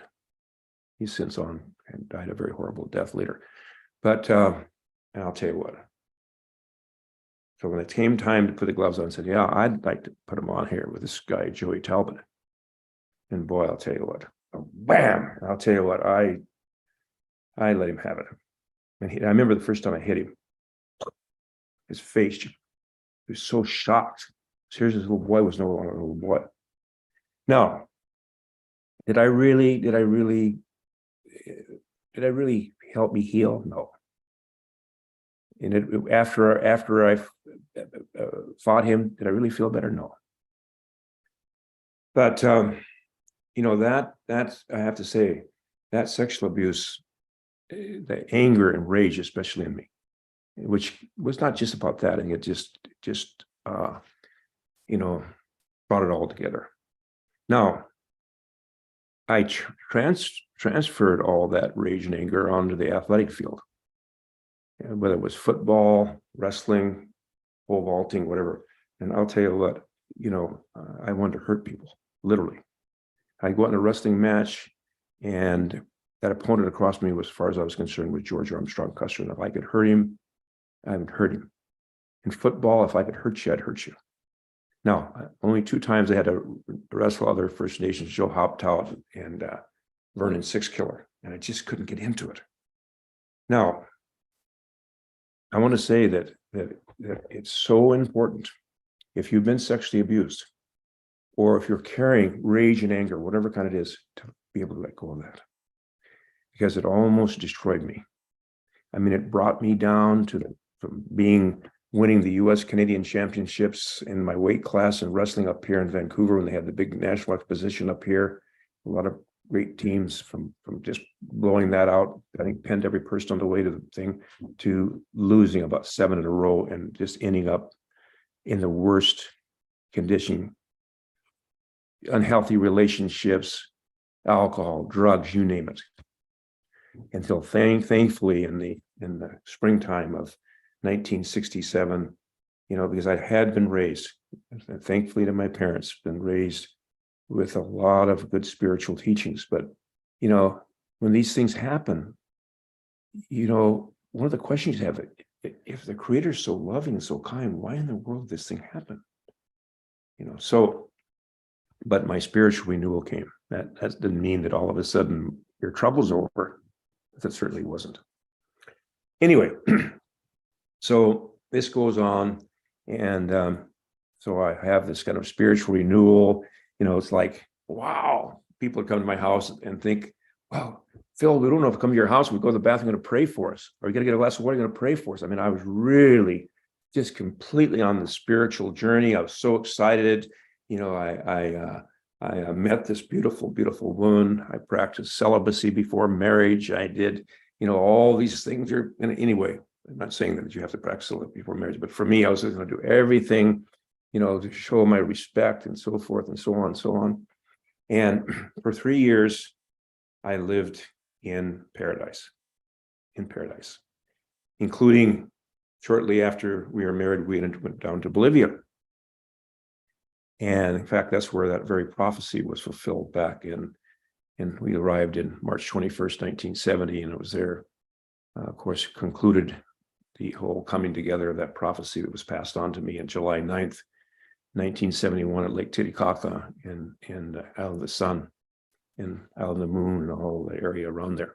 Anyway, so here we were, just happy, and I got a call from a message. Actually, there's no telephone, so somebody brought a message that says, there's a whole circle of the brothers that want to come meet with you, because I was kind of supporting the Indigenous volunteer teachers who were there spreading the word of these prophecies and so forth, and that we needed to come together spiritually and so forth. And they wanted to come meet with me because of some challenges they had. So usually we had this very bare home, bare, wooden floors, had a mattress to sleep on, no shower. We had to go down to about 1-2 blocks away to take a shower. There was a kind of a piece of plastic across the bathroom, and there was the kitchen. The water was only on 3 hours a week and 3 hours a day. It seemed like a week, 3 hours a day, and it was very dirty. So here I was, and so many times we'd have these meetings at our home, because we had one thing we had nice had was a great big kind of a front room. We had a front room, and then we had a little room with a mattress with a bed, and then this little tiny kitchen thing. And so I decided, no, we had this center, Indigenous center there in Sucre. And so I said, no, we're going to have it there. And I remember that night before this happened, there was an incredible elder who I know is still with us spiritually at this time, Melatonin Gallardo, one of the great heroes of that will so in time, whether it ever known in this physical world of time and space, and the spiritual world is well known. He gave everything. And I met him and his wife in the plaza, and they said, hermano Felipe, ¿por qué no tenemos en el centro? And I said, why don't we have the meeting in the center? I said, oh, no, it's okay, brother. It's already set, and we'll have it there at the center. So sure enough, I went to the center, and here we were with about 40 Quechuas there. I spoke a little bit of Spanish, and then we translated Quechua back and forth. I think we were sitting having prayers before we talked. At the same time, in Sucre, the streets are like this, meaning that like here's a street and there's a doorways into the houses. There's so many revolutions there. So you don't have anywhere in a street other than a door. If you ring the bell, then they have to come out, open the door, you can go back a long hallway. So sure enough, we were used to a lot of Quechuas, relatives coming in from the mountains there, the Andes, coming to see us. And I didn't realize at the time what stir that could have caused, because it was just a few years before that. If you were an indigenous person in Bolivia, you could not come into a town unless you were accompanied by your landlord, and then you had to walk in the street. So I'm sure, and I didn't really understand it. So many Quechuas would come in their traditional clothes, of course. Well, anyway, the doorbell rang, and here I was over praying and so forth. The doorbell rang, and my wife came to open the door, and she opened the door, and this drunk son of a very wealthy landowner who's known for his brutality to indigenous people shoved his way into the doorway and just brutally raped her right there on the ground inside the passageway to her house. And she was terrified, you can imagine. He was so drunk, probably in a blackout, it took his time. This probably went on about 30 minutes. You can imagine the terror that was.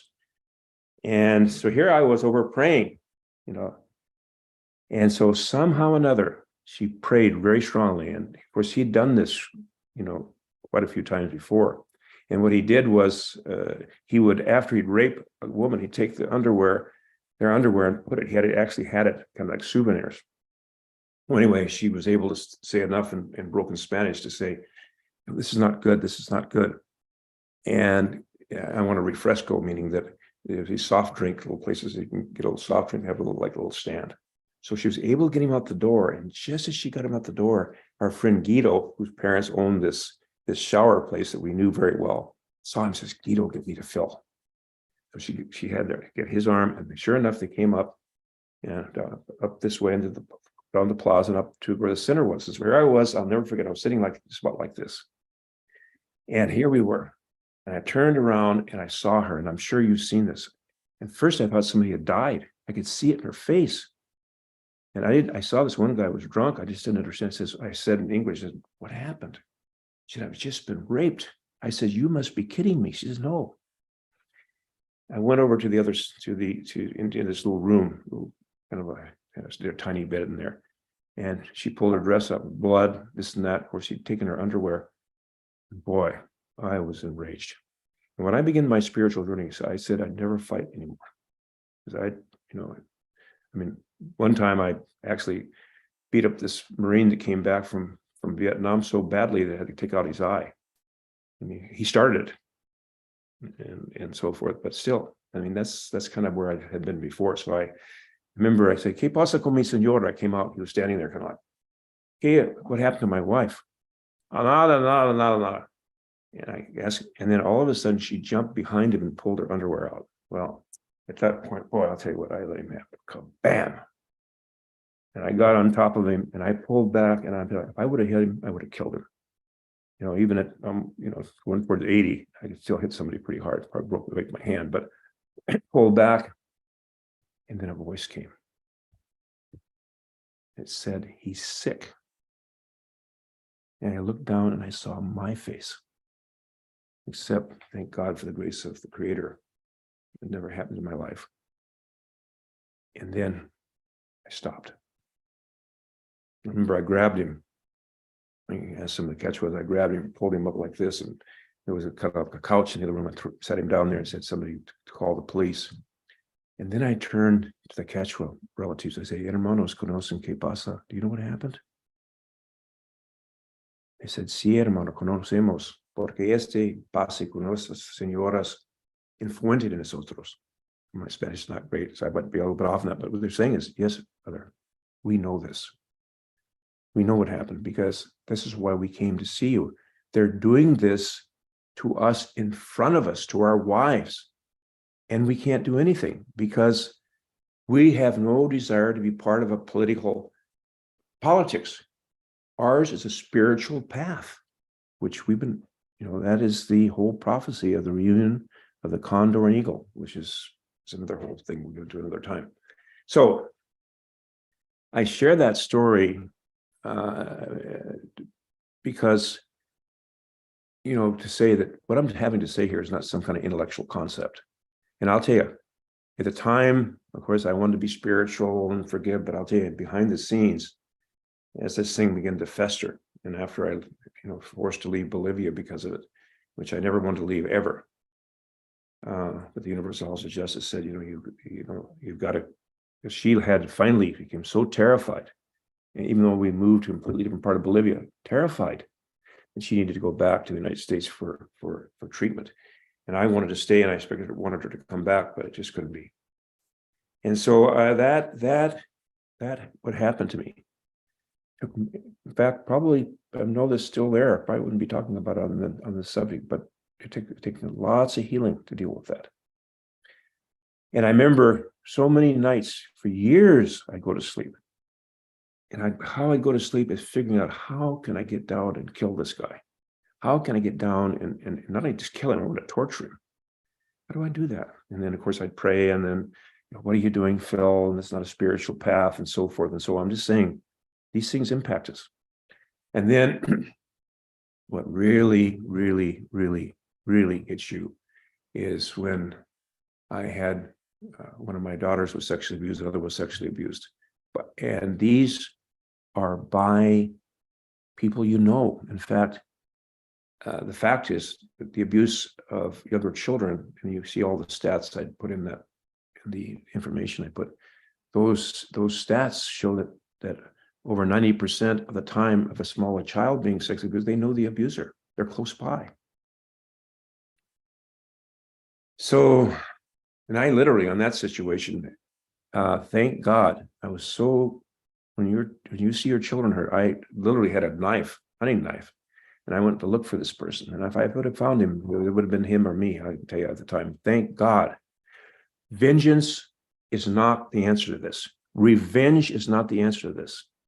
The current legal system, which is based in punishment, is not the solution to this, because we see it now happening in our sacred ceremonies, not just our sacred ceremonies, but in religious, spiritual communities everywhere, faith communities. And you can just think about, here's somebody who's hurting, maybe have been through this experience before, and get some kind of shred of hope that a sacred ceremony of some form, or a spiritual teacher who presents themselves as being able to help people. And they go with all their faith, their trust. And then sexual misconduct takes place, sexual abuse takes place. And this can be of all forms. For instance, and I've heard this one in different places about how, and by the way, this can be both male and female. It's not just a male thing, primarily males though, but women, certainly in a lot of the counseling I've done, women are perpetrators too, because they've been perpetrated. And so you have situations where, if anybody tells you that for a Sundance ceremony, that for some reason, if that person is a person in authority, that you have to take all your clothes off in order for them to do some kind of special ceremony, that's just not true. That's not true. And I think that and all the other things that are happening right now. I mean, this is an epidemic in many of our communities. And the thing is, too, we've got to think about as well, what happened to the abusers? Did they just born that way? No. Now, there may be some situations, very rarely, where somebody has some kind of mental illness or cognitive thing that has nothing to do with any of their experiences in life. That could be. But I'm talking about, these little precious children. And at a very young age, we know what happens, even within the womb. The abuse that takes place, and also intergenerational trauma that's passed on from those that have gone before. So I think that one of the things in terms of what do we do about this? What can we do about this? One thing I think is so important, Toja, and what you're doing here, is I think it's really important to bring together, and this can be done in any spiritual community, and have a visit by those people who know what the spiritual teachings are, that know the ceremonies, and talk about, between us as a circle, as human beings, what is sexual misconduct? Because I think sometimes if we haven't been brought up with the boundaries, or even in a way like myself, my parents never, ever talked about sexuality of any form. How do I understand what was right and what's wrong? So we need to come together, begin doing this. I think what you've done here is so important, and come together and share what is appropriate and what's not appropriate together, and then be able to share that with the community. This is not appropriate. This is appropriate, because, then we can begin putting protection into these ceremonies. And of course, then when we get into you having sacred ceremonies using sacred plant medicines, where people really can become vulnerable to those people in authority, that nearly needs to get cleaned up. At the same time, we have to be able to really listen to each other, but go about this in a manner of healing. Because again, these punitive systems based on punishment, it's not going to work when we have communities, everybody's related to each other. Everybody knows each other. So I had put in there, let me see, I think maybe I already put it in the chat, but I'm going to make sure I did here. Here we go. I'm putting in a little book called, at the time, not a book, it's about 100 pages long, At the Time of Disclosure. And that is, what do you do when somebody discloses they've been sexually abused or experienced sexually inappropriate behavior? Now, the second thing is I've also spent a lot of time writing yesterday on this whole issue. And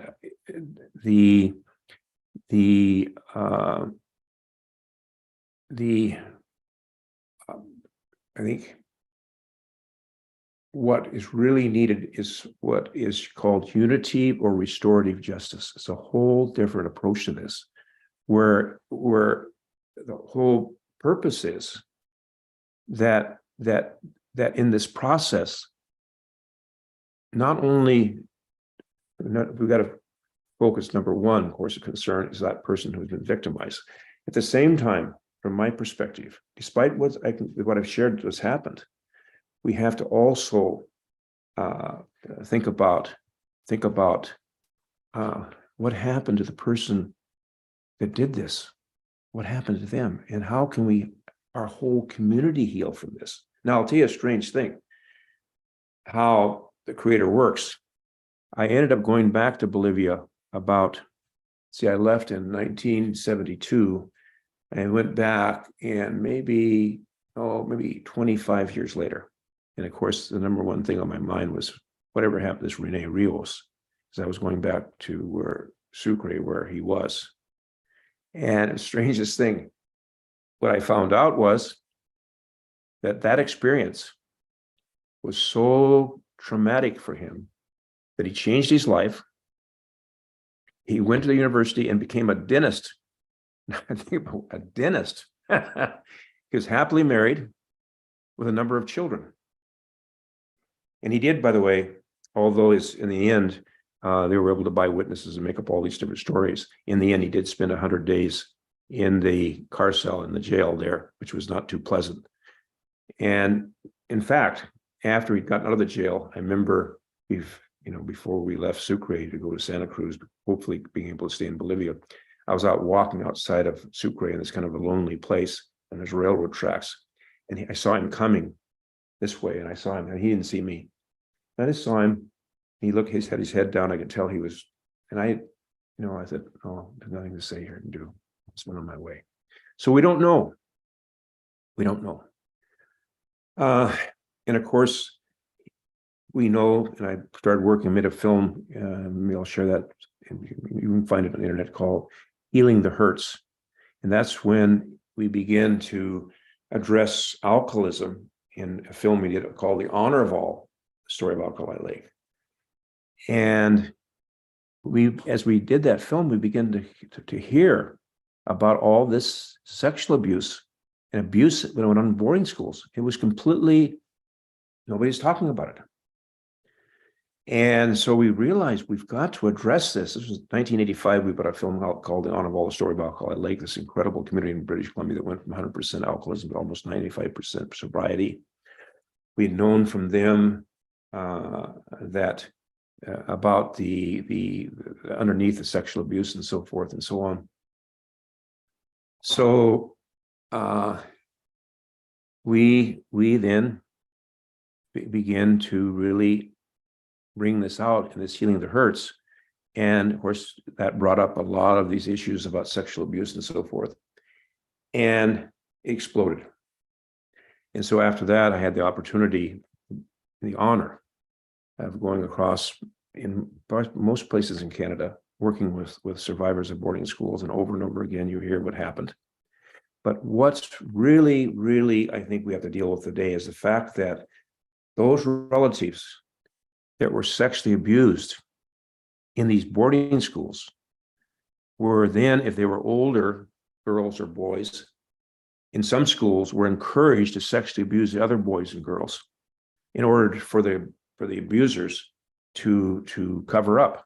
In fact, probably the most classic thing I've ever seen was when I was a professor at the University of Lethbridge, and at one of the close First Nations there on the reserve, they'd actually dedicated this entire athletic complex to this Jerry Dawson, who was the one who had done this great destruction of not only sexually abusing the boys on his athletic team and so forth and so on, but then having them sexually abuse other boys. And I'll tell you, that's, and of course, that leads, by the way, to all kinds of things in future generations. And that's part of this whole opioid addiction thing we're having. I think a lot of it, if you go way deep in this, you're going to find this sexual abuse, because this power we have to create life is sacred, it's holy. I'll tell you, it can bring the greatest ecstasy and closeness and beauty to us as human beings, or it can be the most hurtful part you could ever imagine. I remember after I'd been sexually abused, and I never was able to tell my parents this until way later in my life, because first of all, they maybe they would never believe me, but I just couldn't. But I was. This is before I kind of made my change in my life, about 23, 24, and I was on my way from a little Walla Walla little town. I grew up into Pendleton, Oregon, of the Umatilla Reservation. We're on our way over there. I was with my father, and I'd gotten myself in these unhealthy relationships, and it seemed like I was drawn to other. Of course, obviously, you're drawn to people that have similar issues, and in hurt and pain. And I'll tell you, it was so painful. And I remember in this one relationship, I just, literally, I wanted to castrate myself. I thought to myself, God, how can this be so painful? And I remember I was on my way to my dad, this old pickup truck going over the Umatilla Reservation. I said, Dad, because we always had these talks. I said, Dad, sometimes I told him the circumstances, sometimes I just want to castrate myself. He said, son, let me tell you something. He said, that energy that we're given that produces life is also the energy that is a creative power, is a gift. He said, but if you keep it kind of in the lower parts of your body,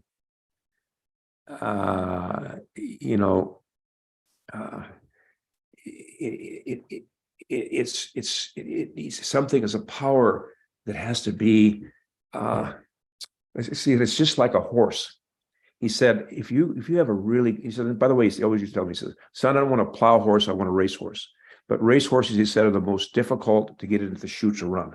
You have to really, he said, that's what you have to do. It's a power that we have to, through meditation, through prayers, through healing, through all these, and these sacred plant medicine can help too. If the person sharing those really understands these and themselves is in a really, really good place spiritually, because you can't take any place that you're not. If you got hung up in some kind of sexual issues or money or whatever it is, there's no way you can do this. So anyway, he said, son, he said, in Besai, he said, killing yourself would be like throwing off a most precious diamond over a bridge. He said, son, you just got to keep praying and you'll overcome this. And sure enough, I began to understand more and more, but that's how I was feeling. And now, of course, you realize as you get late in your 70s, 80s, and I'm sure I've talked to people in their 90s, you realize this life is so short. And just like we're in the baby's womb, coming back to what is our purpose then? So when we are created, this tiny, tiny, tiny microscopic being with everything in it, within us, of all the relatives that went before us. In fact, we are their spiritual representative right here in this physical earth, right here. I am representing all those that have gone before me, just like each and every one of us. That's why this discussion, whether there's few of us here and there's not a few of us here, is so important. And so our purpose in the womb is to grow our physical arms and legs and eyes and ears. And slowly but surely, we go through all kinds of different forms. We look like different things. In fact, I had MDs tell me that unless you're trained, you can't tell the difference at one point in our development between a pig fetus and a human fetus. But sure enough, here we come. And we're in this womb world. And that's what we think that's the world. We have no idea that outside that womb is this world of time and space. We're veiled from it. But when the time comes, we begin making our journey. And of course, we're preparing on the way. I always think those kicks are like isometric exercises when we're kicking inside of our mother's stomach, getting ready, and we make the journey. When we come to this world, we leave behind our womb suit. We emerge as this human being. So if our purpose was to grow our arms and legs and eyes and ears and bring all those things to prepare us for this world, then what's the purpose of this world?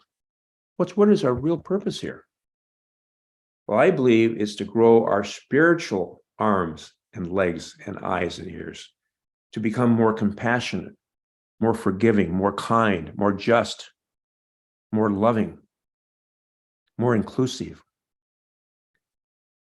And also, we begin to awaken to the reality that our soul, a sovereignty, ancient, imperishable, everlasting, has no gender, has no class, has no ethnicity. Our soul is a reflection of the oneness of the Creator. And so all those things creativeness, inventiveness, rationality, memory. All those qualities are quality of the soul, not the body. And we also know that any love we've ever had for anybody will not be forgotten in the spiritual worlds to come, nor will we forget this life we've had, this brief life we've had in this physical world of time and space. So, let me see how are we doing timing. So at this point, before I pray, say a little prayer, I'd like to ask if any questions, a question or two that people might have. And then I'll give a closing prayer and we'll have all have a beautiful day. And again, I deep thanksgiving for having the courage to bring this out, and that we can have healthy discussions about this and eliminate from our sacred ceremonies that have the power to transform us and help us along our spiritual journey will be done in the most purest, most respectful, most honored way. And that also will have compassion for all sides of this issue. Because it's not something that was part of our indigenous cultures. From everything I understand, this was something that was severely addressed. This thing. In fact, my great-great-grandfather, in a vision he had in Medicine Butte, was told he was going to kill 4 men in his life. 2 were for abusing his daughter, and 1 for abusing his sister. As the head of the Holy Man Society and as the Itansha or say leader of the White Swan Dakotas at that time, he knew. My father told me this story. Man, he knew they could not allow this kind of abuse, even physical abuse, coming into their communities because it would destroy the people. And it's just one case to share with you is how it was. Is that he had warned this one son-in-law 3 times, do not abuse my daughter. And he'd gone out on a short trip, came back, and here's his daughter, and he had abused her again, beaten her up again. He didn't say a word. He went over to his lodge and picked up a shotgun, got on his horse, rode over to his son-in-law's lodge. He walked in there and said, son-in-law, I've warned you 3 times not to abuse my daughter, and now I'm going to kill you. Kabam! And blew him away. And after that, because there had to be justice and harmony, he went outside the camp all night and waited. And any relative of the man he killed who felt it was unjust had the right to come kill him. Nobody came. And I'm sure it was heartbreaking for him to see that he had to kill a relative. At the same time, he had in his vision, he could see what was going to happen, that this horrendous time was going to come in which we'd go through the suffering, in which this abuse of women, or abuse either way, of this spiritual gift we have would really damage us deeply. He also did that, by the way, to a brother-in-law who did the same thing. So I'm not saying this, I'm not saying this, but I'm just saying this is not something that our indigenous relatives took lightly. And at the same time, now we need to find ways, and I believe those are there with unity and restorative justice, to find ways so our communities can be fully healed in every dimension. Okay, so any questions, thoughts somebody'd like to share, and then I'll give the closing prayer. Yes, hi, Uncle Phil. Thank you. Thank you for your share. It's always so easy to listen to you, and it's hard when you stop speaking because I always want you to keep speaking. I do have something that I remember because I had a conversation with you about this briefly in Palenque, and I remember how you had touched on the topic of how that the brothers coming together to support this from stopping, because it's not necessarily that the women are able to stop these actions. Could you reflect on that a little bit? I remember you had said. Yes. Well, I think it's just, for one thing, the reason why, of course, through much of this history, women have been so abused is because physically, even though women in every other, and by the way, physically, that's also changed in terms of my best athletic days. I could never have competed with women today. They're incredible gifts athletically, but in those times past, this thing of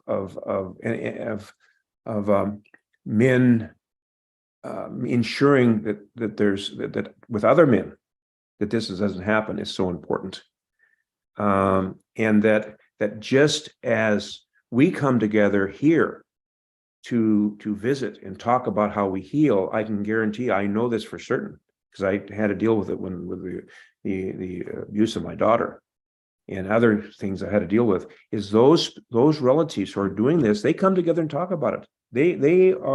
They come together and they are a mutual support network too, because they're protecting each other in terms of denial and whatever. That's why it's so important, what I share, the time of disclosure, because I can tell you, when you're in a family situation, when a beloved relative has got this illness and then they did somebody else, it just destroys families. It sets them against each other. That's why there has to be a healing process for all restored, to restore balance, to restore justice. And so, yes, whoever we are, elders, women, men, whatever, it's so important that we are able to be open and talk about these things and to share these and to be transparent. Because we have our children and grandchildren and great-great-grandchildren coming down after we leave this world. We want to leave a good place. Okay, so I'm going to go ahead and told you, I think I'll just give a closing prayer this time. Okay, thank you. Thank you, Chief. Thank you so much. Thank you so much. And just call me Dekshi, just call me Uncle. Yes. Just call yes. me Uncle. Oh, Tunkashla Wakantara, creator of the universe, most beloved one, all powerful one, most kind one, most compassionate, forgiving one. Oh, ancient of days, oh, blessed beauty, we call upon your holy power at this time to infuse our hearts and souls with your love and compassion and justice and kindness and wisdom, so we might address within ourselves and with our human family anything that has hurt and damaged this sacred gift we have of being able to create life.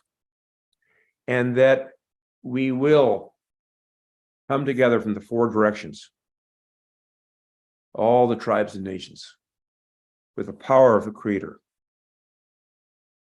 with the understanding and teachings of our sacred Mother Earth, and all those sacred teachings have been passed down through all sacred traditions, to completely eliminate forever from our sacred lands any kind of sexual misconduct, abuse, whatever form.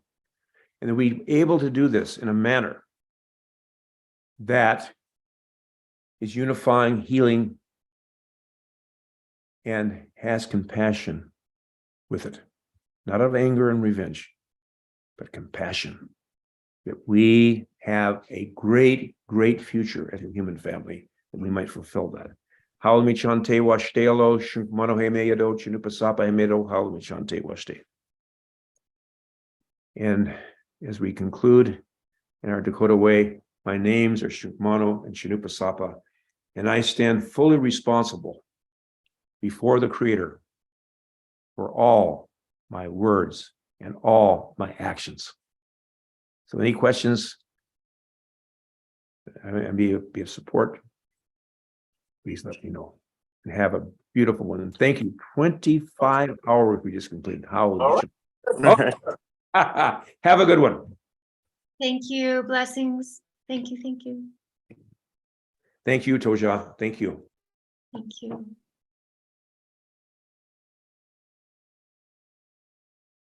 Okay. Beautiful. Thank you, everyone. We are concluding with our prayer there that Chief Phil left us with. I'm also creating space and invitation for Patricia Davis if you would like to share any closing prayers as well into the space. I'd like to remind us all the unifying principles of all language and all cultures, indigenous, meaning the inclusive of every race, every nation, that we are here to remember and reawaken, to revitalize this knowledge and wisdom and the experience of each of our lives, to inspire and to motivate ourselves and others, and especially the generations to come, to prepare for them a safe and supportive environment to nurture them and to restore the resources to each generation. And we give gratitude, and this gratitude is to Creator, that we are all a precious child of Creator within creation, simultaneously within the natural order laws, that we're all governed equally in this oneness that I'm going to call in the Bazad, the holy people's sacred language and sacred words, Forjo. And this community of practice is a blessed way ceremony for Georgia, for the intention of how to live the loving way as a way of life through the cleansing and purification of our learning through our own experiences and sharing those experiences in a beautiful, powerful way. Therefore, in our sacred self, in our sacred place in the universe, in our eternal self, in the eternal now, again, in affirmation. Affirmation is the way we are existing eternally within the love and peace of Creator, within creation. Kodo Hojo Dole Nahasan Hima. And the first word I'm saying is Divine Mother Nahasan Hima, our divine loving mother, Jonah A, and our divine loving Father. And from there, the spiritual language is Yadilhil Shita, that is all the goodness of truth and love and beauty and peace and wellness and plenitude, abundance. The divine feminine and the divine masculine. Hashjel Hoan. Ayahat. Thank you. Shatati and my biological parents and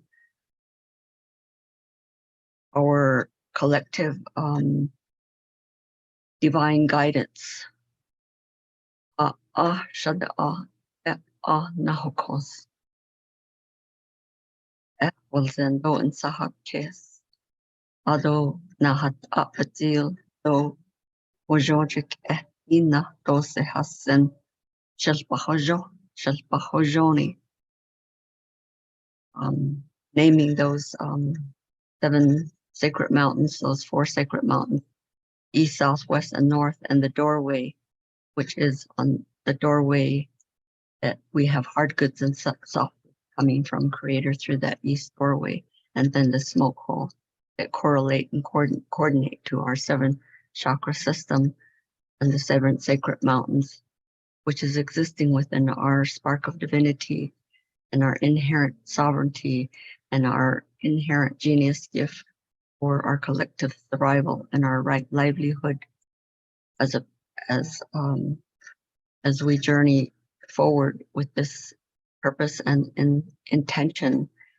Saan nagay big-ahojon, saan nagay big-ahojon, taradin ek-ejchin, taradin atin, taradin sad, taradin naantian, ahyaha, nana, shita iyan, hojo nahasli, hojo nahasli, hojo nahasli, ahyaha, shidane analsa. Thank you and gratitude, spiritual family and relatives.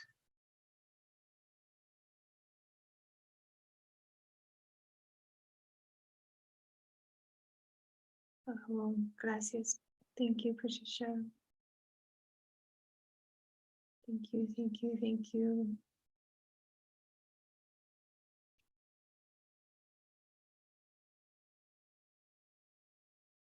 And yeah, I just want to thank everyone for all of the people who showed up to present, moderate, to support, to hold space, to share their voice, to listen, to observe, to witness, pray.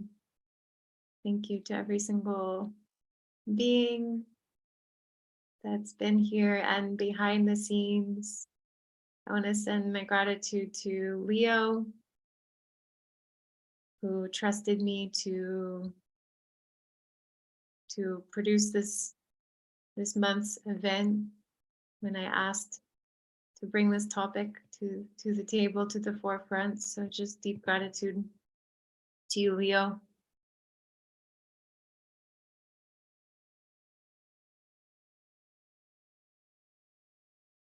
Thank you for trusting me, and thank you for your patience.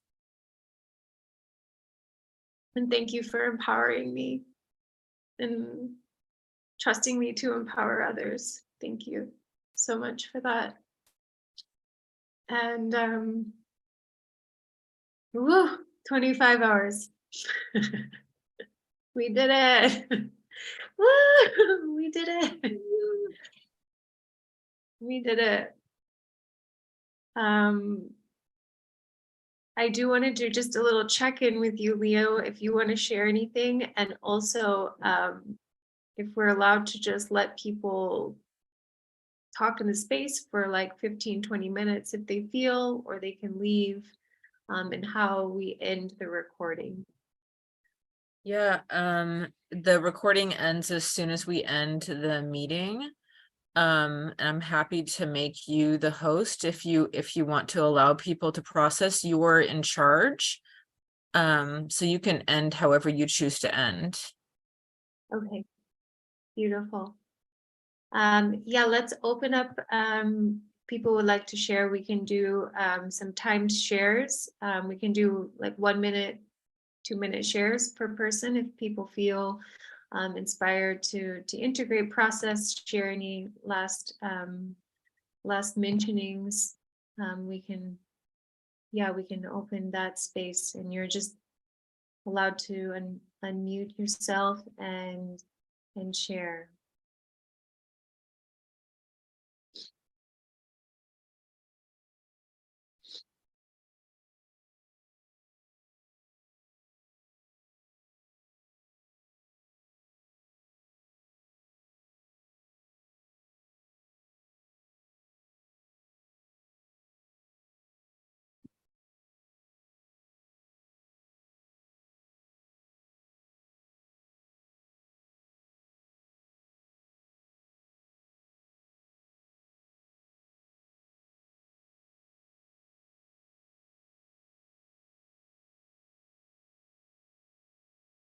And I'll just mention that if anyone is looking for contacts or would like to share contacts, you can utilize the Facebook event page to post emails, references, any notes that you took that you feel to share. And we will be having, Entheo Society does put on a 24-hour live event once a month with different topics each month. And you can follow Entheo Society Facebook, Entheo Society Washington Facebook, to stay tuned to the next upcoming events. There's always space for voices to be heard. So if you feel to contribute to a topic in the future, please tune in to see what the next topics will be. And from me, you can look forward to seeing more offerings, more online digital offerings. You can find me at Astaria Aya Lupuna on Facebook. That is where I'm most active. I'll type it in the comments and you can give me a follow over there to stay tuned to when we'll be producing future offerings in the digital realm.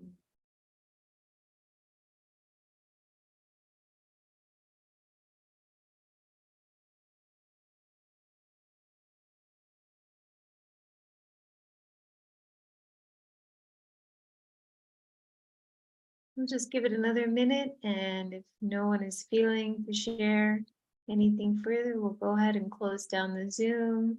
Hope you all have a beautiful Sunday, day of rest and prayer and nature.